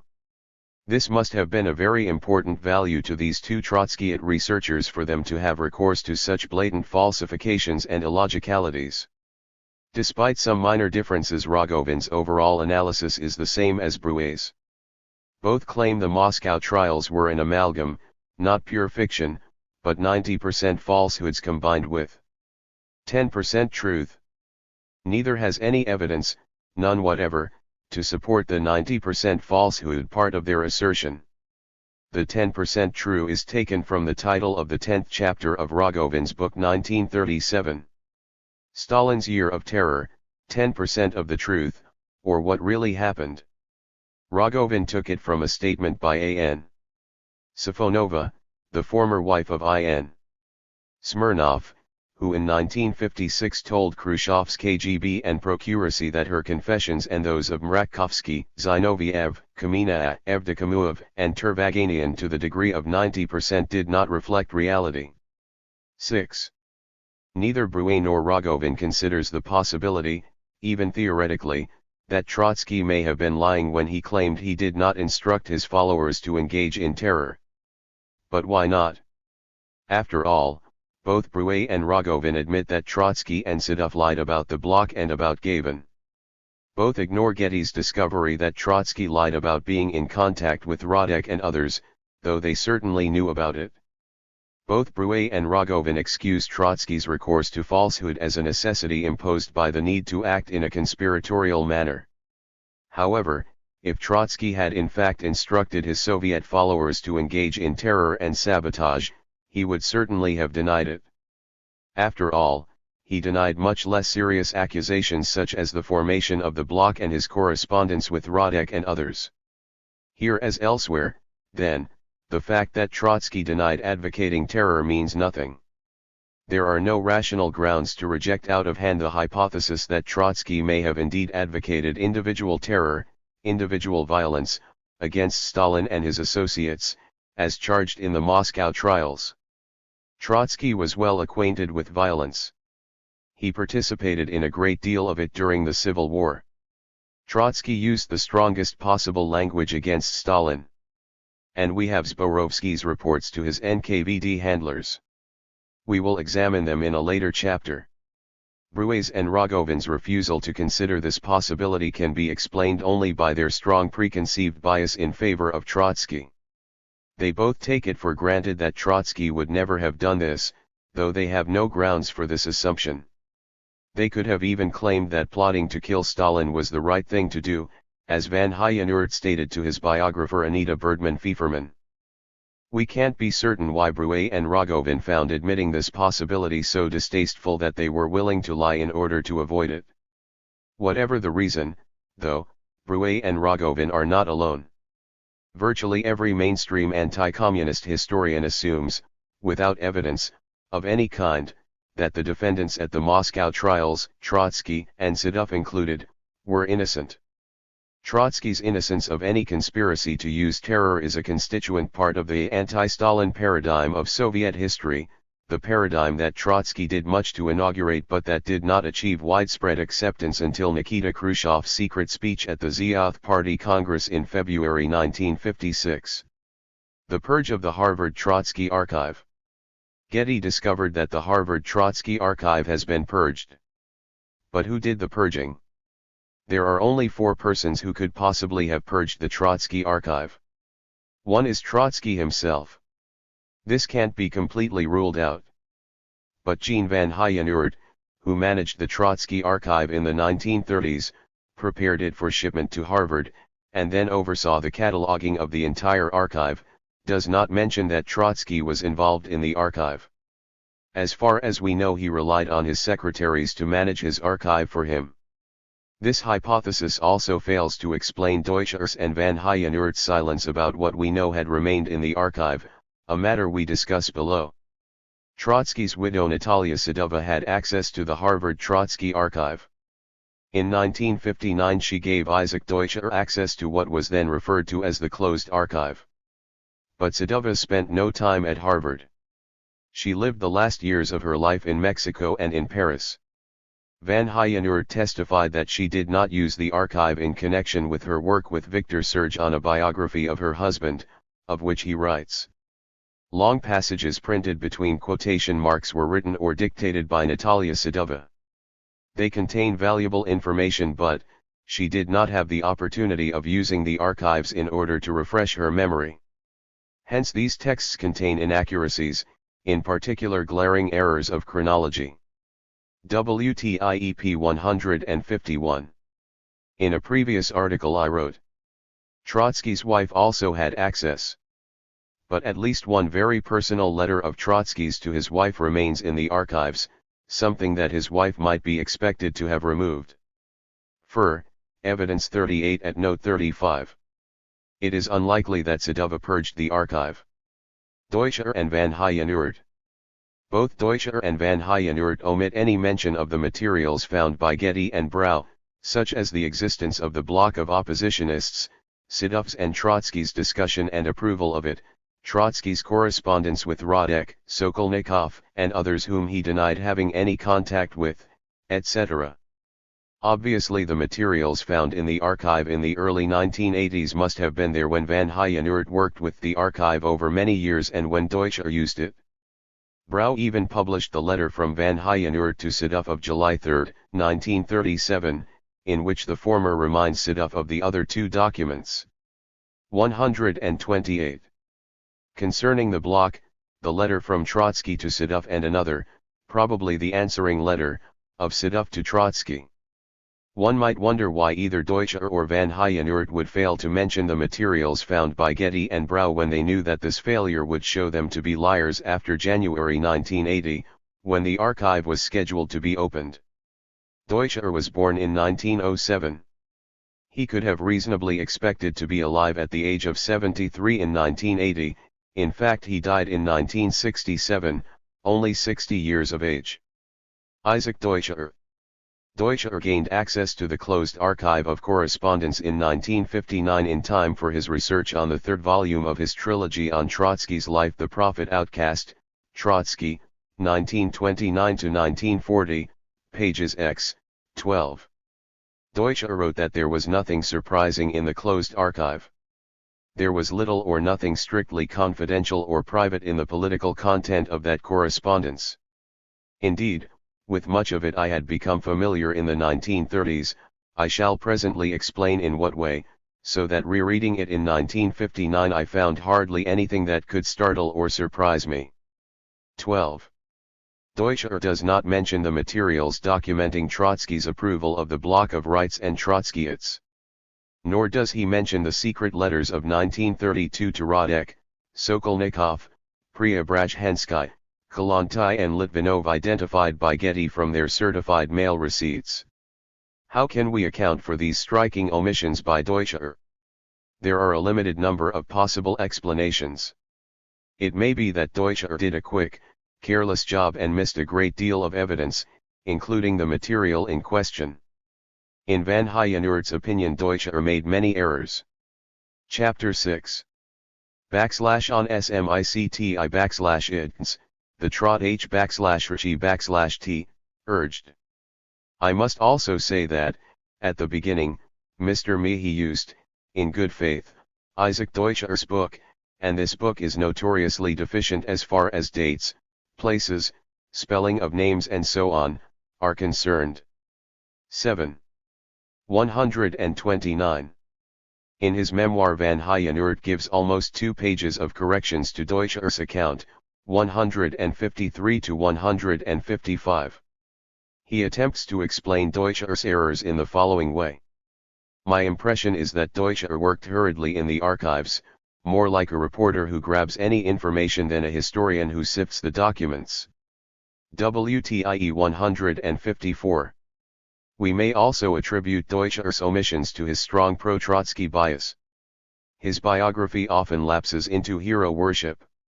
He seldom draws upon historical sources, for example, on contemporary newspaper and magazine accounts, other than Trotsky's own writings and papers.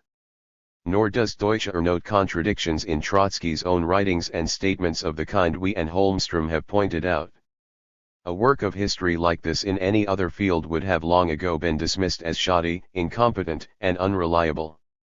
But in the topsy-turvy world of Soviet history, where books are too often judged according to whether they have reached acceptably anti-communist and anti-Stalin conclusions rather than on the merits of their scholarship, Deutscher's biography has always enjoyed a respect that is entirely unmerited.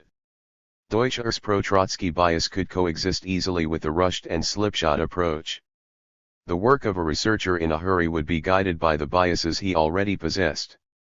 Although it may have been Deutscher who purged the Trotsky archive, it is also possible that Deutscher did not study the archive thoroughly.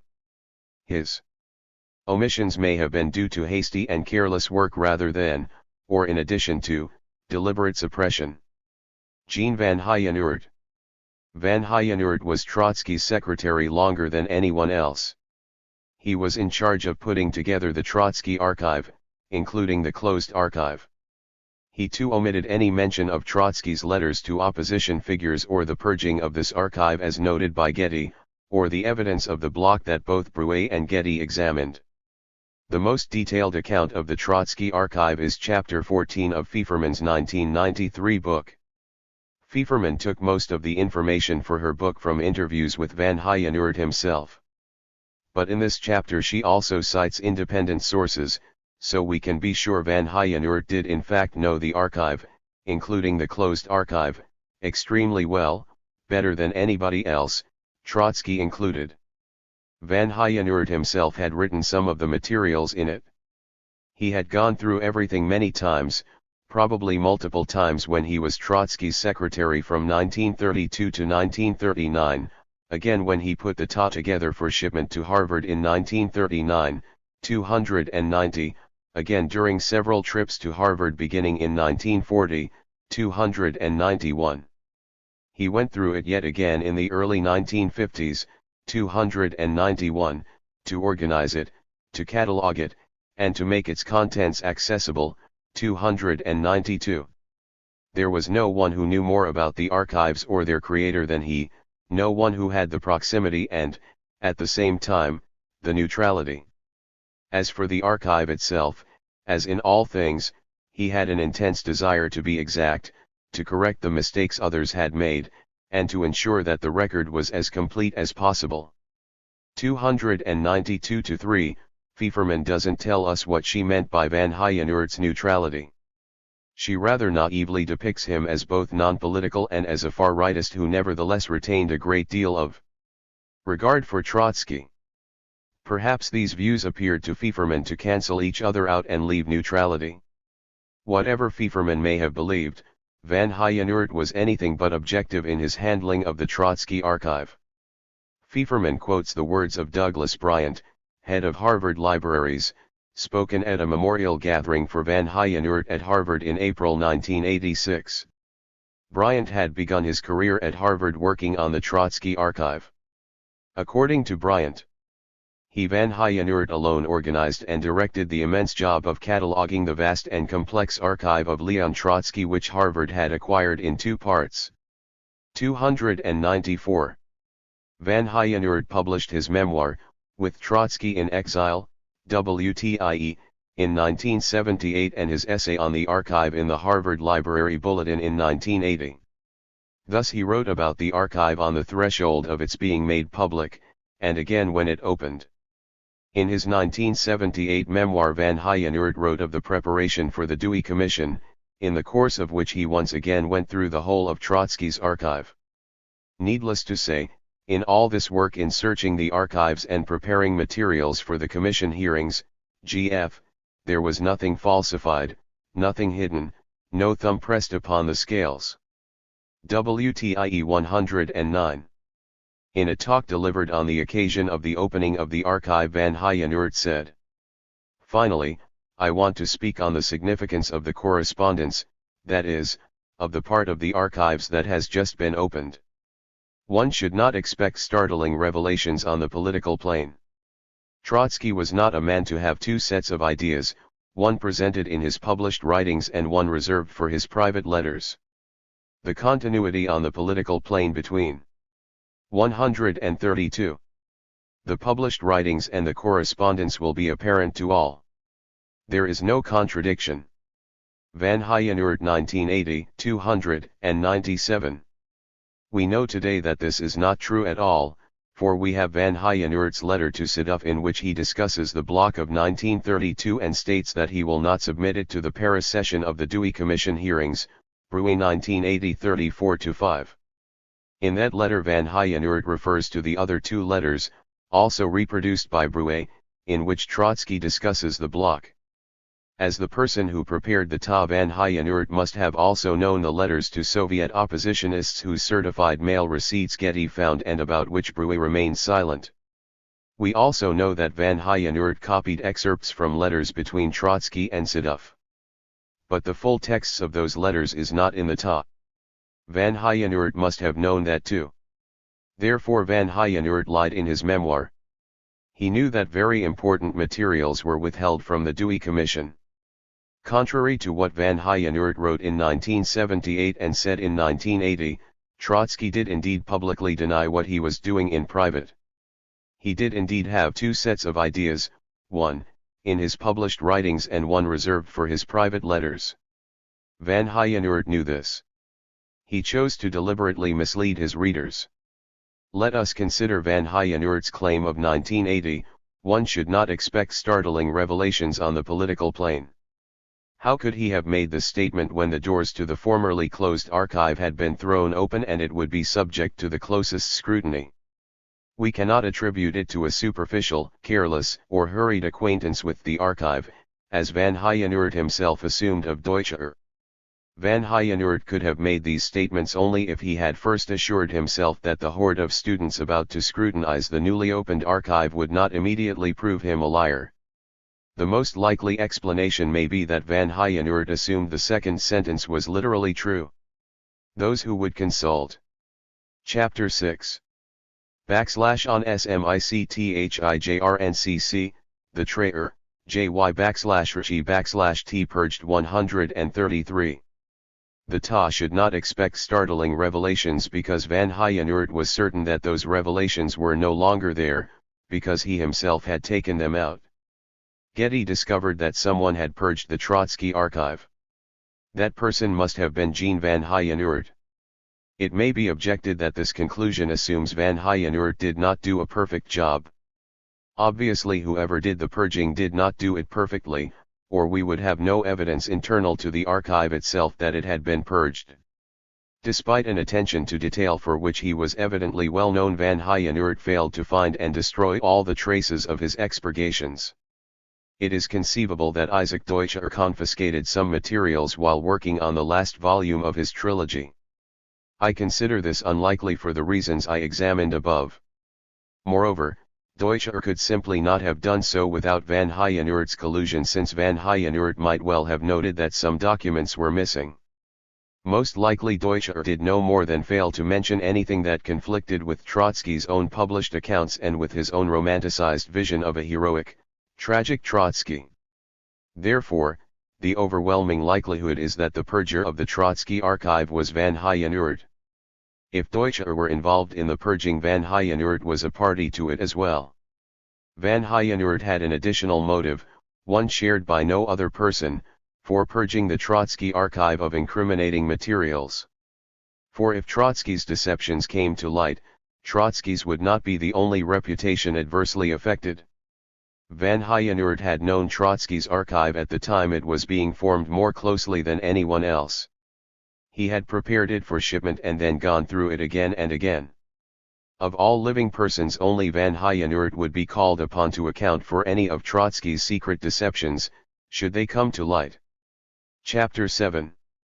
Non-Soviet, Soviet Evidence. Frenovsky, Lyashkov, Mastny. The commission of the Central Committee set up by Mikhail Gorbachev to study and, in essence, to find evidence that Bukharin had been unjustly convicted at his trial in 1938 was unable to find any such evidence at all. The proceedings of this commission published in 2004 show the commission members' consternation at this failure. The result was that the decree, Postanovlenie, of the plenum of the Soviet Supreme Court, which was issued on February 4, 1988, and which declared that Bukharin had been forced to make a false confession, was never published and remains secret in Russia to this day. Its text, only recently discovered, shows that the central piece of evidence of Bukharin's innocence cited in it is, in fact, a deliberate falsification. One in it, the confession statement of Mikhail Frenovsky, a document that provides strong evidence of the guilt of Bukharin and other defendants in the first and third Moscow trials, was deliberately misquoted so it could be employed as evidence that Bukharin was innocent. 2. In fact, Gorbachev's experts could find no evidence whatever to support their theory that Bukharin was innocent. We now have a number of statements from other high-ranking conspirators who implicate Zinoviev and Kamenev in their own confessions. For instance, Mikhail Frenovsky stated, "At the time of the trial of Zinoviev, Kamenev and others, when the testimony about Bukharin was published in the press, Evdokimov was in Moscow. He became very upset and in a conversation with me, said. The devil only knows how he Iyagada will be able to extract himself from this whole affair. I just don't understand Lagoda at all, what he is doing, why he is broadening the circle of persons for repression, or maybe the nerves of these people are weak, they will give out. But it could have been possible to direct the course of the investigation in such a manner as to leave oneself safe in any case. 41. Zinoviev and Kamina. Zinoviev and Kamina knew about NKVD Commissar Iyagada's involvement in the conspiracy of rightists but did not reveal that fact before or at their August 1936 trial. We know this now because in 1997 8 pre-trial interrogations of Iyagada were published in Russia in the provincial city of Kazan in a tiny press run of only 200 copies. In 2004 a semi-official volume of 136 documents co-published by Yale University and the Alexander N. Yakovlev Fund also published one of these interrogations, making it clear that they are genuine. Yagoda rushed Kamina and Zinoviev to execution before they could expose yet more of the conspiracy. From other similar events Stalin concluded that the oppositionists had an agreement to kill any of their number who named names. Stalin concluded that the unsupported word of a former oppositionist should no longer be accepted at face value. We have reproduced Iyagada's and Stalin's statements in other chapters of the present study. 3. Like Bukharin, Yagoda certainly knew about Ezhov's participation in the conspiracy as well, and like Bukharin he did not tell the whole truth at his trial. 4. Rehabilitation documents of Bukharin. The decree of the Plenum of the Soviet Supreme Court of February 4, 1988 by which Bukharin and other defendants in the March 1938 Moscow trial were rehabilitated is still secret in Russia. Only very short fragments of it have been published. Some years ago I discovered a copy of the original rehabilitation decree in the Fokoganov archives, on microfilm at the Library of Congress. 5. It bears the title Decree of the Plenum of the Supreme Court of the USSR of 4 February 1988. 6. The rehabilitation decree quotes the statement confession made by Mikhail Frenovsky, Deputy Commissar of Internal Affairs under Nikolai Ezhov. Together with Ezhov and other of his men, Frenovsky was arrested for massive fraudulent repressions and murders, and was tried and executed with Ezhov on these charges in February 1940. Frenovsky's statement was first published in early 2006. We can now see that the Soviet Supreme Court's rehabilitation decree falsifies what Frenovsky wrote. The rehabilitation decree reads: according to Frenovsky's confessions, Ezhov talked with Bukharin, Rykov, Bulanov, and others of the accused several times. He assured each of them that the court would preserve their lives if they confessed their guilt. Postanovlenie 1988, 6. This is a lie. Frenovsky did not say this at all. Instead he confirmed the guilt of Bukharin and Rykov as participants in a right conspiracy, while also confirming that Ezhov and he himself were also involved in a similar and related conspiracy. Translated. Before the arrests of Bukharin and Rykov, speaking frankly with me, Ezhov began to talk about his plans for Chekist equals NKVD, GF work in connection with the situation that was taking shape and the imminent arrests of Bukharin and Rykov. Ezhov said that this would be a serious loss for the rights. After this, whether we like it or not, by direction of the Central Committee there might be undertaken large-scale measures concerning the rightist cadres, and that in connection with them his and my fundamental task was to guide the investigations in such a manner that, to the extent possible, the rightist cadre would be preserved safe. Lubyanka 342. Frenovsky discussed the preparation for the Bukharin trial a second time in another part of his statement. Here too he made it clear that Bukharin and the rest were guilty. There is nothing about preparing the defendants to make false confessions implicating themselves. Frenovsky said that Ezhov's falsifications concerned keeping Ezhov's own ties with the leaders of the rights out of the defendants' statements at trial. Translated. The preparation of the trial of Rykov, Bukharin, Krestinsky, Yagoda, and others.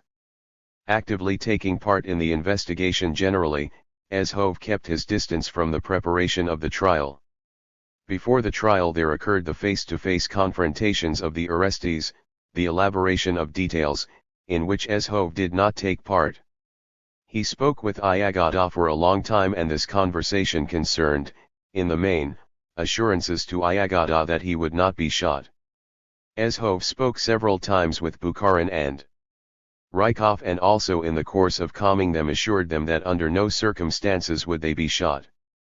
Once Ezhov had a conversation with Bulanov, and he began the conversation in the presence of the investigator and myself, and ended the conversation one-on-one, having asked us to leave. 140. On that occasion Bulanov at that moment began talking about the poisoning of Ezhov. Ezhov did not tell me what the conversation was about. When he asked us to come in again, he was saying, "Conduct yourself well at trial, I will ask that you not be shot." After the trial Ezhov always expressed regret about Bulanov. At the time of the execution itself Ezhov proposed that Bulanov be shot first, and did not himself enter the building where the executions were taking place. Without question, here Ezhov was moved by the necessity of covering up his own relations with the arrested leaders of the rights who were undergoing the public trial. Lubyanka 1939–1946, 4748. The rehabilitation decree falsifies the contents of Frenovsky's statement by giving it the opposite meaning from that it really bears. Frenovsky confirmed the existence of a conspiracy of rights, his and Ezhov's participation in it, Bukharin's participation in it as well, and therefore Bukharin's guilt. Had the Soviet prosecutor and Supreme Court found any evidence to impugn Bukharin's confessions, they would surely have cited it. Instead, in the interest of their purposes, to make a case that Bukharin and the other defendants at the Third Moscow trial were innocent, they were forced to have recourse to falsifying Frenovsky's statement, a document that was still secret at that time.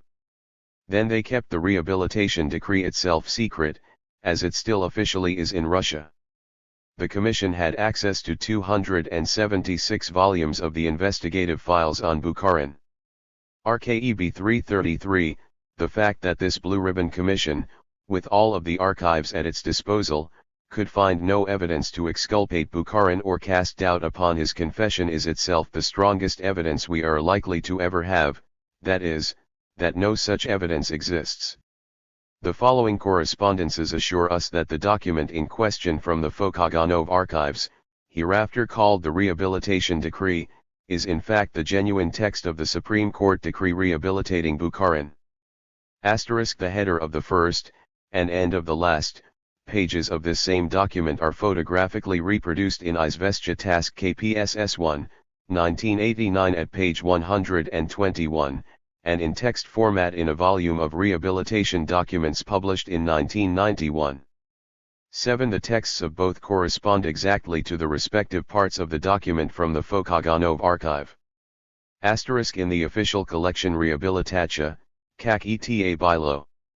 Sirdina ADKH Godov 1991 8. A quotation is given from the decision of the Plenum of the Supreme Court of the USSR of 4 February 1988, Postanovlenie Plenuma Verkhovnego Suda SSSR at 4 February 1988 g, which corresponds exactly to a passage at the bottom of page 5 of the document from Fokoganov archive.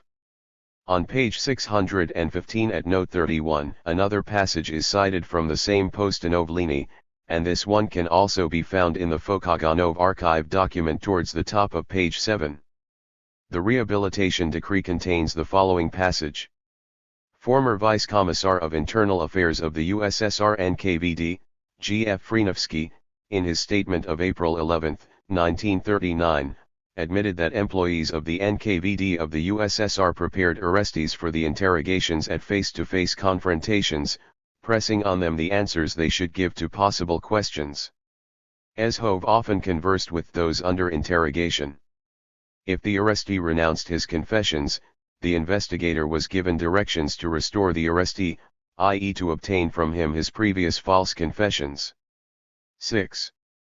The same statements are made with slightly different wording in the protest, or request for reconsideration, from the state prosecutor, procureur, to the Soviet Supreme Court in this case.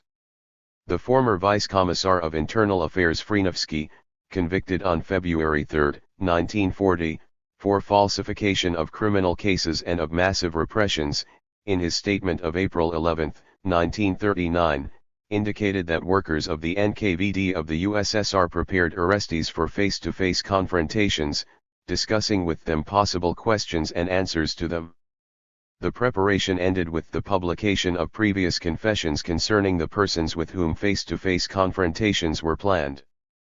After this, Ezhov would summon the arrestee to him, or he himself would drop into the investigator's room, ask the person under interrogation whether he would confirm his confessions, and as though in passing, reported that members of the government might be present at the face-to-face confrontation.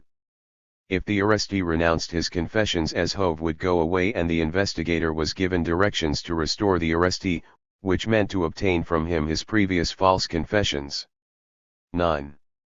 Publication of the full text of Frenovsky's statement of April 11, 1939, which had remained classified until early 2006, 10 now. Permits us to affirm with confidence that these statements in the Rehabilitation Decree constitute a deliberate deception by the Soviet Supreme Court. Frenovsky did state something resembling the quotations above. However, in this passage Frenovsky was not discussing preparation of the defendants at the 1938 trial but a different case. Later in the same document Frenovsky does comment on Ezhov's preparations for the March 1938 trial as follows. Translated. In the course of the investigation in the case of Yagoda and the arrested Chekist conspirators, and also of other arrestees, especially the Rights, the procedure established by Ezhov of correction of the transcripts followed a purpose, that of the preservation of the cadres of the conspirators and the prevention of any possibility of the failure of our participation in the anti-Soviet conspiracy. I could cite dozens and hundreds of examples in which the arrestees under investigation did not give up the names of persons with whom they were involved in their anti-Soviet work. The most graphic examples are those of the conspirators Yagoda, Bulanov, Zhukovsky, Krushinkin, and others who, though they knew of my participation in the conspiracy, did not reveal it in their confessions. 4.7. Frenovsky does admit that Ezhov, obviously with the assistance of subordinates like Frenovsky himself, did falsify the transcripts of interrogations in the cases of arrested NKVD men and especially in the cases of arrested rightists like Yagoda. But this was done not to make the innocent appear guilty but for the opposite reason, to prevent yet more conspirators, and especially Ezhov and his men themselves, from being disclosed. Statements by NKVD defector Genrik Lyashkov to his Japanese handlers. NKVD General Genrik Samoilovich Lyashkov defected to the Japanese on June 13, 1938, by crossing the border into Japanese-occupied Manchuria. He gave some press conferences and wrote articles attacking Stalin and the Soviet Party and government. In his press conferences, arranged by the Japanese for propaganda. Chapter 7.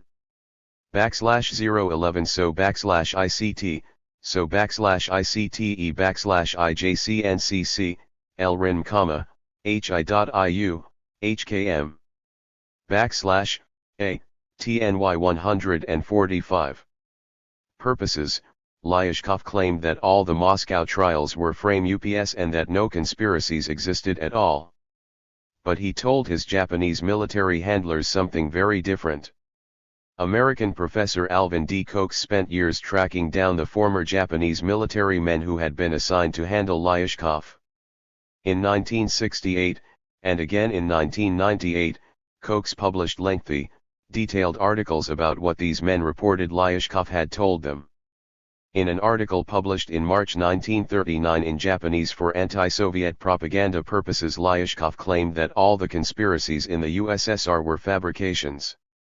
But to his Japanese handlers Lyashkov made it clear not only that Stalin himself believed there was a real military conspiracy but that he, Lyashkov, also knew that there was, or had been, a real military conspiracy that involved Gaymarnik, a member of the Tchékevsky group who committed suicide on May 31, 1937, when he learned that he would soon be arrested. The Tchékevsky conspiracy. According to Lyashkov, the interrogations of Durabus, Zapadna, and Barmansky established that in the NKVD and the border guard forces, a plot centering on Gaymarnik had been fomented. Kochs 1156. General Ian Gaymarnik was one of the leading figures in the so-called Tchaikevsky affair of high-ranking military conspirators. He is named a number of times in the Third Moscow trial by Grigory F. Grinko, one of the defendants. Grinko: how did I carry out the tasks that were entrusted to me by this national fascist organization? Firstly, connections with the right and Trotskyite Center. I maintained these connections with Gaymarnik, Pyatakov, and Rykov. I established connections with Gaymarnik through Lyubchenko, who had connections with Yakir and Gaymarnik. Through Gaymarnik I 146. Established connections with Pyatakov, and then with Rykov.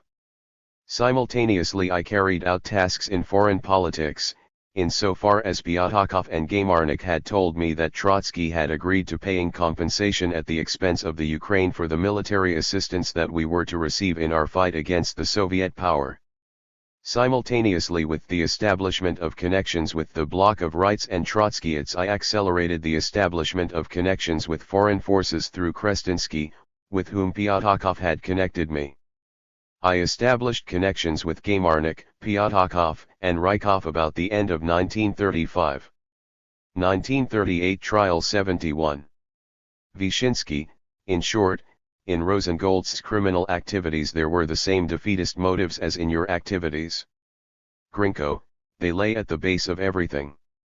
Vyshinsky: so we can say that it is not only Rykov and Bukharin, but also Rosengold's. I have one more question. Did you know about the Tchaikevsky plot, and if so, from whom? Grinko: from Gaymarnik. 1938 Trial 87. Lyashkov also confirmed at least the intention of these party and military conspirators to conspire with the Japanese and to support a Japanese invasion of the Soviet Union. In concert with Lavrentiev, former first secretary of the regional committee of the party until January 1937, with Grigory Krutov, shot in April 1938, and with the army plotters Sangursky, Arenstam, and others, Deriba supposedly intended to conduct a putsch in the Far East and to reach agreement with the Japanese for help and for combined operations against the Soviet Union. In the NKVD the plotters had recruited Transtok, chief of the ZNCT section, and many others. Lyushkov gave the names of about 20 officials, mostly NKVD types, and of 10 border guards, all of whom he asserted were involved in the plots. Kochs 1156. Kochs emphasizes that Lyashkov outlined this information to the Japanese in a manner that convinced them that he believed they were genuine. About this murderous period as a whole, Lyushkov said little to the Japanese, but his enumeration of the suspects was straightforward, without any admission of NKVD fabricated evidence, such as he said had occurred at Leningrad in the era of the Kirov assassination.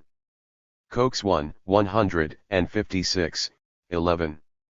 Alexei Rykov. Lyashkov told the Japanese that the commanders in the Far Eastern Army had been in secret contact with Rykov. Along with Nikolai Bukharin, Rykov was one of the top leaders of the clandestine rightist conspiracy.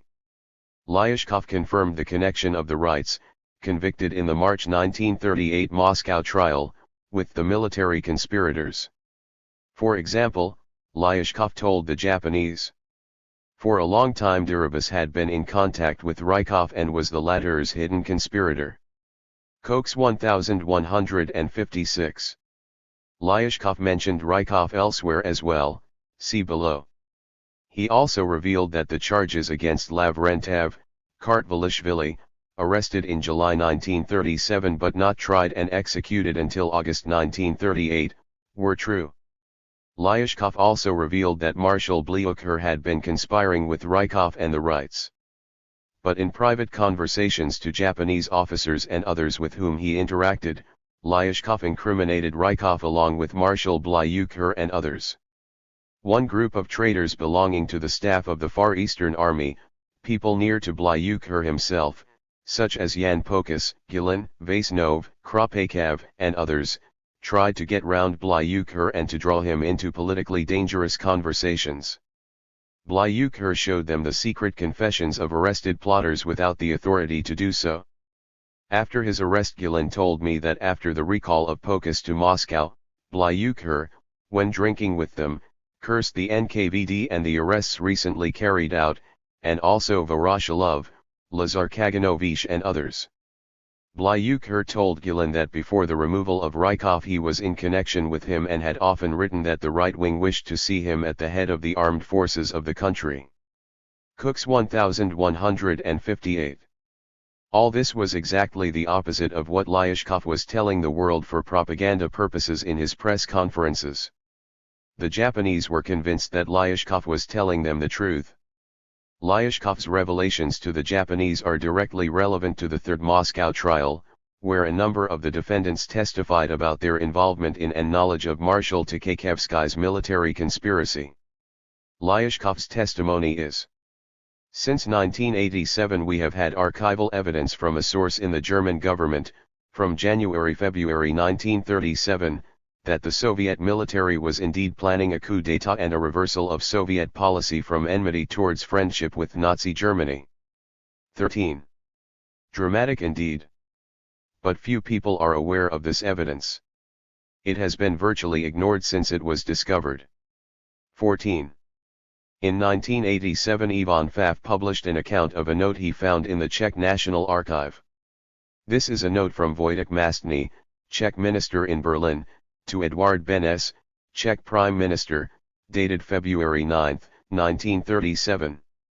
In it Mastny recorded that the German official with whom he had been dealing, Maximilian Karl Graf zu Trottmannsdorf, had informed him that Hitler was no longer interested in a settlement with Czechoslovakia because he expected a military coup in the Soviet Union and a subsequent turn of Soviet policy towards positive relations with Germany. Most importantly, with regards to the current delays, he considered the possibility, requesting absolute secrecy, that the real reason behind the Chancellor's hesitation was his assumption that, according to certain reports which he received from Russia, there was a growing probability of a sudden turn of events very soon, the fall of Stalin and Litvinov, and the imposition of a military dictatorship. Should that happen, the Reich Chancellor would supposedly change the entire position towards Russia. 15. Documents from the German Foreign Ministry archive were published in 1974 that showed a special interest in Tkaikevsky on the part of the German General Staff at exactly this time, February 1937. 16. This is strong corroboration that Marshal Tkaikevsky was indeed planning a coup against the Stalin regime, as he confessed in late May 1937. There is also a great deal of evidence from within the Soviet archives that the Tkaikevsky conspiracy really existed and that the Soviet commanders were guilty. In the Third Moscow trial of March 1938, defendant Arkady Rosengold confessed that he had gotten in touch personally with Tkaikevsky and Rykov on behalf of Trotsky.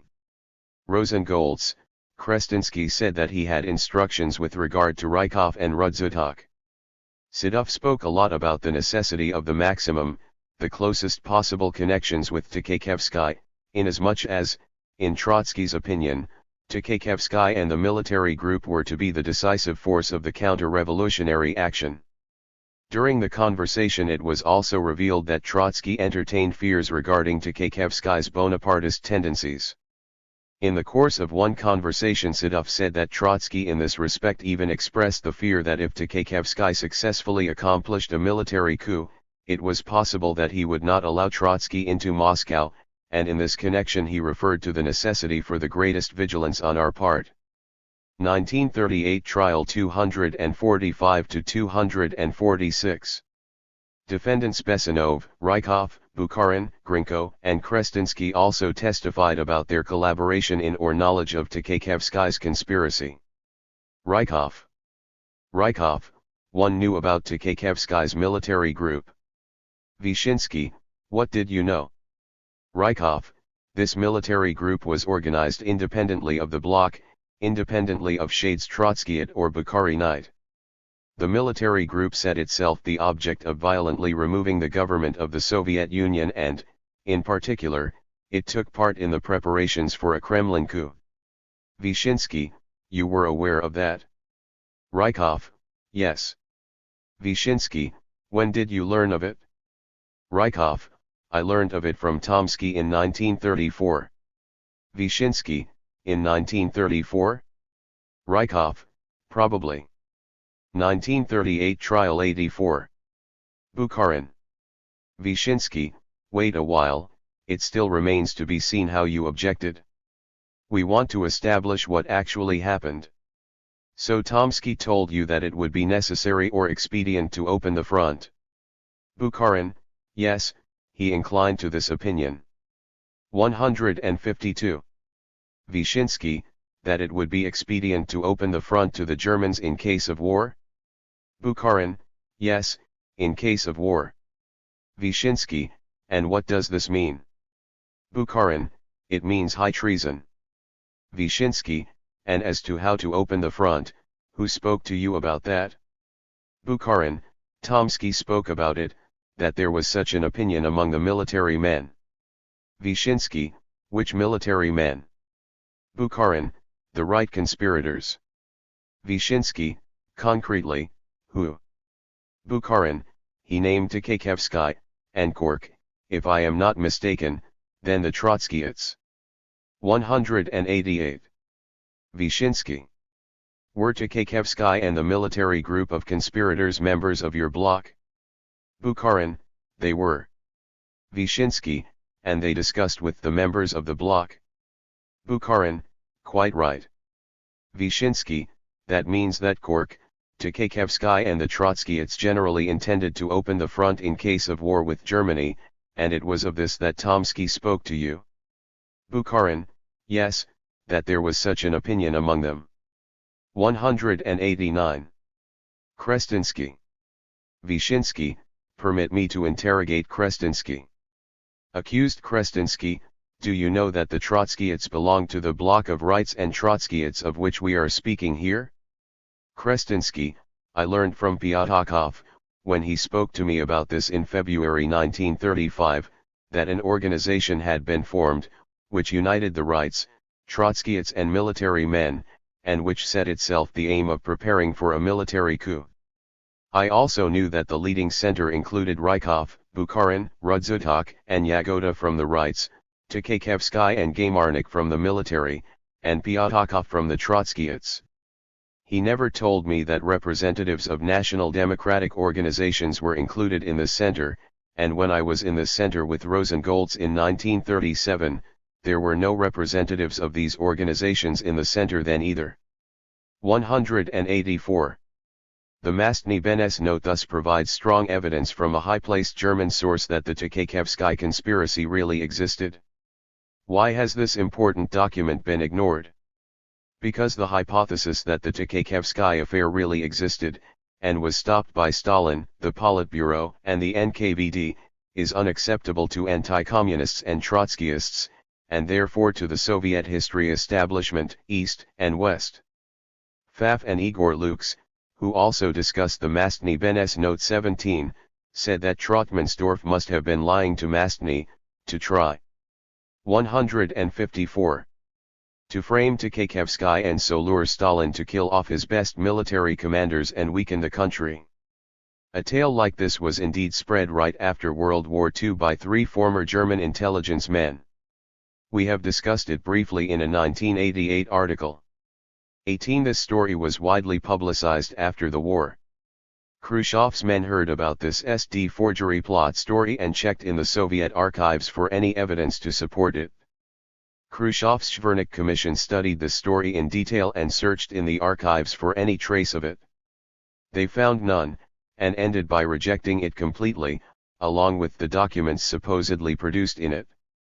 RKEB 2737-738, but this false story is retained by anti-communists because the opposite, that Stalin, the Soviet leadership, actually disarmed this dangerous conspiracy, might reflect well on Stalin. There is a very large amount of other evidence to support the charge that Tkhachevsky and the rest were guilty. As of 2018 we have many of the investigative files of NKVD men and of military men who were arrested and interrogated. My colleague Vladimir L. Bobrov is preparing some of these important documents for publication. But here we actually have an archival document, German evidence from a Czech archive, and it is virtually ignored. We might consider for a minute what WW2 would have been like if Tchékevsky and his co-conspirators had been successful. The industrial and military might of the Soviet Union, plus its resources of raw material and manpower, would have been teamed up with those of Hitler's Germany. The history of Europe, of the whole world, would be dramatically different, and far, far worse. This fact, and it is a fact, we have a huge amount of evidence to support it, changes dramatically the way historians should look at the history of Europe in the 1930s, the Stalin regime in the USSR, and World War. One could conclude, without exaggeration, that in uncovering and stopping this conspiracy the Soviet leadership, Stalin, saved European civilization from Nazism. But in the fatally politicized world of Soviet historiography such a conclusion is simply not permitted, because far from documenting a crime by Stalin it tends to make Stalin look good. So, it is ignored, in fact lied about. Stalin framed these poor generals. He must have done so, and the evidence be damned. As of May 2018, the transcript of the trial of the Tchékevsky affair defendants has also been declassified. Before this date it has always been top secret in Russia Today. No one was permitted to see it, not even the most ferociously anti-communist researchers. We also have two reports of the trial by eyewitness participants. One is by Col. Viktor Alksnis, whose grandfather was a member of the military tribunal who tried Tchékevsky and the rest.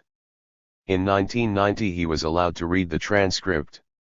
Alksnis went from someone who had always believed that the Soviet generals had been framed, to firmly believing that they were guilty. Since him, no one else has been allowed to see the transcript. The other report is that of Marshal Semyon Budyonny, in a letter to Marshal Voroshilov. We study these materials briefly in later chapters. 156. Chapter 8. Non-Soviet Evidence. Humbert draws, Littlepage, Holmes, Davies. Jules Humbert Draws's memoir. Jules Humbert Draws had been a close friend and political ally of Bukharin's in the Communist International. In his memoir published in Switzerland in 1971, Humbert Draws revealed that Bukharin told him in 1928 that he, Bukharin, and his followers, the Rights, were already plotting to assassinate Stalin. There can be no question of this testimony having been forced from him under pressure. Humbert Draws had long since quit the communist movement and was living peacefully in his native country of Switzerland. Indeed, it is not an important part of his memoirs, occupying less than 2 pages in a long work. Avant de partir, j'ai allé voir un dernière fois Bukharin, ne sachant sigel reverie à mon retour. Nous sommes un long et franche conversation. Tu m'invites au courant de contacts prépar son groupe avec ia fractions innovieve camina à pour coordonner ia lutte contre le pouvoir de Stalin. Je cache pas que j'en approuverais pas cette liaison de oppositions, la lutte contre Stalin n'est pas un programme politique. Nous savons combattre avec raison le programme de Trotskiste sur de problèmes essentiels, le danger de Kaulax en Russie, la lutte contre le front unique avec les social-démocrates, es problèmes chinois, la perspective révolutionnaire très courte, etc. Au domaine d'une victoire commune contre Stalin, ces problèmes politiques nous diviseront. Ce bloc est un bloc sans principes, qui s'effritera même avant d'aboutir. Bukharin me dit aussi qu'il s'avait décidé d'utiliser la terreur individuelle pour se débarrasser de Stalin. Sur ce point aussi j'ai fait d'expresses réserves, introduction de la terreur individuelle dans les luttes politiques nées de la révolution russe risquait fort de se tourner contre ceux qui l'employeraient. L'na jamais est une arme révolutionnaire. Mon opinion est que nous devons continuer la lutte idéologique et politique contre Stalin. Se ligne conduira, dans un avenir proche, un catastrophe qui ouvrirait yeux de communistes et aboutira à un changement d'orientation. Le fascisme menace l'Allemagne et notre parti de frères sera incapable de jouer résister.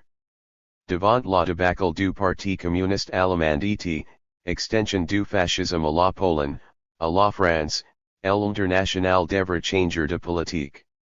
Ce moment là sera notre heure. Tu faut d'un rester disciplines, appliquer ges décisions sectaires après ges avoir combattus et opposer auxiliary foes et auxiliary mesures gauchistes, mais continue la lutte sur le terrain strictement politique. Bukharin ascends tout compris que j'ennemi liés pas aveuglement à sa fraction, dont le seul programme était de faire disparaître Stalin. I 380/ce fut notre dernière entrevue. Manifestement tu n'avais pas confiance dans la tactique que j'ai proposée, tu savais aussi bien sor, mieux que moi, de quels crimes Stalin était capable. Bref, sur qui, après la mort de Lénine, sur la base de son testament, aurait pu liquider politiquement Stalin, cherchant à l'éliminer physiquement, alors tu il tina it ferment en main le parti et l'appareil policier de l'état. 1. Humbert draws 379-380, translated. Before leaving I went to see Bukharin for one last time, not knowing whether I would see him again upon my 158 return. We had a long and frank conversation. He brought me up to date with the contacts made by his group with the Zinoviev Kamena fraction in order to coordinate the struggle against the power of Stalin. I did not hide from him that I did not approve of this liaison of the oppositions. The struggle against Stalin is not a political program. We had combated with reason the program of the Trotskyists on the essential questions, the danger of the kulaks in Russia, the struggle against the United Front with the Social Democrats, the Chinese problems, the very short-sighted revolutionary perspective, etc. On the morrow of a common victory against Stalin, the political problems will divide us. This bloc is a bloc without principles which will crumble away before achieving any results. Bukharin also told me that they had decided to utilize individual terror in order to rid themselves of Stalin. On this point as well I expressed my reservation. The introduction of individual terror into the political struggles born from the Russian Revolution would strongly risk turning against those who employed it. It had never been a revolutionary weapon. My opinion is that we ought to continue the ideological and political struggle against Stalin. His line will lead in the near future to a catastrophe which will open the eyes of the communists and result in a changing of orientation. Fascism menaces Germany and our party of phrasemongers will be incapable of resisting it. Before the debacle of the Communist Party of Germany and the extension of fascism to Poland and to France, the International must change politics. That moment will then be our hour. It is necessary then to remain disciplined, to apply the sectarian decisions after having fought and opposed the leftist errors and measures, but to continue to struggle on the strictly political terrain. Bukharin doubtlessly had understood that I would not bind myself blindly to his fraction whose sole program was to make Stalin disappear. /380/ This was our last meeting. It was clear that he did not have confidence in the tactic that I proposed. He also certainly knew better than I what crimes Stalin was capable of. In short, those who, after Lenin's death and on the basis of his testament, could have destroyed Stalin politically, sought instead to eliminate him physically, when he held firmly in his hand the party and the police apparatus of the state. Relevance to the Moscow trial's testimony. Humbert Drozd's memoir confirms Bukharin's confessions, both before and at the March 1938 Moscow trial, that he and his followers had plotted to kill Stalin. Since Bukharin was already advocating Stalin's assassination in 1928, it stands to reason that he might have done so in later years as well. Valentin Astrov testified to something very similar, as we shall see.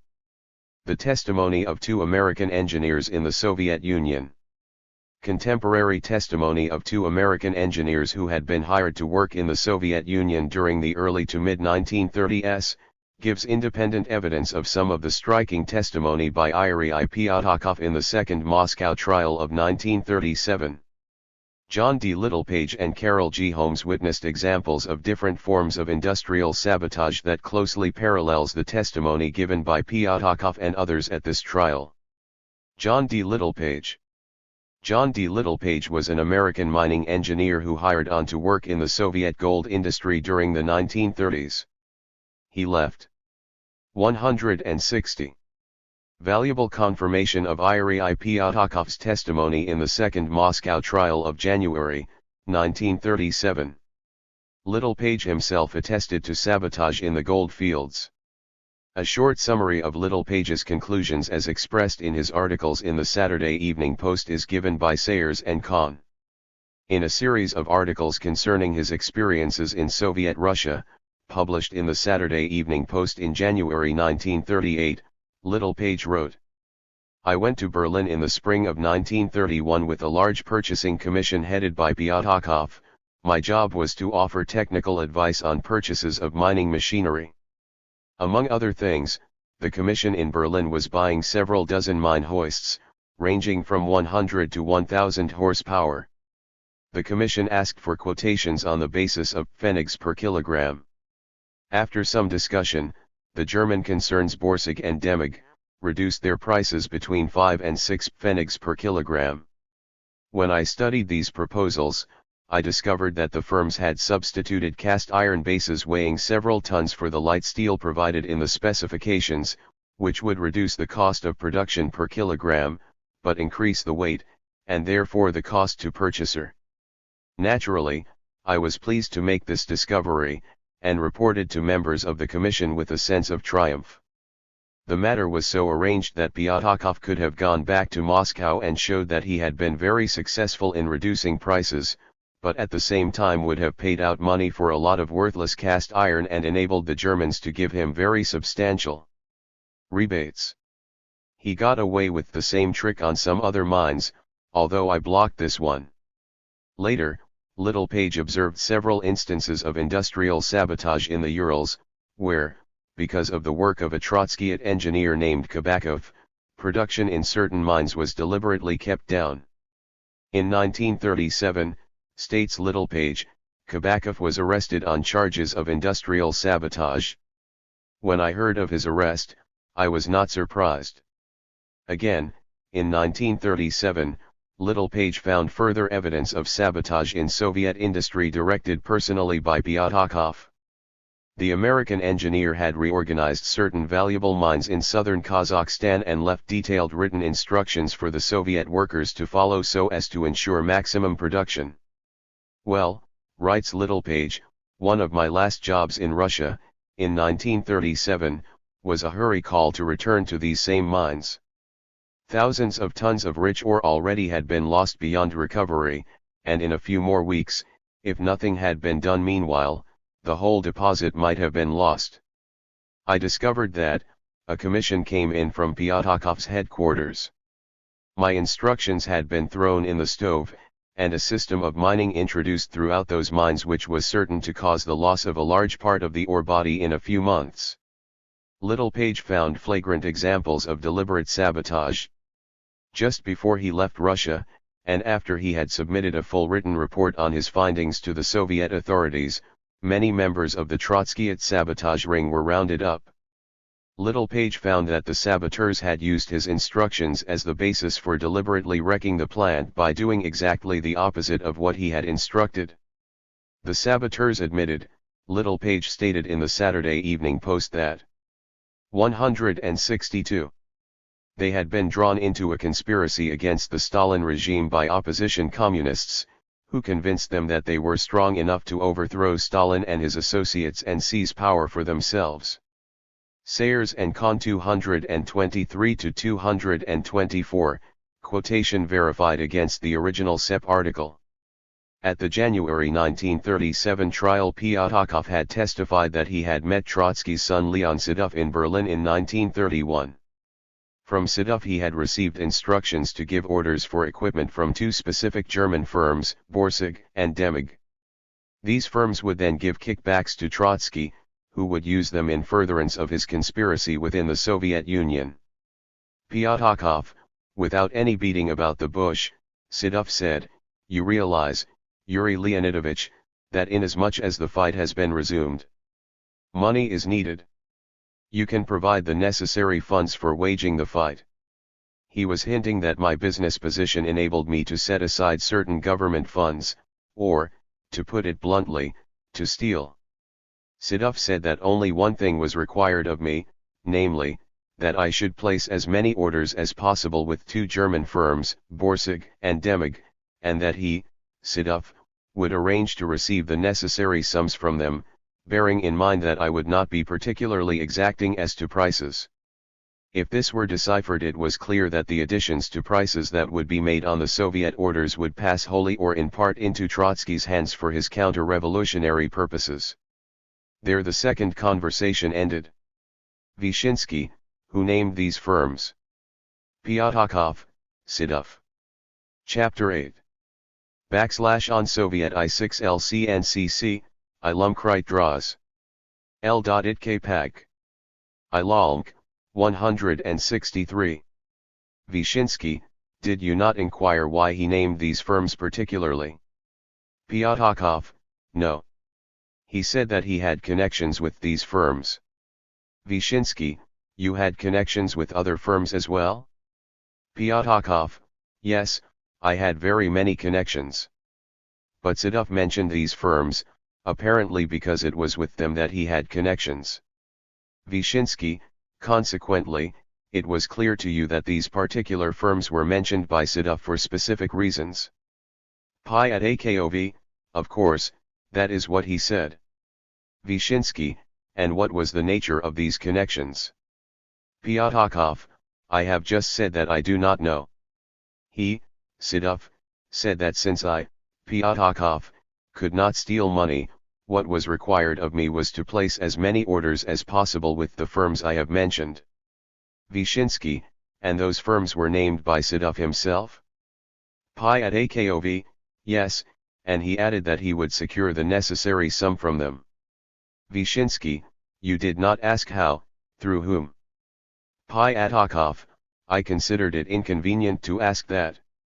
Vyshinsky, were you personally connected with representatives of these firms in a conspiratorial way? Pyatakov, no. True, I had connections with the chief of the Demig firm, but I never permitted myself to. 164. Speak of these subjects in order not to compromise myself and give myself away.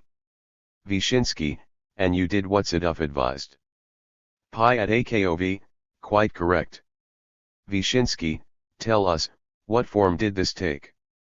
Pyatakov, it was done very simply, particularly since I had very many opportunities, and a fairly large number of orders went to these firms.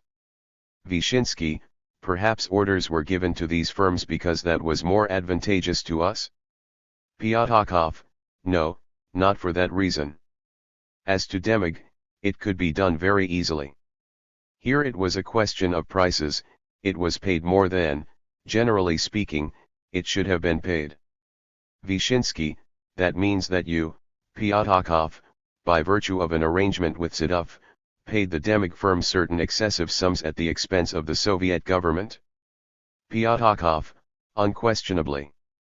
Vyshinsky, and the other firm? Pyatakov, as regards the Borsig firm, a certain amount of effort was required. Vyshinsky, it was more advantageous to place the orders with other firms. Pyatokov, Demig in itself is a high-class firm and no effort was required in recommending that orders be placed with it. Chapter 8. On Soykt L /idnc, Ilumkrit draws. Little page. Ilalmk, 165. Vyshinsky, all that was required was to make a big addition in prices? Pyatakov, yes. But as regards Borsig it was necessary to persuade and exercise pressure in order to have orders passed to this firm. Vyshinsky, consequently, you also paid Borsig excessively at the expense of the Soviet government? Pyatakov, yes. Vyshinsky, consequently, from the standpoint of the interests of our industry and our state, it was not advantageous to place orders with Borsig, and it was advantageous to place orders with other firms, but nevertheless you, guided by criminal motives, deliberately placed orders with the Borsig firm. Pyatakov, yes. Vyshinsky, by virtue of your agreement with Sedov. Pyatakov, with Sedov. Vyshinsky, and did not Sedov tell you that Trotsky had an arrangement with these firms? Pyatakov, of course, that is what he began with. Only he did not say what exactly the conditions were, what the technique was, how it would be done. Vyshinsky, and what did he say? Pyatakov, he said that if I placed orders with these firms he would receive money from these firms. Vyshinsky, by agreement? Pyatakov, yes. 1937 Trial 26-28. 166. In a few pages of his memoir Littlepage discusses this charge and declares that it was quite credible, as he had had experiences that partly confirmed Pyatakov's testimony. I was particularly interested in that part of Pyatakov's confession which concerned his actions in Berlin in 1931, when he headed the purchasing commission to which I was assigned as technical advisor. It then became clear to me why the Russians around Pyatakov had not been pleased when I discovered that German concerns had substituted cast iron for light steel in specifications for mine hoists. Pyatakov testified that anti-Stalin conspirators, headed by Leon Trotsky, the exiled former Commissar of War, needed foreign currency to build up a fund for their work abroad. Inside Russia, with so many conspirators occupying important positions, he said it was easy to get funds, but Soviet paper money was no good abroad. Trotsky's son, Sedov, according to Pyatakov, therefore worked out a scheme to get foreign currency without rousing suspicion. At his trial Pyatakov testified that he met Sedov in Berlin in 1931, by previous arrangement, in a restaurant near the zoo. He added, Sedov said that only one thing was required of me, namely, that I should place as many orders as possible with 2 German firms and that he, Sedov, would arrange to receive the necessary sums from them, bearing in mind that I would not be particularly exacting as to prices. Questioned by the prosecutor, Pyatakov added that he was not required to steal or divert Soviet money, but only to place as many orders as possible with the firms mentioned.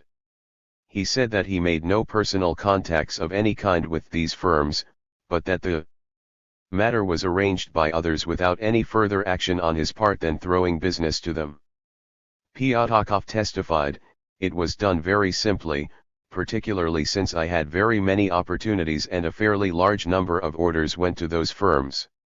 He added that it was easy to act without rousing suspicion in the case of one firm because that firm itself bad a fine reputation, and it was simply a question of paying slightly higher prices than were necessary. The following testimony then was given at the trial.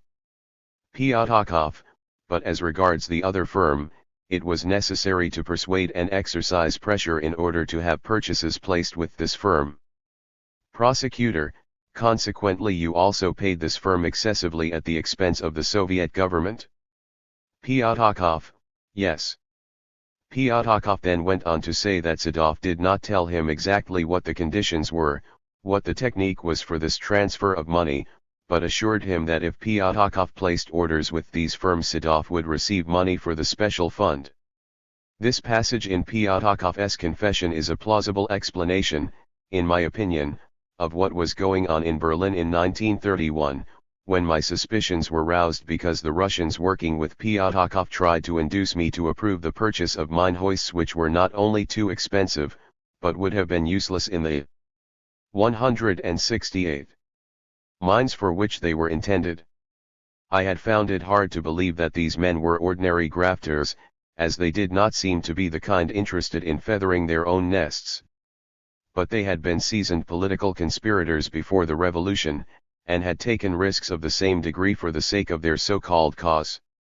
Of course, I have no way of knowing whether the political conspiracy mentioned in all confessions at this trial was organized as the prisoners said it was.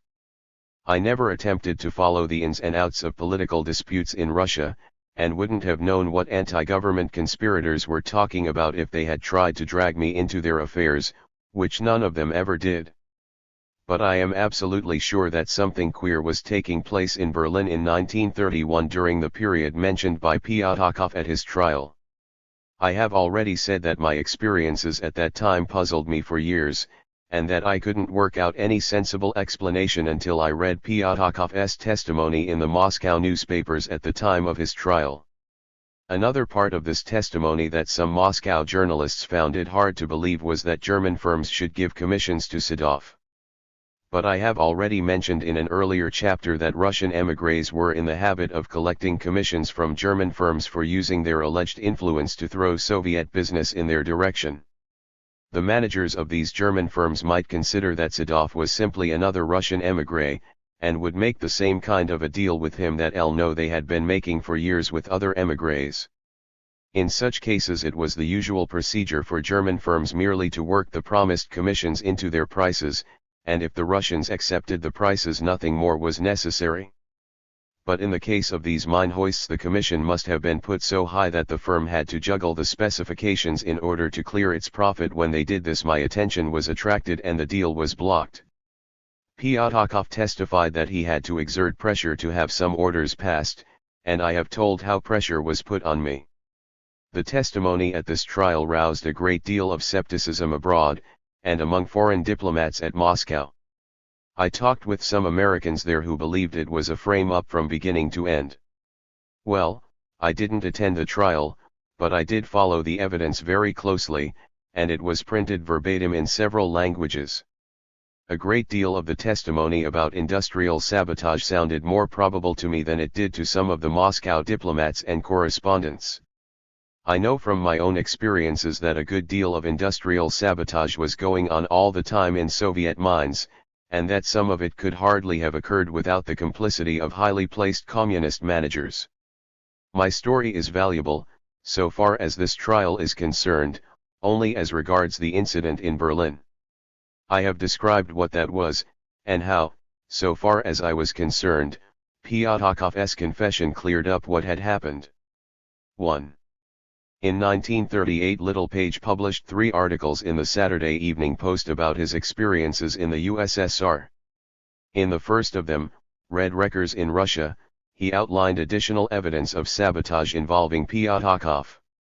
2. Source criticism.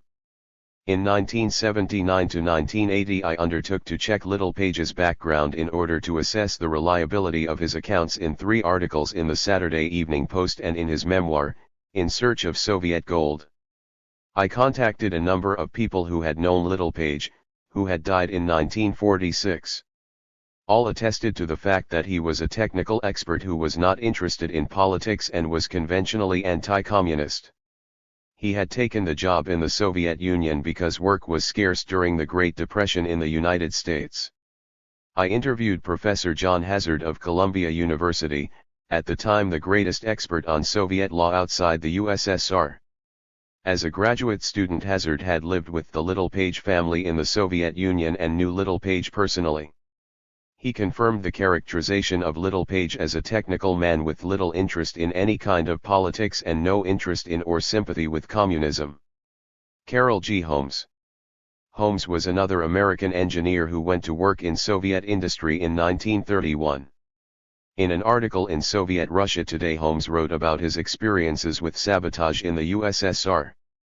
He documents the purchase of unnecessary German equipment at a machine-building foundry in Moscow.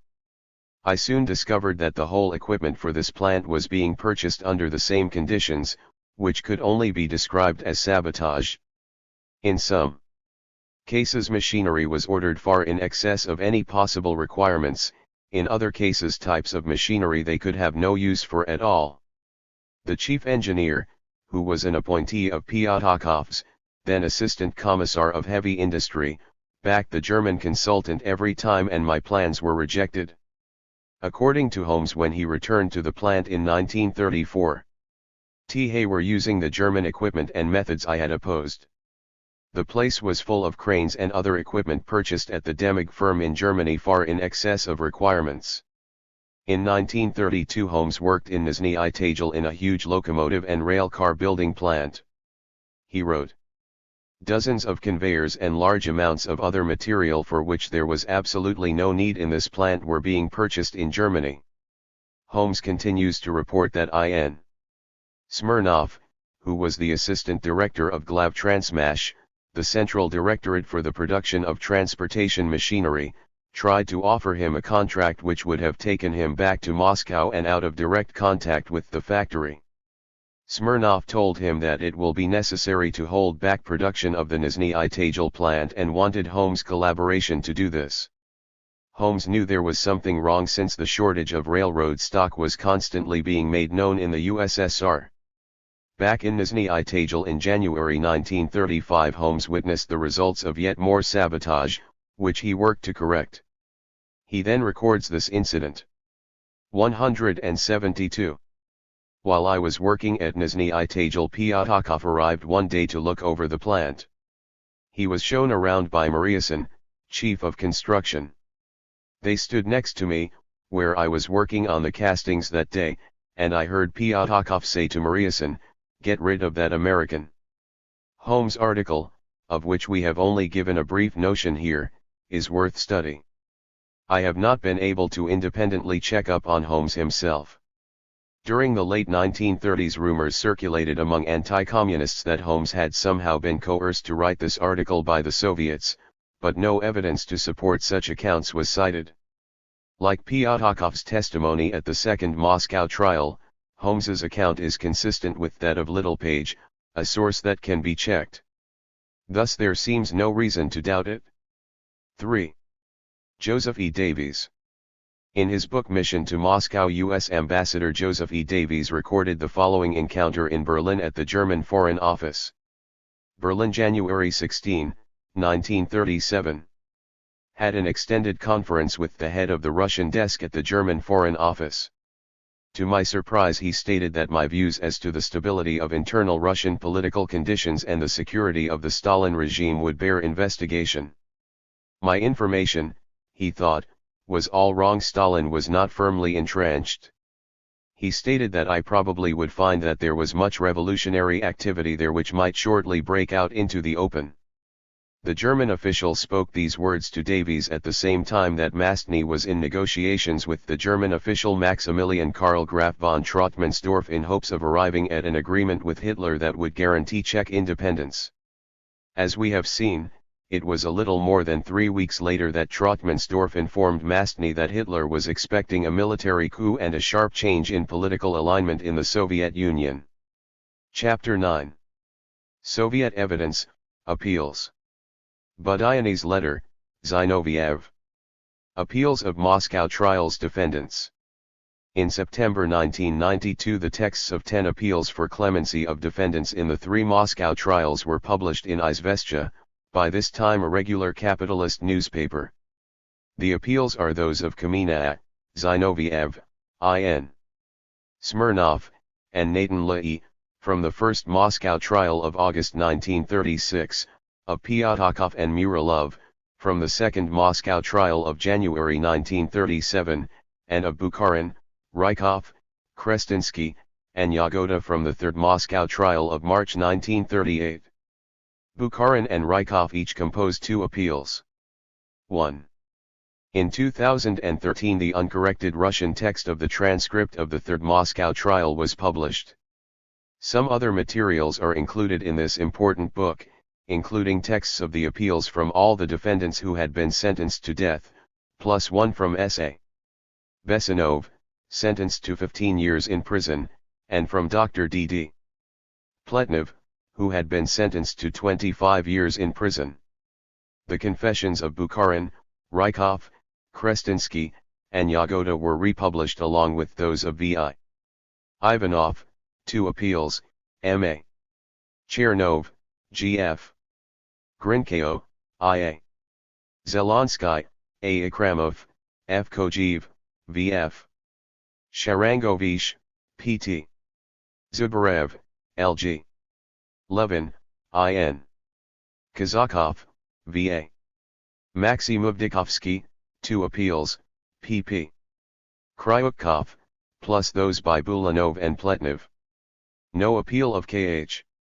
Rakovsky, who had been sentenced to 20 years imprisonment, was published. Presumably he did not submit one. 2. All the convicted men affirmed their guilt, often in the strongest terms.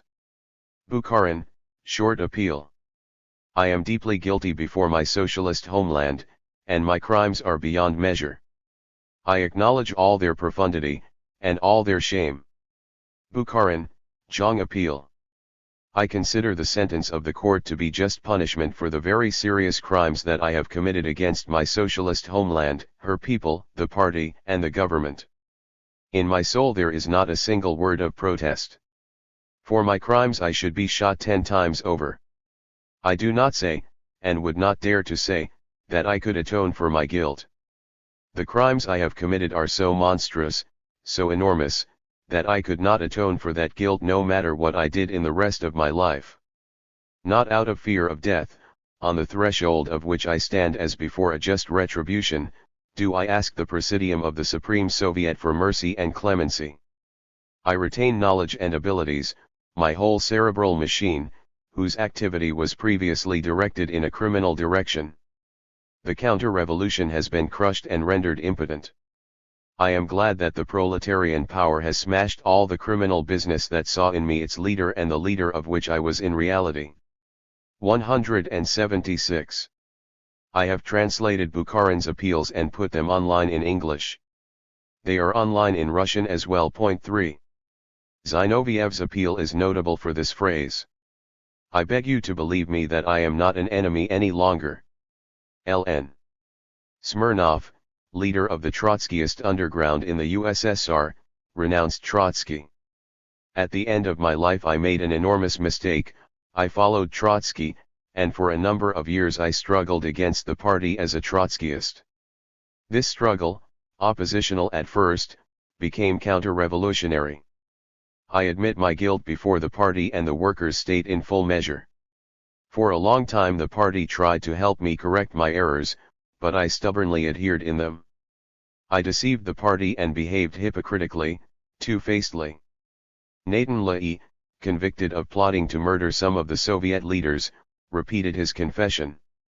Following the assignment of Trotsky, the leader of the terrorist center, I wanted to deprive the Soviet people and the whole world proletariat of its leader Stalin and other leaders of the great Communist Party. I repeatedly prepared terrorist acts against Voroshilov, Stalin, Orджonikidze, Kaganovich, and Zdanov, having armed myself for the fulfillment of this plan. Following the assignment of Franz Weitz, a representative of the Gestapo, I really was preparing the murder of Voroshilov. Pyatakov disclosed everything that I know about the counter-revolutionary activities of the Trotskyists, including about my own activities. Interpreting this evidence. 177. These reiterated confessions of guilt are further evidence of guilt and of the genuineness of the confessions made by these defendants during the Moscow trials. One could say, perhaps they were made insincerely. Perhaps these men reiterated their confessions of guilt in a final hope that doing so might secure a prison sentence instead of the death penalty. Doesn't this possibility annul any evidentiary value these appeals might have? It is important to respond to such questions, especially since they are so commonly voiced in respect to the Moscow trials. Any statement, made by anyone, at any time, might be a lie. It is invalid to assume that a statement is a lie unless there is some evidence that it is. Doing so would lead to an absurd conclusion. It would mean that, a priori, no evidence for any historical event would ever be valid because, after all, it might be a lie, a fabrication, forgery, etc., even though there were no evidence that it is. If no evidence of fabrication or fakery can be found, to take the position, because it might be a lie, therefore it is of no interest, is invalid. To do so would be to commit the logical fallacy of petitio principii, begging the question, assuming that which should be proven. Yet undeniably there are many people who are incapable of objectively judging the evidence from the Moscow trials, or indeed any evidence that tends to show that Stalin and the Soviet leadership of his day were not guilty of some alleged crime or 178. Other. The fact that this whole line of thinking is invalid does not mean that it is not also very common. Materialists in any field of inquiry, the sciences are the clearest example, decide truth based upon evidence. History too is an evidence-based field of inquiry. It is an affront to materialism and the spirit of the Enlightenment itself to claim to decide upon the truth or falsehood of any hypothesis other than by the evidence. Yet when it comes to considering the historical events concerning Stalin and the Soviet Union of his time, such as the Moscow trials, many people give their biases free rein and make no serious attempt to be objective, to decide on the basis of evidence rather than according to one's preconceptions. Let us try to state the problem before us in a more objective way. If one were to formulate the hypothesis, Bukharin's appeal is insincere, does not represent a genuine confession of guilt, it now becomes clear that one must have evidence to support that hypothesis. A hypothesis that can't be supported by evidence does not require refutation. Such a hypothesis falls of its own weight. These appeals support the contrary hypothesis: the defendants at the Moscow trials were guilty of the crimes to which they confessed. Moreover, the evidence of the appeals is consistent with all the other evidence that exists concerning the Moscow trials. There is no question of a preponderance of evidence. There is no evidence whatever to support the hypothesis that the defendants were innocent of the crimes to which they confessed. The hypothesis that the defendants were guilty is the only hypothesis that is supported by evidence. Budyonny's letter to Voroshilov. On May 22, 1937, Mikhail Nikolaevich Tkakhevsky, one of the 5 marshals of the Red Army, was arrested in Kuyabyshev. Within 2 days he had begun to give detailed confessions about his conspiracy with many other military commanders, with civilian party leaders, with the German General Staff, and, significantly, with Leon Trotsky, to overthrow the Stalin-led Soviet government. Tkakhevsky and 7 other top military commanders were tried behind closed doors by a military tribunal on June 11, 1937. They were found guilty and shot the next day. During the Khrushchev era, Tkakhevsky and the other military commanders were officially rehabilitated, said to have been the victims of a frame-up by Stalin and his supporters, and declared innocent. From traitors they became regarded as heroes, a status they retain in Russia today. Today we have a great deal of evidence that they were guilty. To discuss all this evidence, as well as the arguments and evidence that these men were innocent, would take a volume. In the present study we briefly discuss other important pieces of this evidence: the Mastny Ben's letter of February 9, 1937, and Genrikh Lyashkov's statements to his Japanese handlers in previous chapters, and, in future chapters, the Areo document, and Nikolai Ustryalov's confession. Another important piece of evidence is the report to Marshal Voroshilov, People's Commissar for Defense and a close Stalin associate, by Marshal Semyon M. Budyonny, a member of the military court. This document is still top secret in Russia. It has been cited occasionally since the end of the USSR in excerpts only. In the ongoing effort by Russian officials to deny the guilt of these men, and here they follow the Soviet leadership since Khrushchev, those excerpts have been carefully chosen to distort the meaning of Budyonny's document through significant omission. The thrust and therefore presumed purpose of these omissions is to preserve the impression that Tkakhevsky and the others were innocent.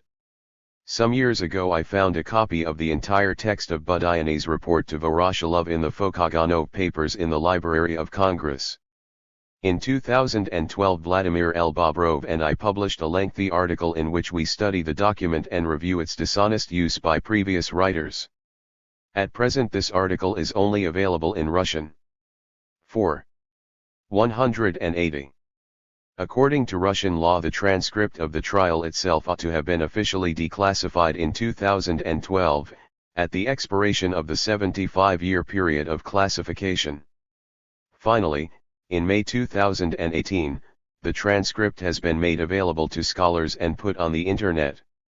My colleague Vladimir L. Bobrov is preparing a transcript and publication of this vital document in Russian. There is, as yet, no translation. But in 1990 one person did receive special permission from the KGB to read the entire transcript, col. Viktor Alksnis, at the time a member of the Duma of the USSR. Col. Alksnis went into the experience convinced that the commanders were innocent victims of a frame-up. This had been a fundamental credo in his family for more than 50 years. General Jan Alksnis, Col. Alksnis' grandfather, had been a member of the military tribunal that tried Tchaikevsky and the others and that passed on them the death sentence. The following year General Alksnis was arrested, convicted, and executed as a member of a Latvian nationalist organization. After studying the transcript, Alksnis changed his mind. On the basis of what he read, he now insists that the accused must have been guilty. He published articles in 2000 and again in 2009 about this experience. 5. In a 2002 interview with Vladimir Bobrov, Alksnis reiterated his certainty that the generals were guilty. Alksnis said that the transcript is a cannon aimed at the present, that there are serious political consequences today in finding the generals guilty. It seems that there, in the 30s, there is some kind of cannon that could fire upon us, upon our own time. And then everything would turn out to have been completely different. And meanwhile a certain version of these events has been prepared and everything is being done to maintain this version. The Tchaikevsky affair and the Moscow trials. 181. In the chapter on the Mastny Beness letter we noted the importance of the Tchaikevsky affair to the Moscow trials. The military conspiracy figured prominently in the Third Moscow trial, where a number of the defendants testified that the military figures were working in conjunction with their own conspiracies. In the chapter on Lyashkov's statements to his Japanese handlers we discussed Lyashkov's matter-of-fact revelations that military conspiracies did exist in the Soviet Far East and that Marshal Blyukher had been in contact with Alexei Rykov, one of the major defendants in the Third Moscow trial. In his letter to Voroshilov Budyani briefly outlines the role of these civilian conspiracies, and especially the role of Trotsky, with the military conspiracy. Translated. In other words, there were discussions about unsatisfactory leadership of the army, an incorrect treatment by part of the party leadership and government towards well-known, great men of the Zinoviev Trotsky and right opposition. The measures taken by the party and government in the collectivization of 1930–31 were also subjected to sharp criticism. In 1934 from these unprincipled talks they went over to the unification of like-minded persons, and in his office Tchaikevsky stated that it was time to move from words to deeds and then and there. It was decided that the recruitment of like-minded persons in the Red Army should become the business of their work. For this the most suitable persons in the army were the Trotskyites, Zinovievites, and Rights. It was decided to popularize these people in every way in social and military opinion and promote them to responsible positions in military, political, and economic spheres, and also in armament work and organizing mobilization. As a political figure the conspirators were oriented towards Trotsky and his bloc, in which were included Trotskyites, Zinovievites, Rights, Nationalists, Mensheviks, SRs, etc. Concerning the opposition and its ties to Germany. Obviously, Cork suggested, the leaders of the conspiracy, specifically Tchaikevsky, had hidden many matters from him, like, for example, Gamarnik's work in the East and the contact with Trotsky, Bukharin, and Rykov. However, Cork confessed that he was aware all the same that the leaders of the military fascist counter-revolutionary organization regarded the contact with Trotsky and the Rights as a 183. 184. Temporary phenomenon. Concerning this Tchaikevsky had told Cork, in the sense that the Trotskyites, Rights et.al. were only fellow travelers for the time being, but when the military coup had taken place then he, Tchaikevsky, would play the role of Bonaparte. And on November 29, 1934, as Cork confessed, Tchaikevsky had in his apartment stated this completely and categorically, in the presence of all those who were there. Budyonny continued. Primakov, and from this I draw the conclusion that we, the conspirators, imagined that we would be able to lead this huge country and the Soviet people, and that to do this we would need a half dozen or dozen Napoleons. We were Napoleons without an army. We were working for fascist Germany. But it is completely clear that of this half dozen Napoleons there would remain only one Napoleon, and that would be the one who most slavishly carried out the will of Hitler and of fascist Germany. Translated. Primakov very insistently denied the allegation that he had led a terrorist group against Com. Voroshilov made up of Schmidt, Kuzmichev, and others, and likewise that he had supposedly before his arrest led a Leningrad terrorist group made up of Bakshi, the former chief of the staff of the Mechanized Corps, and Zyuk. He denied that on the basis that supposedly he, Primakov, had been entrusted by Trotsky with a more serious task, to raise an armed insurrection in Leningrad, for which he, Primakov, must keep himself strictly apart from any terrorist groups, break his ties with all Trotskyites and rights, and at the same time win for himself authority and absolute trust from the party and the army command. 186. Primakov. In connection with this special assignment of Trotsky's, Primakov had worked on the 25th Cavalry Division headed by the commander of the division Zibin. According to his words, Zibin had been supposed to meet Trotsky at the border once the rebels had taken over Leningrad. Primakov. And I, Primakov, am the tail end of a so-called petty bourgeoisie with Trotskyite leanings, having passed through the school of Trotskyism from beginning to end in the course of 18 years. In this school the rejects of human society were concentrated. The Trotskyite opposition and the people who take part in it are the most evil and confirmed enemy. Putna. I do not wish that anyone in the world should fall into this fascist Trotskyite pit. I must say honestly and openly before the court that we have violated our Red Army oath, and you should shoot and annihilate all of us like vermin, criminals, and traitors to the Soviet people. Translated. Putna in his final words said, of course, I don't ask for any mercy from the court, but I do ask the court to consider that I was a commander of the RKKA, during the revolution I fought for it. Nevertheless, after the 187. 188. Civil War I became a firm supporter of Trotsky. I thought, everything that Trotsky says is the truth. Obviously, I did not understand the Bolshevik essence of revolution, although organically I felt that I was with the Bolsheviks, but nevertheless I remained a Trotskyite. I never thought about where my Trotskyite position was going to lead me. Did the Tkhachevsky conspiracy exist? Since Khrushchev, the Soviet leadership, and now the Russian leadership, have insisted that Tkhachevsky and the rest were innocent, victims of a frame-up. That is, the situation is the same as that concerning the Moscow trials, Trotsky's conspiracy with Germany and Japan, and many other events of Soviet history during the Stalin period. That mainstream Soviet, Russian, and Western history of the Stalin period is seriously and deliberately falsified, there can be no doubt. We have published about this in the past, and there is much more to do. In any case, the question in history is not what is the consensus of experts. Much less is it, what is the consensus of anti-Stalin experts. For all honest researchers the question is, what is the evidence? We have cited only a tiny quantity of the evidence now available that Tkhachevsky and the rest were guilty.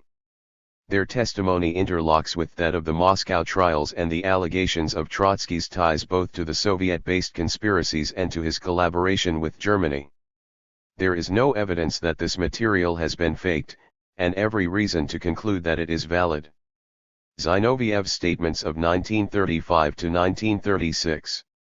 On January 15 to 16, 1935, Zinoviev, Kamina, and some of their Moscow-based supporters were put on trial for maintaining a clandestine center of oppositionists who discussed politics and remained in communication with a similar center in Leningrad. The Leningrad center had murdered Sergei M. Kirov on December 1, 1934. A number of its arrested members had named Zinoviev and Kamina as their leaders, while not yet implicating them in the murder itself. On January 13, 1935, just before the trial took place, Zinoviev wrote a statement more than 3,000 words in length in which he confessed that there was indeed a center.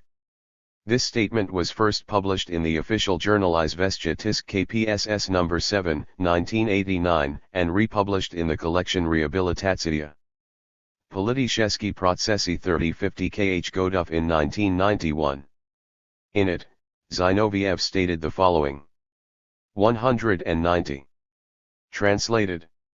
I stated during the investigation that since 1929 we in Moscow have had no center of former Zinovievites. And I have often thought about this, what kind of a center is this? It is simply Zinoviev, plus Kamina, plus Evdokimuev, plus 2 or 3 more persons. And they practically never see each other anymore and no longer carry out any systematic anti-party fractional work. But, in fact, this was a center. The remaining cadres of former Zinovievites regarded it as such. They either did not know how to really dissolve their group into the party or did not want to do so, especially the remaining Leningradists. All the other anti-party groups and grouplets also regarded it as such. All the anti-party elements once again set forth our candidacies in discussions about the party leadership GF, RPP 160 to 161. In an interrogation of December 22, 1934, Zinoviev had denied any continued oppositional activity and any contact with other oppositional centers. Zinoviev knew he was obliged, like other party members, to inform the party about oppositional centers but had not done so. As a result, at the January 1935 trial Zinoviev was sentenced to 5 years imprisonment. On April 14, 1935, Zinoviev wrote a letter to Stalin, parts of which were published in 1989. In it, Zinoviev wrote as follows. Translated. Now I want to achieve one thing, that about this last period of my life it be said that I recognized the whole horror of what has happened, repented everything, told the Soviet power absolutely everything that I knew, broke with everything and everyone who was against the party, and was prepared to do anything, to prove my sincerity. My soul burns with one desire, to prove to you that I am no longer an enemy. There is nothing that I would not do in order to prove this. Have come to the point where I stare fixedly and for a long time at your portrait and those of other Politburo members in the newspapers with the thought, dear friends, please look into my soul, do you not see that I am no longer your enemy, that I am yours body and soul, that I have understood everything, that I am prepared to do anything to earn forgiveness and mercy. 6. RPP 184. 6 Originally published in Izvestia Task KPSS 8, 1989, 89-90. 191. 192. The highlighted phrase is the same one Zinoviev later used in his appeal of his death sentence, which we have quoted above. In 1936 the investigation into the Kirov murder had been reopened. By July some members of Zinoviev's group were accusing him of involvement in Kirov's murder. Archgetty describes some ensuing parts of the investigation as follows.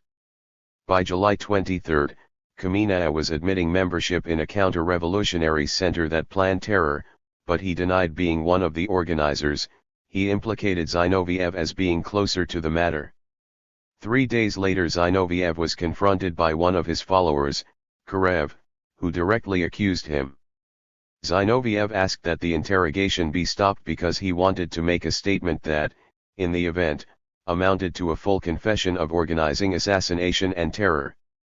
Getty Yezhov, 191.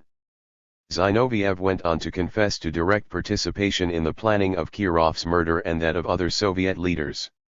I was indeed a member of the United Trotskyist Zinovievist Center organized in 1932. Chapter 9. So /IAT I /ITNC, /KUL. HLLLHONML.CTTCR. L.in my C /. The Trotskyist Zinovyevist Center considered as its chief task the murder of leaders of the VKP, B, and, first and foremost, the murder of Stalin and Kirov. The center was connected with Trotsky through its members I.N. Smirnov and Mrakovsky. Direct instructions from Trotsky for the preparation of Stalin's murder were received by Smirnov. 7. Translated. I also confess that Bakov and Karev, members of the organization, were entrusted by me, in the name of the United Center, with the organization of terrorist acts against Stalin in Moscow and Kirov in Leningrad. These instructions by me were given in Ilensko in the fall of 1932. 8. 193. Zinoviev gave more details in other pretrial confessions. We have only one of them at present, and at the August 1936 first Moscow trial. By this point Zinoviev had proven himself to be completely untrustworthy. In his December 1934 interrogation he had denied any oppositional activity. Exposed by members of his group, he had only partially confessed at the January 1935 trial. In letters to Stalin in April and May 1935 he had sworn that he had revealed everything and had completely repented. His July and August 1936 confessions proved that these statements too were lies. Zinoviev's duplicity had gone even further. During the 18 months of his imprisonment prior to his confessions of July-August 1936 he had composed a 540-page typescript in which he claimed to confess all of his guilt towards the party. It was intended to be a demonstration of the thoroughness with which he had supposedly examined his anti-party actions and repented of them. We have obtained and studied this lengthy document. In it Zinoviev says nothing about his involvement in the planning of Kirov's murder and plans for future assassinations. He says nothing about the secret bloc with the Trotskyists and the Rights, about which we know from the Sedov-Trotsky correspondence in the Harvard Trotsky Archive. In essence, this is a 540-page attempt by Zinoviev to cover up his involvement in the bloc of oppositionists and in Kirov's murder by confessing at great length to a host of lesser misdeeds. 9. Ironically, in his post-conviction appeal of his death sentence, dated August 24, 1936, 4:30 a.m., Zinoviev again used the same phrase, "I am no longer an enemy," that he had used in his April 1935 letter to Stalin. Zinoviev had nothing to lose by saying it. But Stalin would have been a fool to believe him this time. In addition to evidence of his own guilt, Zinoviev's confessions provide evidence of Trotsky's involvement in Kirov's murder and in other planned assassinations, terror. When Trotsky indignantly denied this, he also denied the existence of any bloc with the Zinovievites. Like Zinoviev, Trotsky was lying too. 9. Zaslageny I Pregovor. Conclusion: the Moscow trials and the evidence. The appeals by the Moscow trials defendants, Budyonny's letter to Voroshilov, and Zinoviev's statements and pretrial confessions are consistent with all the other evidence we have reviewed in our study of the Moscow trials. They all provide evidence that supports the hypothesis that the defendants' confessions of guilt at these trials were truthful. Chapter 10. Non-Soviet, Soviet. Evidence, the Areo document. Non-Soviet I-Soviet evidence. The Areo document. Nikita Khrushchev had Marshal Tukhachevsky rehabilitated in 1957. According to the information now public, the sentence passed by the Military Collegium of the Soviet Supreme Court on June 11, 1937 was set aside on January 31, 1957. All the executed military leaders were reinstated in their party memberships by the Party Control Commission on February 27, 1957. Viktorov 234. Normally there was some kind of study or report prepared beforehand, usually an appeal, or protest by the Soviet prosecutor, and a following report by the Supreme Court. Normally too, Soviet prosecutor's protest was based on some kind of investigation. Viktorov gives a very general idea of what kind of investigation took place in 1956. But we can't tell much about it. It's clear that there had been a decision to exculpate the military leaders beforehand, and that the decision was a political one. We have the decree of the Presidium of the Central Committee of the CPSU posthumously reinstating Tkaczewski and the others tried with him to their party membership. The Molotov Commission, set up in 1956 by Khrushchev evidently in order to officially rehabilitate the Tkaczewski defendants among others, was sharply divided.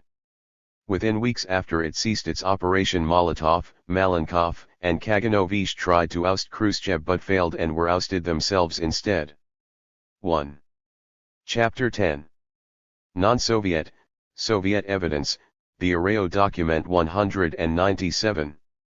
For reasons never made clear, in the months before the 2211 D-Party Congress in 1961, Khrushchev decided to sponsor another investigative report on the Tkaczewski case. A commission was established under the chairmanship of Nikolai M. Shvernik, an old Bolshevik of working-class origins who had spent most of his party career as a trade union bureaucrat and was at the time the chairman of the Party Control Commission. It is possible that Khrushchev was hoping that Shvernik's researchers would discover some smoking gun evidence of, perhaps, a frame-up of the military men. If so, he was disappointed. The commission found nothing of the kind. This may account for the fact that the report was not published during either Khrushchev's or Gorbachev's tenure. Shvernik's commission issued a report addressed to Khrushchev, to which Shvernik added the following note. To Comrade N.S. Khrushchev, I am sending to you a report concerning the verification of the accusations presented in 1937 by judicial and party organs against comrades Tkaczewski MN, Iakir I.E., Ubarevich J.P., and other military figures, of treason to the motherland, terror, and military conspiracy. The materials about the causes and conditions in which the case against Tkaczewski MN and other prominent military figures arose, have been studied by a commission created by the Presidium of the CCCPSU by decisions of January 5, 1961, and May 6, 1961. Shvernik, June 26, 1964. The Areo Document. It's reasonable to suppose that the purpose of the Shvernik Commission was to uncover evidence that would justify the rehabilitation of the party members convicted in the 3 public Moscow trials and the military purges. The mere fact of such a study implies that whatever reports had been prepared in 1956 for the official rehabilitations had been lacking in such evidence. No doubt the commission had the additional goals of further blackening Stalin's name and, especially, the names of his leading supporters who were still alive, people like Molotov, Kaganovich, and Voroshilov. The commission duly reached the predetermined conclusion that Tkaczewski and those tried and executed with him were innocent. But rather than proving their innocence, the report contained evidence that contradicted it. One bit of such evidence is the Areo document. Here is what we know of it, from the 1964 Shvernik report to Khrushchev, first published in 1993. C. Actions of Japanese intelligence and its role in the Tkaczewski case. In the course of verifying the case of Tkaczewski, an important document was discovered in the Central State Archive of the Soviet Army, a special communication of the 3 RCT Department of the GUGB Main Directorate for State Security of the NKVD People's Commissariat for Internal Affairs of the USSR, which had been sent by Ezhov to Voroshilov, the People's Commissar of Defense, with the annotation personal, on April 20, 1937, that is at the time immediately before the arrests of the major Soviet military commanders. We reproduce here this special communication in the form in which it reached Voroshilov. Special communication. The 3rd Department of the GUGB has photographed a document in the Japanese language that was in transit from Poland to Japan by diplomatic pouch and that originated with the Japanese military attaché to Poland, Savada Sidru, addressed personally to the director of the main department of the Japanese General Staff Nakazima Tetsuzo. The letter is written in the hand of Areo, aide to the military attaché in Poland. The text of the document is as follows. Concerning the establishment of ties with a prominent Soviet figure. April 12, 1937. The military attaché in Poland Savada Sidru. On the matter mentioned in the title, we have been successful in establishing contact with the secret emissary of Marshal of the Red Army Tkaczewski. The essence of the conversation concluded that there should be a discussion, 2 characters and 1 sign indecipherable, concerning the secret emissary from the Red Army number 304 who is known to you. The special communication is signed by the assistant head of the 3rd section of the GUGB NKVD USSR, Commissar of State Security 3rd Class Minov. Neither the photograph that accompanied this document nor the original of the translation have been discovered in the archive of the NKVD. The authors of the Shvernik report went on to claim that they believed this document was a provocation, fake to incriminate Tkaczewski. This disinformation was passed by one means or another to the Soviet organs of security, GF by Japanese intelligence, perhaps in cooperation with Polish intelligence, or perhaps with the Germans. The Areo document evidently presented the researchers on Shvernik's commission with a considerable problem. Here was documentary evidence that Tkaczewski was in contact with Japanese intelligence, was, in fact, a Japanese spy. The commission attempted damage control to discredit their discovery. In 1937 the document had been turned over to a prisoner, a certain R.N. Kim, an NKVD worker, his former job was not specified, who had been himself arrested as a Japanese spy. The whole sequence of events merits a careful look. Since the quality of the photographic copy of the document was poor and the foreign section of the NKVD, where it had been sent for the decoding of the document, could not accomplish this work, the assistant chief of the 3RD office of the GUGB Minov Tsikhanovsky proposed to M.E. Sokolov, who during that period worked as the chief of the 7R1I section of this office, to take the document to the Lefortovo prison to R.N.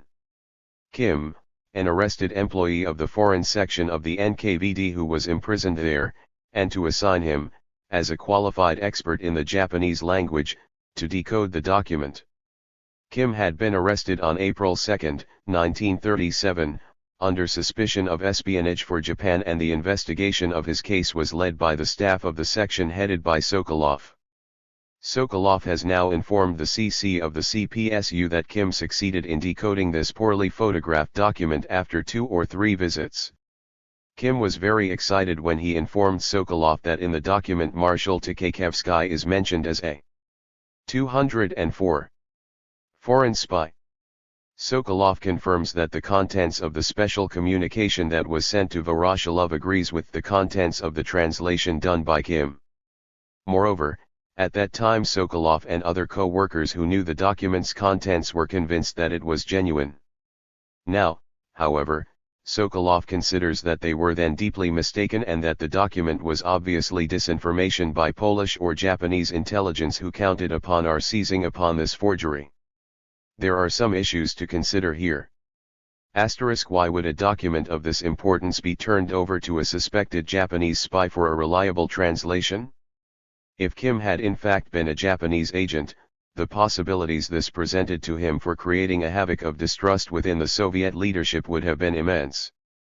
And were there in truth no experts in the Japanese language who were at liberty, and not under suspicion of being Japanese agents, to whom the NKVD could have turned? In his explanation to the CC of the CPSU, Kim, who is now living in Moscow, confirms that in reality in April 1937 Sokolov, referring to an order by People's Commissar Azhov, assigned him to translate from the Japanese a document that none of the employees of the GUGB, because their knowledge of the Japanese language was weak, could read because of the defective nature of the photograph. Kim was promised that if he decoded the document, that would have a positive effect on his fate. The commission claims that it located and questioned Kim, living in Moscow in the early 1960s. Kim supposedly told them that he had been given the document at the instruction of Azhov along with an unspecific promise that it would affect his fate in a positive manner. The Kim of 1962, however, did not testify that he had been pressured to concoct a false reading of the document. Instead he claimed that he had doubted the genuineness of the document from the first, and had written a note suggesting that this was Japanese disinformation. Translated. Kim asserts that after he had translated the document he also wrote a conclusion in which he deduced that 206. The document had been passed to us by the Japanese. This conclusion cannot be found in the archives. The document that Kim dealt with was composed, in his own words, of one page and was written on the official form of the military attaché in the handwriting of the assistant military attaché in Poland Areo. Kim knew this handwriting well since he had previously read a series of documents written by Areo. The document stated that a document had been sent to the General Staff concerning the fact that contact had been established with Marshal Tkaczewski. Kim reported all these facts to the CC of the CPSU before the text of the special report had been presented to him. This story provides a possible avenue of refutation of the Areo document. Kim, the Japanese language expert, wrote that it was a fake, disinformation, though not a forgery, see below, but the NKVD did not pass this on. That created an opportunity for placing the blame on Ezhov, who had supposedly directed that it be given to a person who might be amenable to concluding whatever Ezhov wanted. Blaming Ezhov would have allowed for blaming Stalin, Khrushchev's main target, since Khrushchev had claimed that Ezhov did nothing without checking with Stalin first. But Kim instead wrote a note exculpating Tkaczewski. In this scenario Ezhov did not pass Kim's note along to the Politburo, but also failed to punish Kim for coming to the wrong conclusion.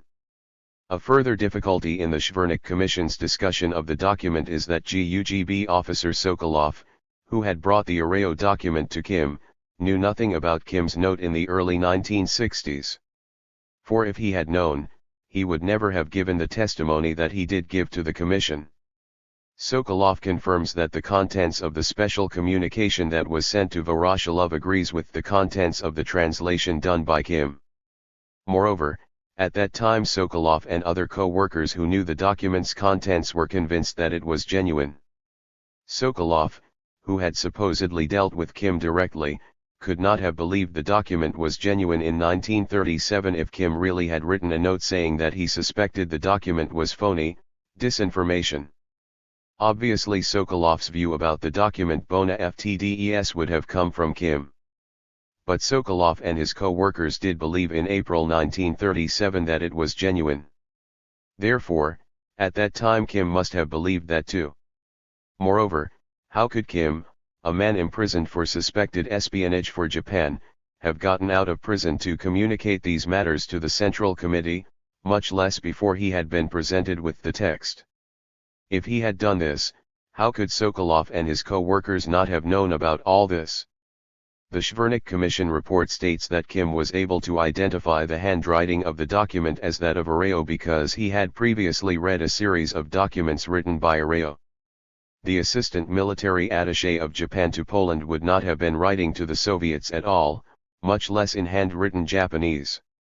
So we can conclude that Soviet intelligence had intercepted other handwritten documents by Areo, intended for delivery to Japan, before this, and had given them to the same RN Kim to translate. This specific Areo document was indeed a bombshell, or so it appears to us today. But it must have been far 208 from the first document by Areo that Soviet intelligence had received. This means that Kim's story of the early 60s about his note was itself a lie. Everyone concerned, Kim, Sokolov, and no doubt Ezhov and Voroshilov, had believed the note was genuine. The Commission chose not to confront these problems, and dismissed the Areo document as follows. After evaluation of the available Japanese materials, it is possible to make the following deductions. First, we must consider the Areo document that Ezhov sent to Voroshilov as a provocation. This disinformation was passed by one means or another to the Soviet organs by Japanese intelligence, perhaps in cooperation with Polish intelligence, and possibly also with German intelligence. The possibility cannot be excluded that the document was fabricated by the NKVD with a directly provocational purpose, or that the secret sender, if he called himself that in Warsaw, was in reality an NKVD agent. Second, despite the dubious value as evidence against Tkaczewski, the Areo document that reached Ezhov, Voroshilov, and probably Stalin also, could have been taken under consideration by them, and in April, May 1937 could have played a certain role in the formation of accusations against Tkaczewski. At the same time, the fact that during the investigation the question about the secret representative of Tkaczewski and about his ties with Japanese intelligence played no role in the interrogations could be explained precisely by the implausibility of this document. In the Tkaczewski affair case file there is neither the document itself nor a copy of it. No operational work was developed concerning this. 210. Seized Japanese document. It was used against Tkaczewski in the same form in which it existed in the hands of the NKVD worker. According to the Commission's analysis, the document was some kind of provocation by either Japanese, Polish, or German intelligence, or some combination of them, or possibly even an NKVD forgery, despite Kim's attestation that he recognized Arao's handwriting. The Commission then contradicted itself by claiming that the document was not used in the investigation and prosecution of Tkaczewski at all, and that this could be explained by precisely the improbability of this document, and then claims that it was used against Tkaczewski. But if the case against Tkaczewski was intentionally fabricated from the beginning, the improbability of the document, assuming that it was improbable, would not have been an issue. Furthermore, NKVD man Sokolov, who dealt with Kim, thought it was genuine. We can best make sense of all the contradictions in the Schwernik Commission's report about the Arao document by recognizing that its editors were trying to find a reason to dismiss this document, since they had been tasked to find evidence to exonerate Tkaczewski and the rest. One hypothesis would be that those who compiled the report did not wish to conceal from their powerful superiors this document that their researchers had uncovered, so they supplied an explanation that would permit their superiors to disregard it, if they so wished. Since the Commission's report informs us that Voroshilov had seen the document and, therefore, Stalin knew about it too, the most likely reason it was not used in the prosecution of Tkaczewski is that it was not needed. Other evidence was available. We can't know for certain, since the Tkaczewski case file, below, like those of all the other military defendants, has only been declassified in part, and only in 2017 to 2018. As yet very few researchers have been able to see even parts of it. The fact that the Arao document was not used in the case against Tkaczewski does not imply anything about whether it was genuine or not.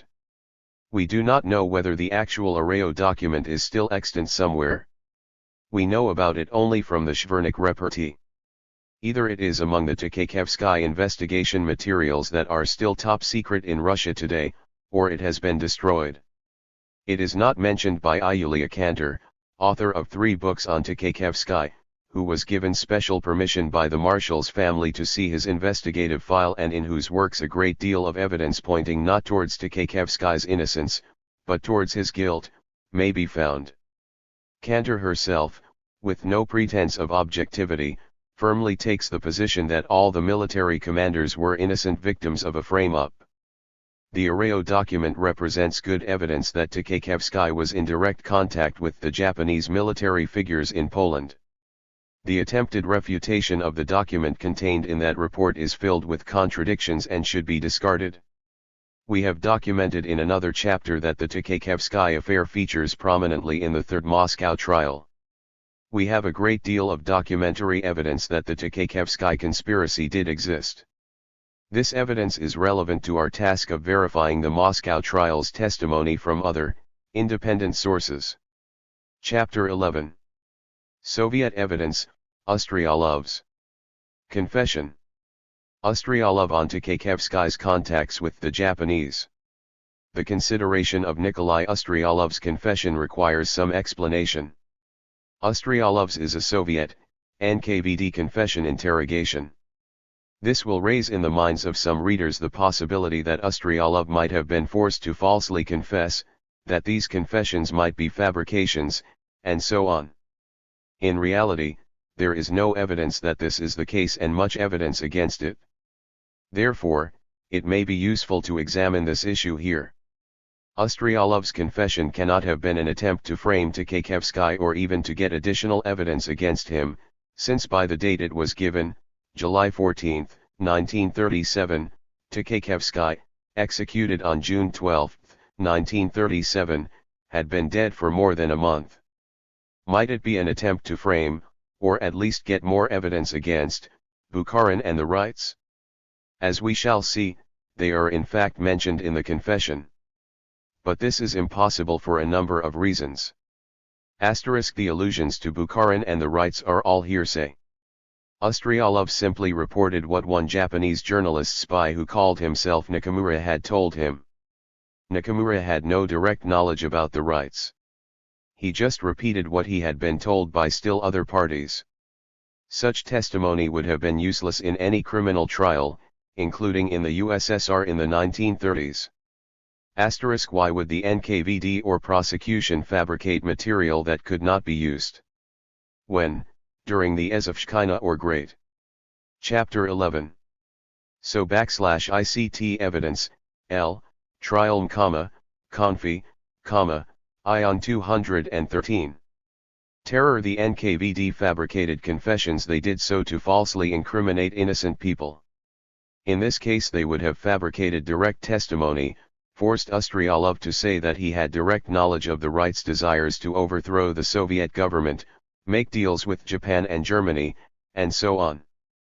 But they did not do that. Lyudmila A. Bystriantseva, the expert on Ustryalov's life and thought who edited and introduced this confession, is convinced that it is genuine despite the fact that it contradicts the reigning historical paradigm according to which Tchaikevsky et.al. were innocent, framed by Stalin, Zhov, or both. At the end of this chapter we will review what she says. The confession might well be useful to the NKVD for further investigation. But that would mean that the investigators were in fact trying to discover the truth. That, in turn, would mean that they did not fabricate Ustryalov's confession. Ustryalov's confession is consistent with the Soviet charges against Tchaikevsky and against the Wrights. We now have good corroborative evidence, including non-Soviet evidence, that these charges were accurate.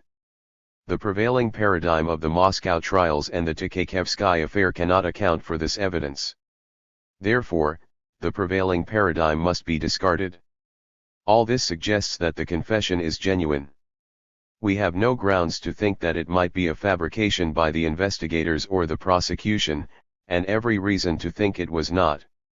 And the confession itself is very interesting, in fact, a bombshell.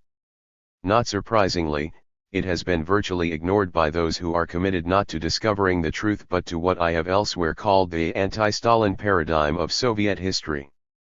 These are our grounds for including this somewhat lengthy discussion of Ustryalov's confession here.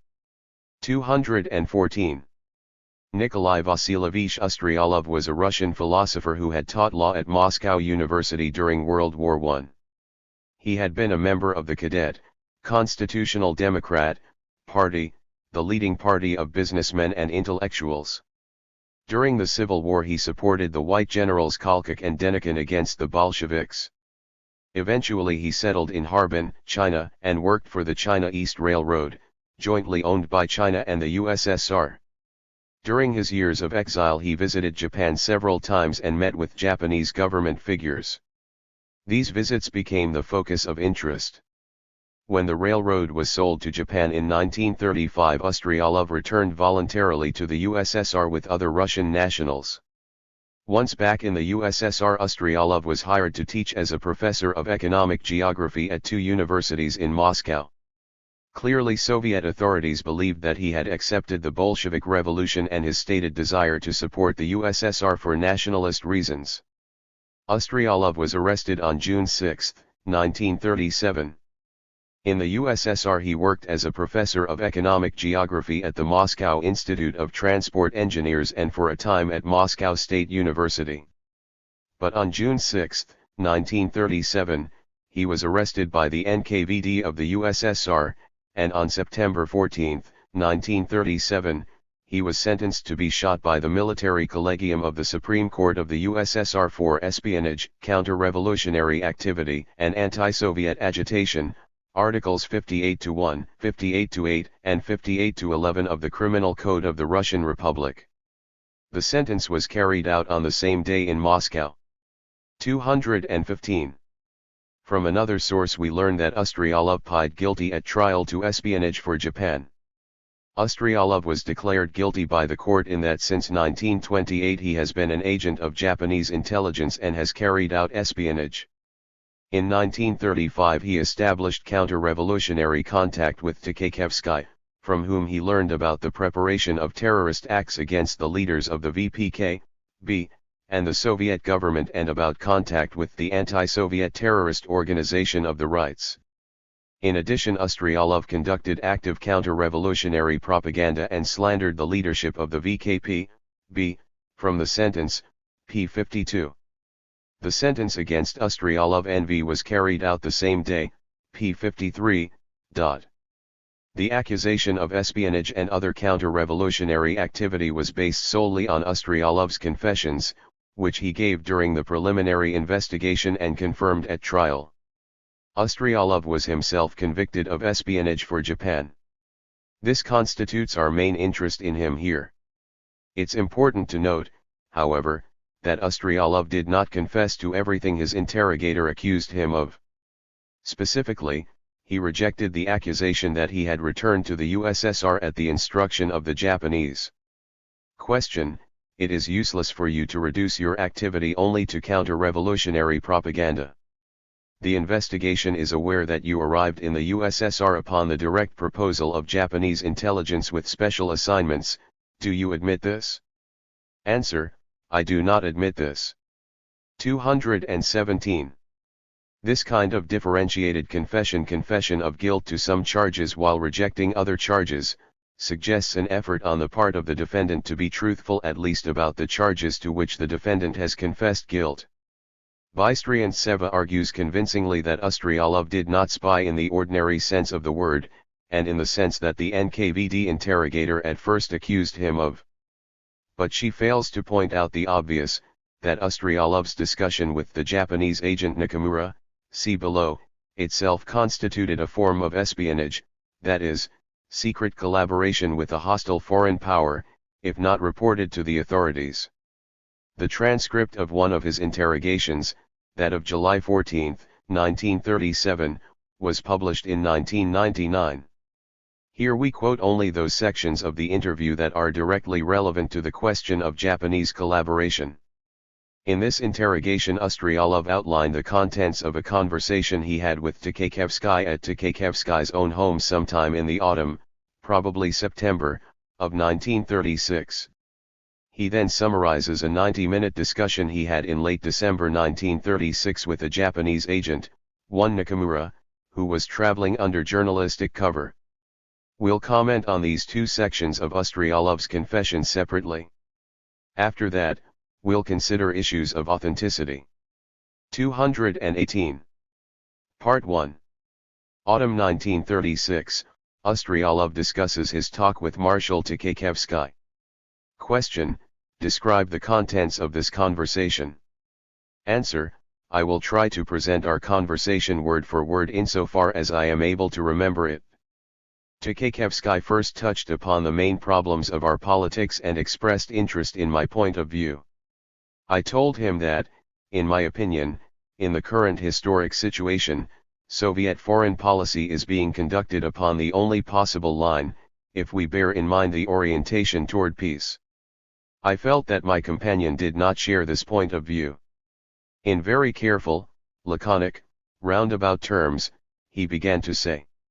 Chapter 11.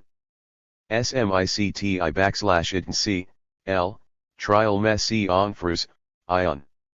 That the orientation towards peace would require some mitigation of our relations with Germany, which now poison the whole international atmosphere.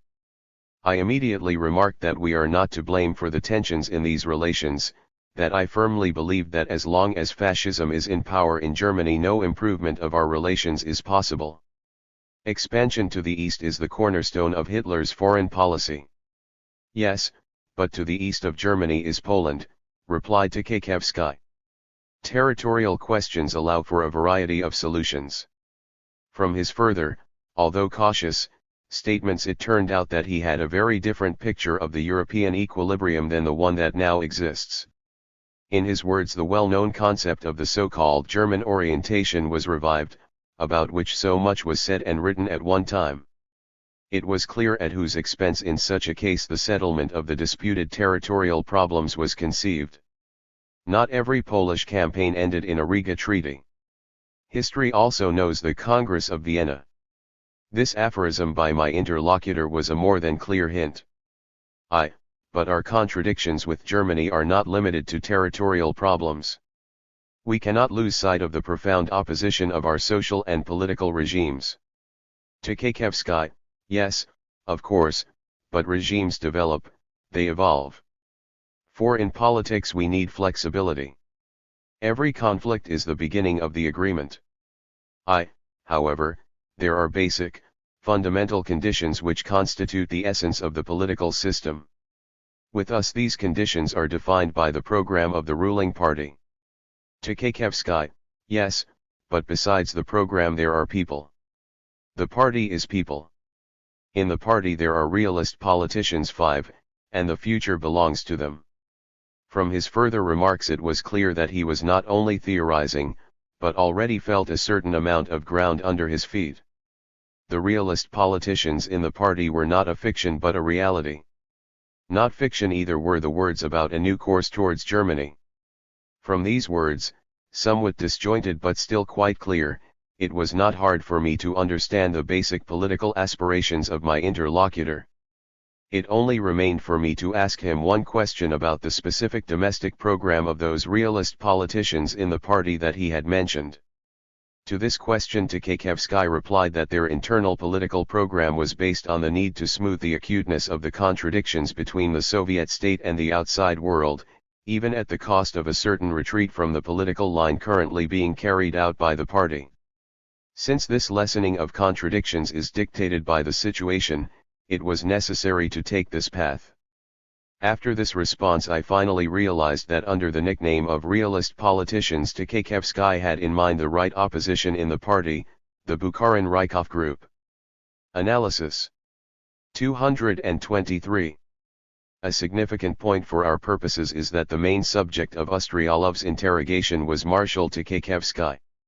At the date of the interrogation, July 14, 1937, Tkaczewski and the 7 other high-ranking military leaders who had been arrested with him had all been tried and executed.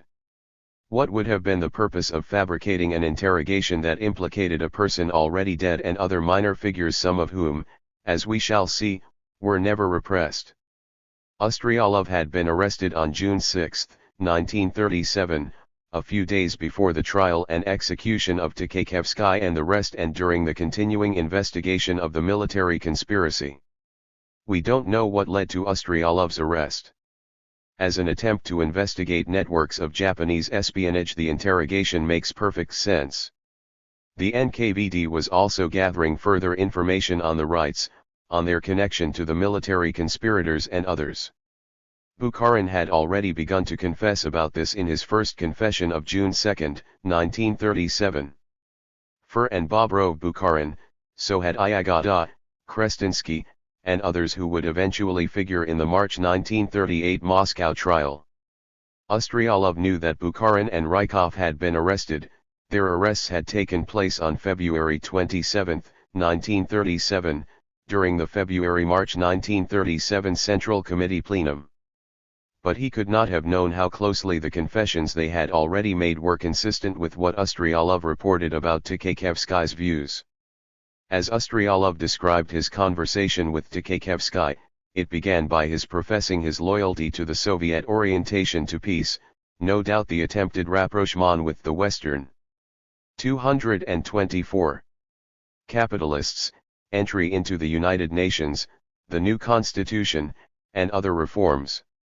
Tkaczewski immediately began to question this policy, which was also predicated on an attempt to build collective security, a set of alliances, against Hitler's Germany. The Marshal said that some degree of softening, nekotorigo smyagchenia, of Soviet opposition to Nazi Germany was needed. He said that the hostile relations between the USSR and Nazi Germany were poisoning the whole international atmosphere. That is, Tkaczewski was telling Ustryalov that he thought the whole policy of anti-fascism and collective security against Nazi Germany was wrong. In Ustryalov's words, Tkaczewski was resurrecting the notion of a German orientation. The two losers of the Versailles Peace after World War I, the USSR and Weimar Germany, had collaborated secretly under the provisions of the Treaty of Rapallo. Tkaczewski and many other Soviet officers, including most of those executed along with him, had trained in Germany. Such ties had been terminated at Hitler's rise to power. When Ustryalov referred to Hitler's Drang nach Osten, the cornerstone of his foreign policy since the beginning and enshrined in his credo Mein Kampf, Tkaczewski replied that Poland, not the USSR, could satisfy Hitler's territorial ambitions. He referred to the Treaty of Riga, March 1921, in which Poland had acquired much of Ukraine and Belorussia at the expense of the newly socialist Russian Republic. To that treaty Tkaczewski counterposed the Congress of Vienna, at which in 1815 Russian imperial control over Poland had been established with a fig leaf of Polish independence which was snuffed out by the Tsar in 1832. In effect, Tkaczewski seemed to be hinting that under a new political leadership the USSR could be a German ally once again and help to put an end to the Polish state. To this Ustryalov objected in surprise that the socio-political differences between Germany and the USSR were deeply contradictory to one another. Tkaczewski's response was that regimes develop and evolve. But the only evolution he spoke of was of a change in the Soviet regime and party, guided by realist politicians, realnai polityki. According to Ustryalov, Tkaczewski said nothing about Nazi Germany's evolving. Tkaczewski then said that the internal political program of these realist politicians would flow from the necessity to remove the sharpness of the contradictions between the Soviet state and the outside world. Given what he had already said, however, it is clear Tkaczewski meant the contradictions between Nazi Germany and the USSR, on the one hand, and the existence of the Comintern on the other. By the autumn of 1936 there were already serious and deepening contradictions between France and Germany. But all the capitalist countries were in agreement in their hostility to the Comintern. The exact same term realist politicians, realnai polityki, was used by Karl Radek in the Second Moscow Trial of January 23–30, 1937, in the same way that, in Ustryalov's account, Tkaczewski used it in speaking to Ustryalov in the autumn of 1936. Radek. Translated. I told Mr. K that it was absolutely useless expecting any concessions from the present government, but that the government could count upon receiving concessions from the realist politicians in the USSR, i.e., from the bloc, when the latter came to power. 1937 Trial 9. 226. Radek. Translated. Radek, this was in May 1934. In the autumn of 1934, at a diplomatic reception, a diplomatic representative of a Central European country who was known to me, sat down beside me and started a conversation. Well, he started this conversation in a manner that was not very stylish. He said, speaking German, I feel I want to spew. Every day I get German newspapers and Chapter 11. Soviet J::C, L, Realm, Konfgion.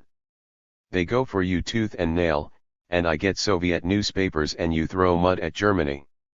What can one do under these circumstances? He said, our leaders, he said that more explicitly, know that Mr. Trotsky is striving for a rapprochement with Germany. Our leader wants to know, what does this idea of Mr. Trotsky's signify? Perhaps it is the idea of an émigré who sleeps badly? Who is behind these ideas? It was clear that I was being asked about the attitude of the bloc. I could not suppose that this was an echo of any of Trotsky's articles, because I read everything that was written by Trotsky, watched what he wrote both in the American and in the French press. I was fully informed about what Trotsky wrote, and I knew that Trotsky had never advocated the idea of a rapprochement with Germany in the press. If this representative said that he knew Trotsky's views, that meant that this representative, while not, by virtue of his position, a man whom his leader treated confidentially, was consequently a representative who had been commissioned to ask me. Of course, his talk with me lasted only a couple of minutes. The atmosphere of a diplomatic reception is not suited for lengthy perorations. I had to make my decision literally in 1 second and give him an answer, and I told him that altercation between two countries, even if they represent diametrically opposite social systems, is a fruitless matter, but that sole attention must not be paid to these newspaper altercations. I told him that realist politicians in the USSR understand the significance of a German-Soviet rapprochement and are prepared to make the necessary concessions to achieve this rapprochement. This representative understood that since I was speaking about realist politicians, it meant that there were realist politicians and unrealist politicians in 227. 228. Radek. The USSR, the unrealist politicians were the Soviet government, while the realist politicians were the Trotskyite-Zinovyevite bloc. And he also understood that what I meant was, if the bloc comes into power, it will make concessions in order to bring about a rapprochement with your government and the country which it represents. 1937 Trial 108-109, 6. Chapter 11. Smicth idence, L, realm, C info, ion. Radek, several months later, approximately November 1935, at one of the regular diplomatic receptions, the military representative of that country. The president, do not mention his name or the country. Radek, approached me and began to complain about the complete change of atmosphere between the two countries. After the first few words he said that during Mr. Trotsky's time the relations between the armies of the two countries were better. He went on to say that Trotsky had remained true to his old opinion about the need for Soviet-German friendship. After speaking in this strain for a little while longer, he began to press me hard as one who had formerly pursued the Rapallo line. I replied to this by uttering the same formula which I had uttered when I was first sounded, namely, that the realist politicians of the USSR appreciate the significance of Soviet-German friendship and are prepared to make the necessary concessions in order. 229. 230. To ensure this friendship. To this he replied that we ought at last to get together somehow and jointly discuss the details, definitely, about ways of reaching a rapprochement. I told him that when the circumstances permitted I would be glad to spend an evening with him. This second conversation revealed to me that there was an attempt on the part of military circles to take over the connections which Trotsky had established with certain circles in Germany, or that it was an attempt to verify the real content of the negotiations that were being conducted. Perhaps, also, it was an attempt to ascertain whether we knew definitely what Trotsky had proposed. 1937 Trial 444-445. In his summing up statement to the court, prosecutor Vyshinsky referred repeatedly and sarcastically to Radek's use of the term realist politicians. 1937 Trial 480. Ustryalov concludes this part of the interrogation with the remark that he realized this was the plan of the rightist party opposition, the Bukharin-Rykov group. Evidently enough information about the political program of the rights had been published by this time, or at least brooded about in conversations, perhaps at Izvestia, of which Bukharin was the editor and where Ustryalov himself was to publish an article in December 1936. The program of the bloc was shared by both the Trotskyists and the rights. Ustryalov would have naturally been drawn more to the rights. If there were any reason to think that Ustryalov's confession were an NKVD fabrication, we might attribute the use of the term realist politicians to an NKVD attempt to falsely link the confession, and thereby the rights, with the Trotskyists of the Second Moscow Trial of January 1937, which had taken place only a few months earlier. But, as we have seen, there is no reason to think that Ustryalov's confession is a fabrication. Chapter 11. Smicth Ibidn, Elstrial Mess Confession 231. Therefore the recurrence of the term realist politicians represents what Radek meant by it, a coded reference to the bloc of Trotskyists, Zinovievists, Rights, and other oppositionists that, in collaboration with the Tkačevsky Group and Germany, planned to overthrow the Stalin leadership. Part 2. Late December 1936, Ustryalov meets with a Japanese agent. Ustryalov, however, soon I learned much more concrete things that forced me to think about possible cardinal changes in the leadership of the VKP-B, and of the whole political line of the Soviet government, and learned about the direct connection between the Bukharin-Rykov group and Tkačevsky. Question: from whom did you learn this? Answer: a Japanese man told me about this when I met him at the end of 1936. Question: what Japanese man? Where did you meet with him? Answer: soon after my article The Self-Awareness of Socialism appeared in the December issue, 1936, of Izvestia. A person unknown to me called me on the telephone and asked for a meeting, giving me greetings from Harbin acquaintances. When I asked to whom I had the honor of speaking, the latter answered, "You do not know me, so my name is irrelevant, but it is essential for me that I meet personally with you and transmit to you greetings from Harbin friends." After some hesitation I consented to a meeting, and we agreed to meet each other the same day around 10 o'clock in the evening in the Luzinka, probably the 8 Bystrian Seva, Ustremlini. 252 to 254. 237. 238. Park of that name, GF, not far from the Institute of the People's Commissariat of Transportation. At the agreed upon time I arrived at that place. Soon after 10 p.m. an automobile approached the institute. Out of it stepped a man, Japanese in appearance, wrapped in a fur coat. The Japanese man approached me, called me by my name, said his name was Nakamura, and stated that he was a correspondent of one of the Tokyo newspapers and that he was in transit from Japan to Europe and was staying for several days in Moscow. Nakamura gave me greetings from Tanaka and expressed the desire to exchange views with me about a few questions that interested him. Our whole conversation was carried on in French. Question: the circumstances of your meeting with Nakamura, as you describe them, unquestionably show that this meeting had been arranged by the two of you when you left Harbin for the USSR. Otherwise the motives that prompted you to meet in Moscow with a Japanese man completely unknown to you are incomprehensible. Do you admit this? Answer: you are quite correct. I do not at all intend to conceal the fact that at the end of 1934 Tanaka, during a conversation with me in Harbin, warned me that if it became essential to receive a consultation from me about one or another question connected with the so-called Russian problem, the Japanese would try to seek the possibility of establishing contact with me in Moscow.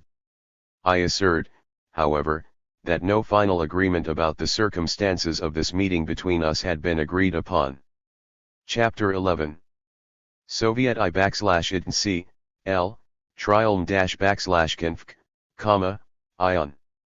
Question: let us return to the circumstances of your meeting with Nakamura. Where and about what did you talk with him? Answer: Nakamura invited me to sit in his automobile, and for about an hour and a half we drove between Moscow and the Luzinka, talking all the while. At the outset he spoke about my article in Izvestia, asked whether I had worked at this newspaper long and whether I was acquainted with Bukharin and his friends. To this I answered in the negative.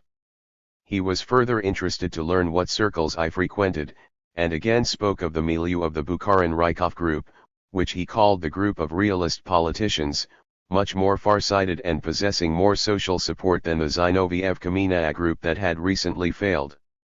To my reply that now it was scarcely possible to speak seriously about any role for the Bukharin-Rykov group, he noted that this group, in his opinion, was not at all as weak as it seemed, and that it had many overt and secret supporters in the different links of the Soviet apparatus. Then he asked me about the mood of the Soviet intelligentsia and about my own evaluation of the political situation. I briefly informed him about my point of view. Question: what did you tell Nakamura? Answer: I set forth to Nakamura my evaluation of the situation in the country from the viewpoint of my theory of Bonapartism. I said that the revolution was steadily moving along a Bonapartist road, that this Bonapartism of a certain sort was developing, above all as the principle of the limitless personal power of the leader. Then I turned Nakamura's attention to such measures of the government as the establishment of titles. 239. 240. Awards, the institution of the rank of marshal, the re-establishment of the Cossacks, etc. The emergence of notable people as it were emphasized the creation of a new aristocracy, that is, it once again reminded one of the analogy to the Bonaparte epoch. I said that the execution of the Zinovievites was the first example in the history of the Russian Revolution of the acceptance of the methods of the Jacobins in struggle with revolutionaries, the wet guillotine instead of the dry. In this spirit I gave him my evaluation about other events of the internal life of the country. Question: how did Nakamura react to the questions you laid out? Answer: as though in answer to these Bonapartist notes of my remarks my interlocutor, unexpectedly for me, began to speak on the topic of the Red Army and mentioned that, according to his information, the Rights had supports in its ranks also, more precisely in the milieu of its high command. That the Rights were not as powerless as I believed. The Japanese had reliable information about this, not only their own, but also that obtained from an allied source, just as interested as they were in the struggle against the Comintern. 9. There were reasons to affirm that the hopes and plans of the Rights were not at all baseless. And, so as not to be too vague, he could even name one name that was, in relation to this, rather weighty. According to his information, Mr. Takaevsky was connected by close political sympathies with the group of the Right Communists. And Takaevsky was an impressive name, well known to political. 9. Presumably Germany. Chapter 11. Smict Vidn L. Trialm, C. Onfkion. Circles of all foreign governments, and that even the Russian emigration predicted that he was a Russian Napoleon. Moreover, as one of the marshals, he was popular in the USSR.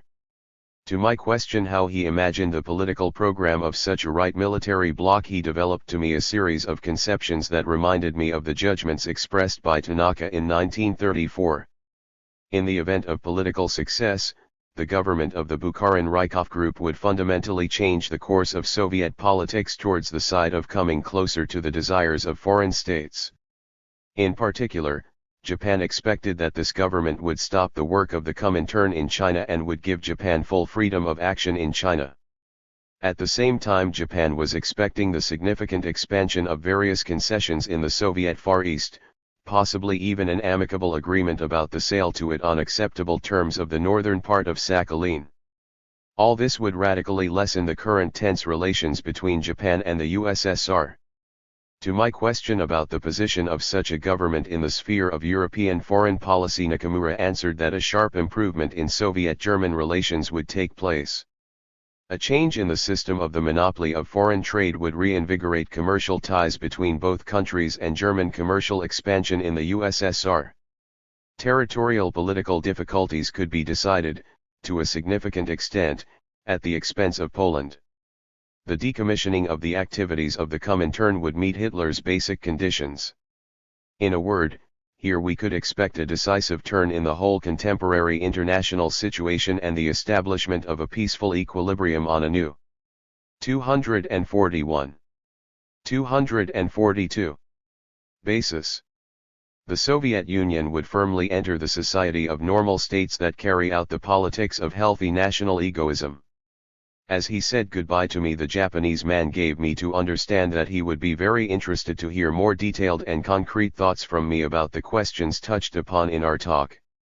He expressed the hope that on the basis of my collaboration on Izvestia I would succeed in seeing Bukharin or some other right communists, and also with their help meet with Takaevsky. He added that in a few months on his way back from Europe to Japan he would like to meet with me again. On this note our conversation, which had lasted about 1.5 hours, ended. Question: after your talk with Nakamura, did you try to get in touch with Bukharin and his circle? Answer: No, I did not. The meeting with Nakamura took place at the end of December 1936, and in the middle of January 1937 we already knew about the upcoming trial of the Parallel Center, the second Moscow trial of January 23 to 30, 1937, and a month after that there came the rumor of the arrests of Bukharin and Rykov. All these events impelled me to take a position of waiting, and during this period came my arrest. Ustryalov believed there was a connection between his publication of a philosophical article in Izvestia in December 1936 and his being contacted by a Japanese agent and subsequently meeting with him at the end of that month. At this time Bukharin was editor of Izvestia and was publishing articles by well-known. Chapter 11. Soviet I/IDNC, L/Trialm, Konfk, Ion 243. Former oppositionists. Ustryalov was a former leading member of the Cadet, Constitutional Democrat, Party, the main capitalist party at the time of the revolution, and former minister in the White Russian government of Admiral Kolchak. He had returned to the USSR when the Soviet share in the Chinese Eastern Railway had been sold to Japan in 1935. Though by this time he had accepted the Soviet regime as a Russian patriot, he was also known as a right-winger in politics, founder of the Smenovikist movement of exile Russian intellectuals who believed that the Soviet regime would evolve into something less radical. In essence, this was a political perspective that counted on the Russian revolutions evolving along similar lines to the French Revolution. Ustryalov saw in Stalin the new Napoleon, or Caesarism, as he put it. Harbin, the city in Heilongjiang province occupied by the Japanese from February 1932, was the largest settlement of White Russians in the world and teemed with agents and spies from all over the world. Ustryalov lived there between 1920, when it was still an outpost of the White Russian military resistance to the Bolshevik Revolution, and 1935, when Russian employees of the railroad were permitted to repatriate to the USSR if they wished, as Ustryalov chose to do. In the course of this second part of his interrogation, Ustryalov admitted that he had been contacted by Tanaka, whom Bystrian-Seva identifies as a member of the upper house of the Japanese Diet, Parliament, an expert on Russian affairs, and as such, an agent of the Japanese government. Ustryalov had met Tanaka as early as 1926. Tanaka had told Ustryalov in 1934 in Harbin that the Japanese government would try to re-establish contact with him in Moscow in order to ask his advice on the so-called Russian problem. Nakamura, the Japanese correspondent and, obviously, intelligence agent who contacted Ustryalov and met with him in late December 1936, gave an introduction, greetings, from Harbin friends and, when they met in person, from Tanaka. Harbin friends would have either been anti-Soviet Russian émigrés who had refused to repatriate or the Japanese themselves. Ustryalov agreed to meet him in a clandestine manner. Ustryalov also did not volunteer this information, but only divulged it when his interrogator suggested that he knew this already. In the eyes of the NKVD and prosecution, this would have been another mark against him. Citizens were supposed to report to the proper authorities any attempts by suspected agents of foreign powers to meet with them. The 90-minute talk also took place in Tanaka's automobile. This was obviously an attempt at secrecy too. Failure to contact the Soviet government at this point to inform them of the attempt by an obvious Japanese agent to contact him would certainly have put Ustryalov outside the law. The Soviet government would have regarded this as an agreement by Ustryalov to be a Japanese spy.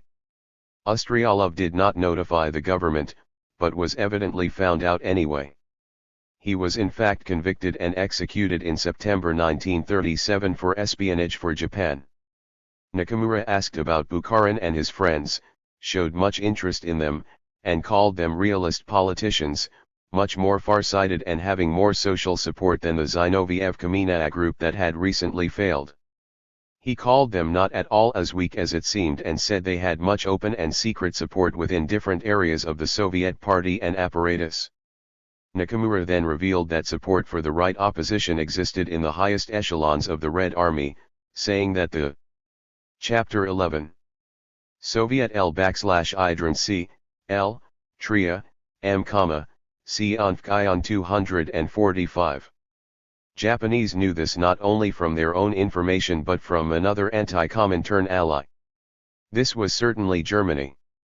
The Anti-Comintern Pact between Germany and Japan had been formed in November 1936 and no other countries had joined it by July 1937.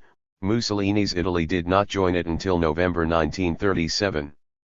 We have a great deal of evidence of collaboration of Tchaikevsky et al. With Germany. One small bit of it, the Mastny-Benes note, is discussed briefly earlier in the present volume. The program of the rights. Nakamura named Tchaikevsky as one of those who were very sympathetic to the rights. He outlined the political program of the rights in the same way Tanaka had done in 1934. According to Nakamura, the Bukharin-Rykov group would, if they came to power, sharply change Soviet policy in the following ways. Halt Comintern work in China. That would mean stopping all support for the Chinese Communist Party of Mao testing. Let Japan have a free hand in China, to make it a Japanese colony. Give Japan significant concessions in the Soviet Far East, including perhaps selling back to Japan the northern part of Sakhalin Island. Effect a sharp improvement in Soviet-German relations. Expand trade with Germany and German markets in the USSR. Stop supporting the Comintern. This presumably meant in Axis and pro-German countries at least, unless it meant shutting it down entirely. Enter into some kind of alliance with Germany against Poland.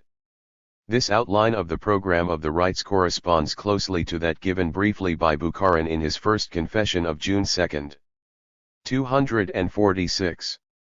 1937, and that emerges from the testimony of Bukharin, Rykov, and the other defendants at the March 1938 Moscow trial. It would mean that the USSR would then, in Ustryalev's words, enter the Society of Normal States, promoting national, rather than internationalist and class, interests. Nakamura expressed the wish that Ustryalev should meet with Bukharin or other rightists and hopefully, with their help, with Tchaikevsky again.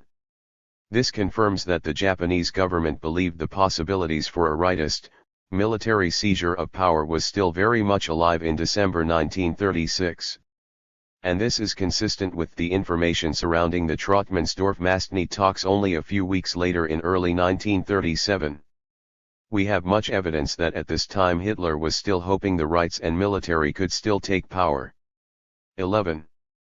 Bystriantseva's analysis. In her introduction to the text of this interrogation, Bystriantseva, an expert on Ustryalev's life and works, admits that she is unable to establish that the remarks in it were forced upon Ustryalev by the interrogators. Despite whatever doubts she has, she goes on to take the interview seriously anyway and, in her other remarks, assumes it does indeed express Ustryalev's own views. She states, "I wish to emphasize a rule that it seems, should be generally understood but is frequently broken. The analysis of this document presupposes the obligatory knowledge not only of all of the activity of N.V. Ustryalev but also of his worldview as a whole. It can be said that his transcript represents the final conversation, by Ustryalev with the generation of the future." 247. This argues strongly for the genuineness of Ustryalev's confessions in two ways. For one thing, how would an NKVD interrogator know Ustryalev's views so well that he could forge or script the transcript of an interrogation to sound genuine to an expert like Bystriantseva? For another, Bystriantseva herself is expert in Ustryalev's works and worldview. Yet she admits that she is unable to conclude the transcript of the interview with Tchaikevsky was faked. Bystriantseva herself obviously believes that the interrogation was not falsified. She writes that she considers this interrogation Ustryalev's last thoughts, his hopes, his words to the future. Her words are further evidence that the interrogation is genuine, and that the remarks attributed to Ustryalev in it were, in fact, his own. But if the interrogation was not falsified in those parts of it where Ustryalev expresses his political and philosophical views, then this is additional strong evidence that the rest of the interrogation is genuine as well, including the sections that interest us. Elsewhere in the article Bystrian Seva notes that in the transcript Ustryalev's friend, the jurist Nikolai Pavlovich Sheremetevsky, is 248. Called Nikolai Borisovich, an error that the real Ustryalev could not possibly make in the case of a friend. She is undoubtedly right that Ustryalev would not have made such a mistake. But this is an error that a typist working from a shorthand transcript could easily make. It proves nothing in itself. Ustryalev's cousin Yekaterina Grigorievna Shapishnikova did in fact tutor Tkaikevsky's daughter in the Russian language, as Ustryalev states elsewhere in the transcript. Bystrian Seva notes that Shapishnikovan's son's denial that the meeting took place has no significance. Ustryalev states that his cousin Shapishnikova was an elderly woman of about 50 and completely apolitical. As Bystrian Seva suggests, Ustryalev undoubtedly said this to keep suspicion away from her. In fact, Shapishnikova was born in 1896 and would have been no more than 41 at the time of the meeting with Tkaikevsky. She did in fact escape arrest and lived until 1983. In any event, this detail seems to be genuine. Bystrian Seva also published notes on the rehabilitation hearings held in Ustryalev's case in 1988. This was a time when rehabilitations of the victims of Stalinism were proceeding at a high rate and in large numbers. But the military prosecutor failed to recommend Ustryalev's rehabilitation based on the evidence he had. The documents reveal that a previous rehabilitation investigation in 1955-56 also failed to reach any conclusive results, and left a number of unanswered questions. This earlier study confirmed that Ustryalev had been a leading member of the Cadet Party and had been personally singled out by Lenin as an enemy of the Soviet regime.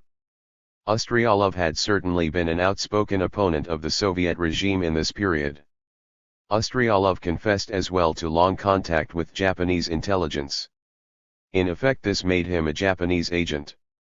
The Khrushchev and early Gorbachev-era rehabilitation commissions must have considered this in their decisions not to rehabilitate him. Although Ustryalev was at length rehabilitated on October 17. Chapter 11. So /ICRJ:/ILCNCC, L, trialo /conf, Ion 249. 1989. The materials Bystrian Seva cites suggest that these points were not cleared up even at that time. By the late Gorbachev period, almost every application for rehabilitation was being accepted.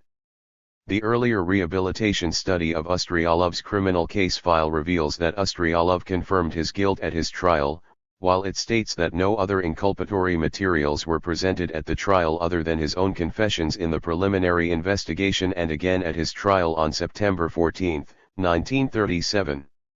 We would expect that the indictment would state the grounds on which the suspicion of counter-revolutionary activity was based, that is, what circumstances had excited the interest of the NKVD and led to Ustryalev's arrest.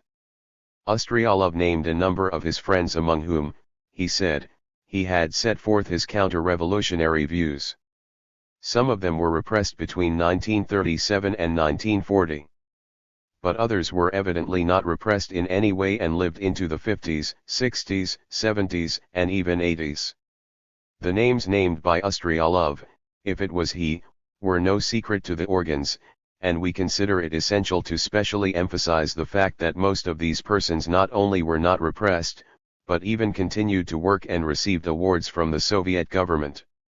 This suggests that the names were not suggested by the interrogators in order to find a pretext to arrest and repress these 250 people. The only logical conclusion that remains is that Ustryalev did in fact name them himself.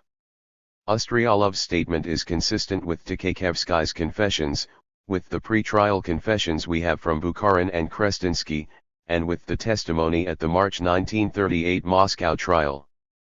Both Tkaikevsky and Nakamura referred to the Rights, or Bukharin-Rykov group, as the realist politicians. Radek said that he used the same term for the bloc of Rights and Trotskyists in his discussions with the German military attaché General K. Evidently German military attaché General Ernst Kostring. In this context there seems little reason to doubt the genuineness of the Areo document, since it is obviously compatible with Nakamura's knowledge of Takaevsky's political orientation against the Soviet government and towards the Axis. 12. Ustryalev's confession also argues in favor of its being genuine. The Ustryalev evidence and the Moscow trials. The relevance of Ustryalev's confession to our evaluation of the Moscow trials, including the accusations made there of Trotsky's collaboration with the Germans and Japanese, are very clear. The bloc of Rights and Trotskyists was accused of working with Takaevsky and his military co-conspirators and confessed to doing that.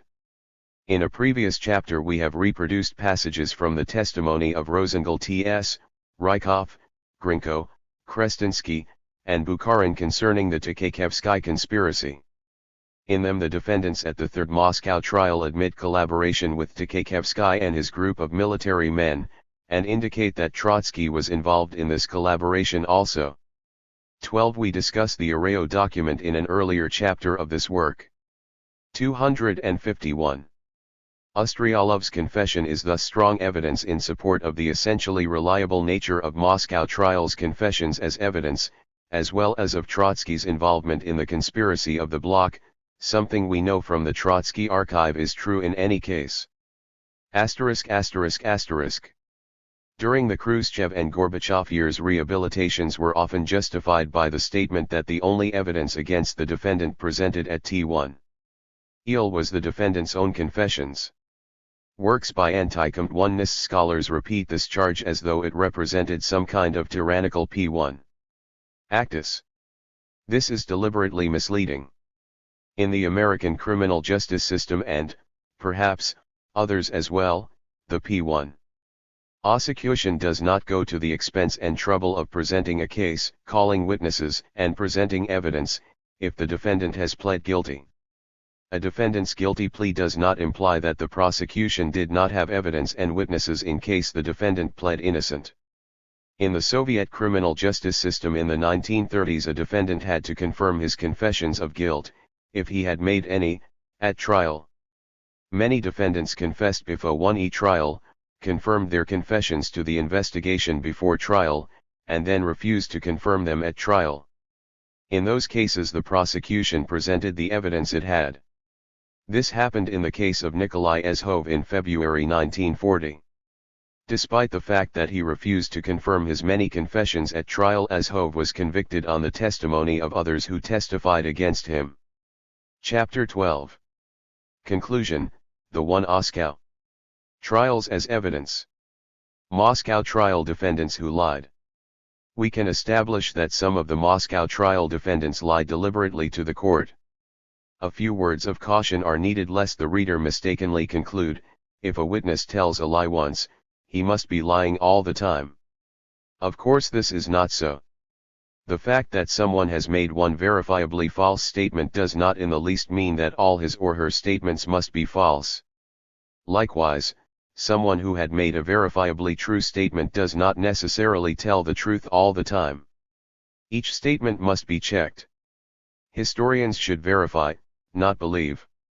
The fact that in example after example we have shown that Trotsky lied while defendants at the first 2 Moscow trials told the truth does not mean that all the testimony and accusations in the Moscow trials were true.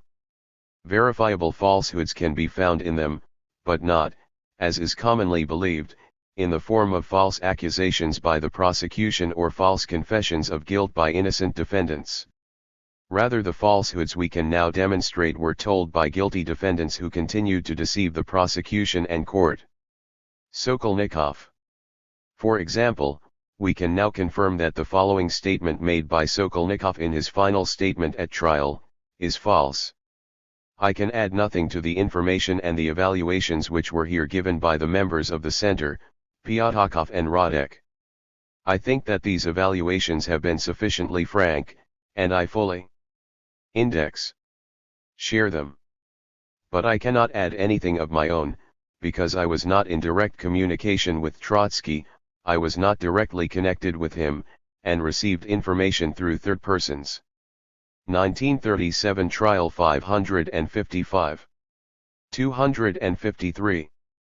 Getty found a certified mail receipt of a letter to Sokolnikov in London that Trotsky mailed sometime during 1932. The receipt is strong evidence that Sokolnikov did receive the letter. Assuming the letter reached him, a similar letter did reach Radek. It follows that Sokolnikov falsely denied having been in contact with Trotsky in 1932, although Radek admitted he had received Trotsky's letter in the same year. We don't know why Sokolnikov did this. Possibly Sokolnikov believed that direct contact with Trotsky would be considered a more serious crime. Radek. Some Moscow trial defendants withheld more substantive matters from the prosecution. During the first part of his testimony, Radek mentioned the name of Marshal Mikhail Tkakhevsky, 105. Later Vyshinsky asked Radek why he had done so. Radek replied, "Of course, Tkakhevsky had no idea either of Putina's role or of my criminal role," adding, "I say that I never had and could not have had any dealings with Tkakhevsky connected with counter-revolutionary activities, because I knew Tkakhevsky's attitude to the party and the government to be that of an absolutely devoted man." 146. These passages in which Tkakhevsky's name is mentioned are omitted from the published Russian-language transcript, which is less than half the length of the English transcript. We don't know why. It is possible that the much shorter Russian transcript was 254. Published soon after the trial, while the fuller English version was published later in the year after Tkakhevsky and other top military leaders had been arrested, tried, and convicted of espionage and treason in May-June 1937. Radek must have known about Tkakhevsky's conspiracy. Bukharin knew about it, and he was closely in touch with Radek. Maybe Radek was still hoping in January 1937 that Tkakhevsky and the other military men would be successful in overthrowing the Stalin regime. Even Bukharin waited to mention Tkakhevsky's participation in the conspiracy until June 2, 1937, a week after Tkakhevsky had been arrested and had begun to confess. Similarly, Bukharin concealed the involvement of Commissar of the NKVD Nikolai Ezhov with the conspiracy. We know that Bukharin knew of Ezhov's role by 1935 at the latest.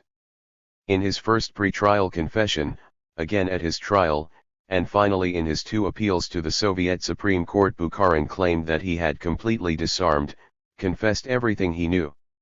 He said the same thing in his letter of December 10, 1937, to Stalin, in which he retracted all his previous confessions, and whose content he then later retracted in turn.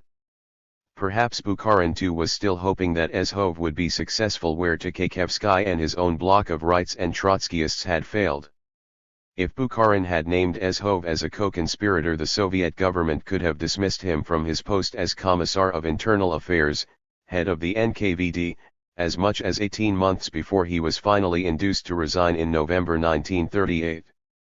The hundreds of thousands of murders of innocent Soviet citizens carried out under Ezhov's leadership in 1937 to 1938, often called the Ezovshchina or Great Terror, could have been greatly reduced in number and perhaps prevented altogether. 1. Zinoviev and Kamina. Zinoviev and Kamina knew about NKVD Commissar Yagoda's involvement in the conspiracy of rightists but did not reveal that fact before or at their August 1936 trial. We know this now because in 1997 8 pre-trial interrogations of Yagoda were published in Russia in the provincial city of Kazan in a tiny press run of only 200 copies. In 2004 a semi-official volume of documents published by the right-wing anti-communist Memorial Organization also published one of these interrogations, making it clear that they are genuine. Yagoda testified as follows. In relation to Zinoviev and Kamina, my policy was twofold. I could not permit the investigation of their case to go too far. I was afraid of any frank confessions from them. They could give up the whole conspiracy. At the same time I was still troubled by the situation of Zinoviev and Kamina, who had been convicted and were in prison. Lest, suddenly, they get to thinking too much, get tired of sitting in prison, and suddenly burst out with full and frank confessions about the conspiracy, about the center, about my role, Kamina, as a participant in the general center of the conspiracy, unquestionably knew about me and about the fact that I was a participant in the conspiracy. I say that this situation was troubling me all the time. True, I took all means to obtain for Zinoviev and Kamina the most agreeable conditions in prison, books, paper, food, walks, all this they received without limit. But what the devil? They were dangerous witnesses. Therefore when I reported on this case to the Central Committee, in order to be finished with them, I proposed that Zinoviev and Kamina be shot. This was not accepted because the facts necessary for their execution to convict them of a capital crime, GF really did not exist. In the summer of 1936 Zinoviev and Kamina were sent from the political prisons to Moscow in order to be brought to trial in the case of the Trotskyist Zinovievite bloc. As I have already said, I needed to finish them. They were already doomed, about to be tried for the third time, and I was very worried lest at 257, 258. some point in the investigation they let drop something they should not. Therefore I began to make rounds of some of the cells of arrested suspects in the inner prison. I dropped into almost all the cells together with Popov, the chief of the prison.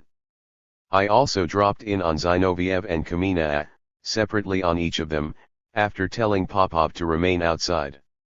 In the space of 5 to 10 minutes I succeeded in informing Zinoviev and Kamina about who had been arrested and what kind of confessions they had made.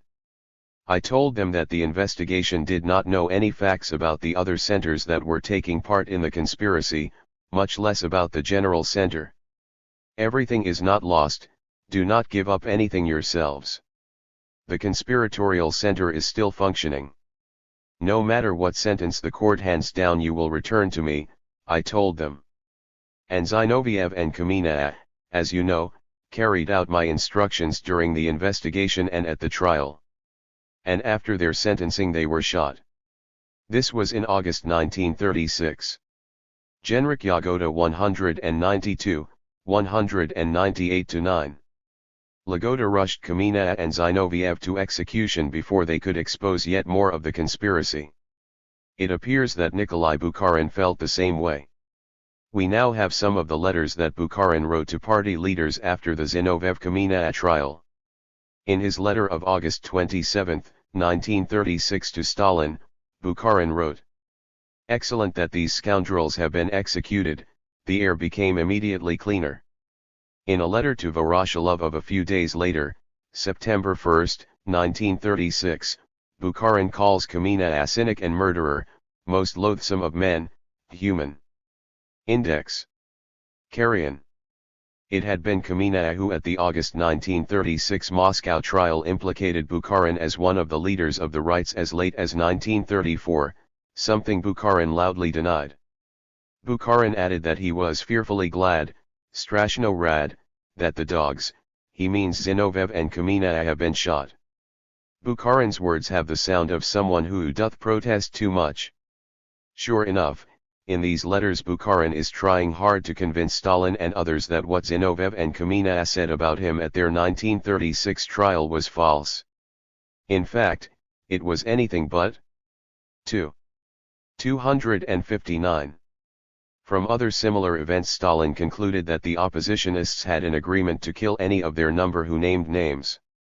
In reply to a remark by Bukharin, Stalin explained this at the December 1936 Central Committee plenum. But as for how things have turned out, you can see yourself. After that we questioned about 50 people, at least. They really turned Pyatakov inside out. It turns out that he's a monster of a person. So why did he agree to be the public prosecutor? Why did he agree to shoot his comrades himself? It turns out that they have a rule like this: if your fellow Trotskyist is arrested and has begun to give up the names of others, he must be destroyed. You can see what kind of hellish joke this comes to. Believe after this in the sincerity of former oppositionists. We can't take former oppositionists at their word even when they volunteer to shoot their friends with their own hands. Voprozil Story I1, 1995, pages 9-10. 3.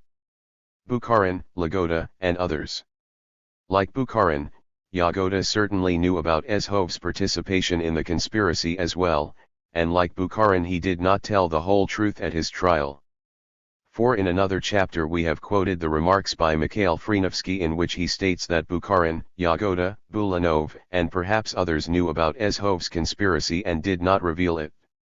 In the Mercury affair, Rtudno Delo, which we mentioned in chapter 1, Zhov told Bulanov to lie in order to build up his own, Zhov's, credibility. It was discovered after Zhov's arrest. Results beyond Trotsky, the Moscow trial. Testimony 261.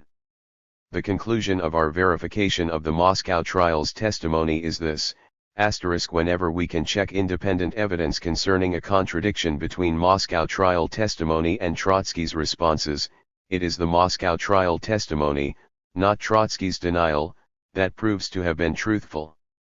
As far as we can now determine, on the basis of the evidence we now possess, none of the Moscow trial defendants gave false testimony that was wrung from them by the NKVD, the prosecution, or anyone else, including Stalin.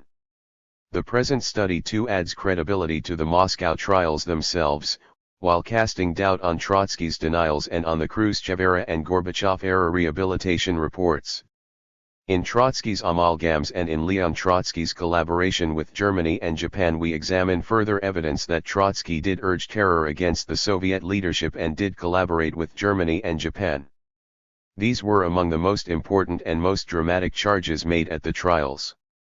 The evidence that Trotsky was guilty of spurring his Soviet followers to the use of terror or assassination against the Stalin leadership goes a step farther towards confirming the basic trustworthiness of the testimony given at the Moscow trials. As far as we can now determine, on the evidence now available, the Moscow trial defendants a.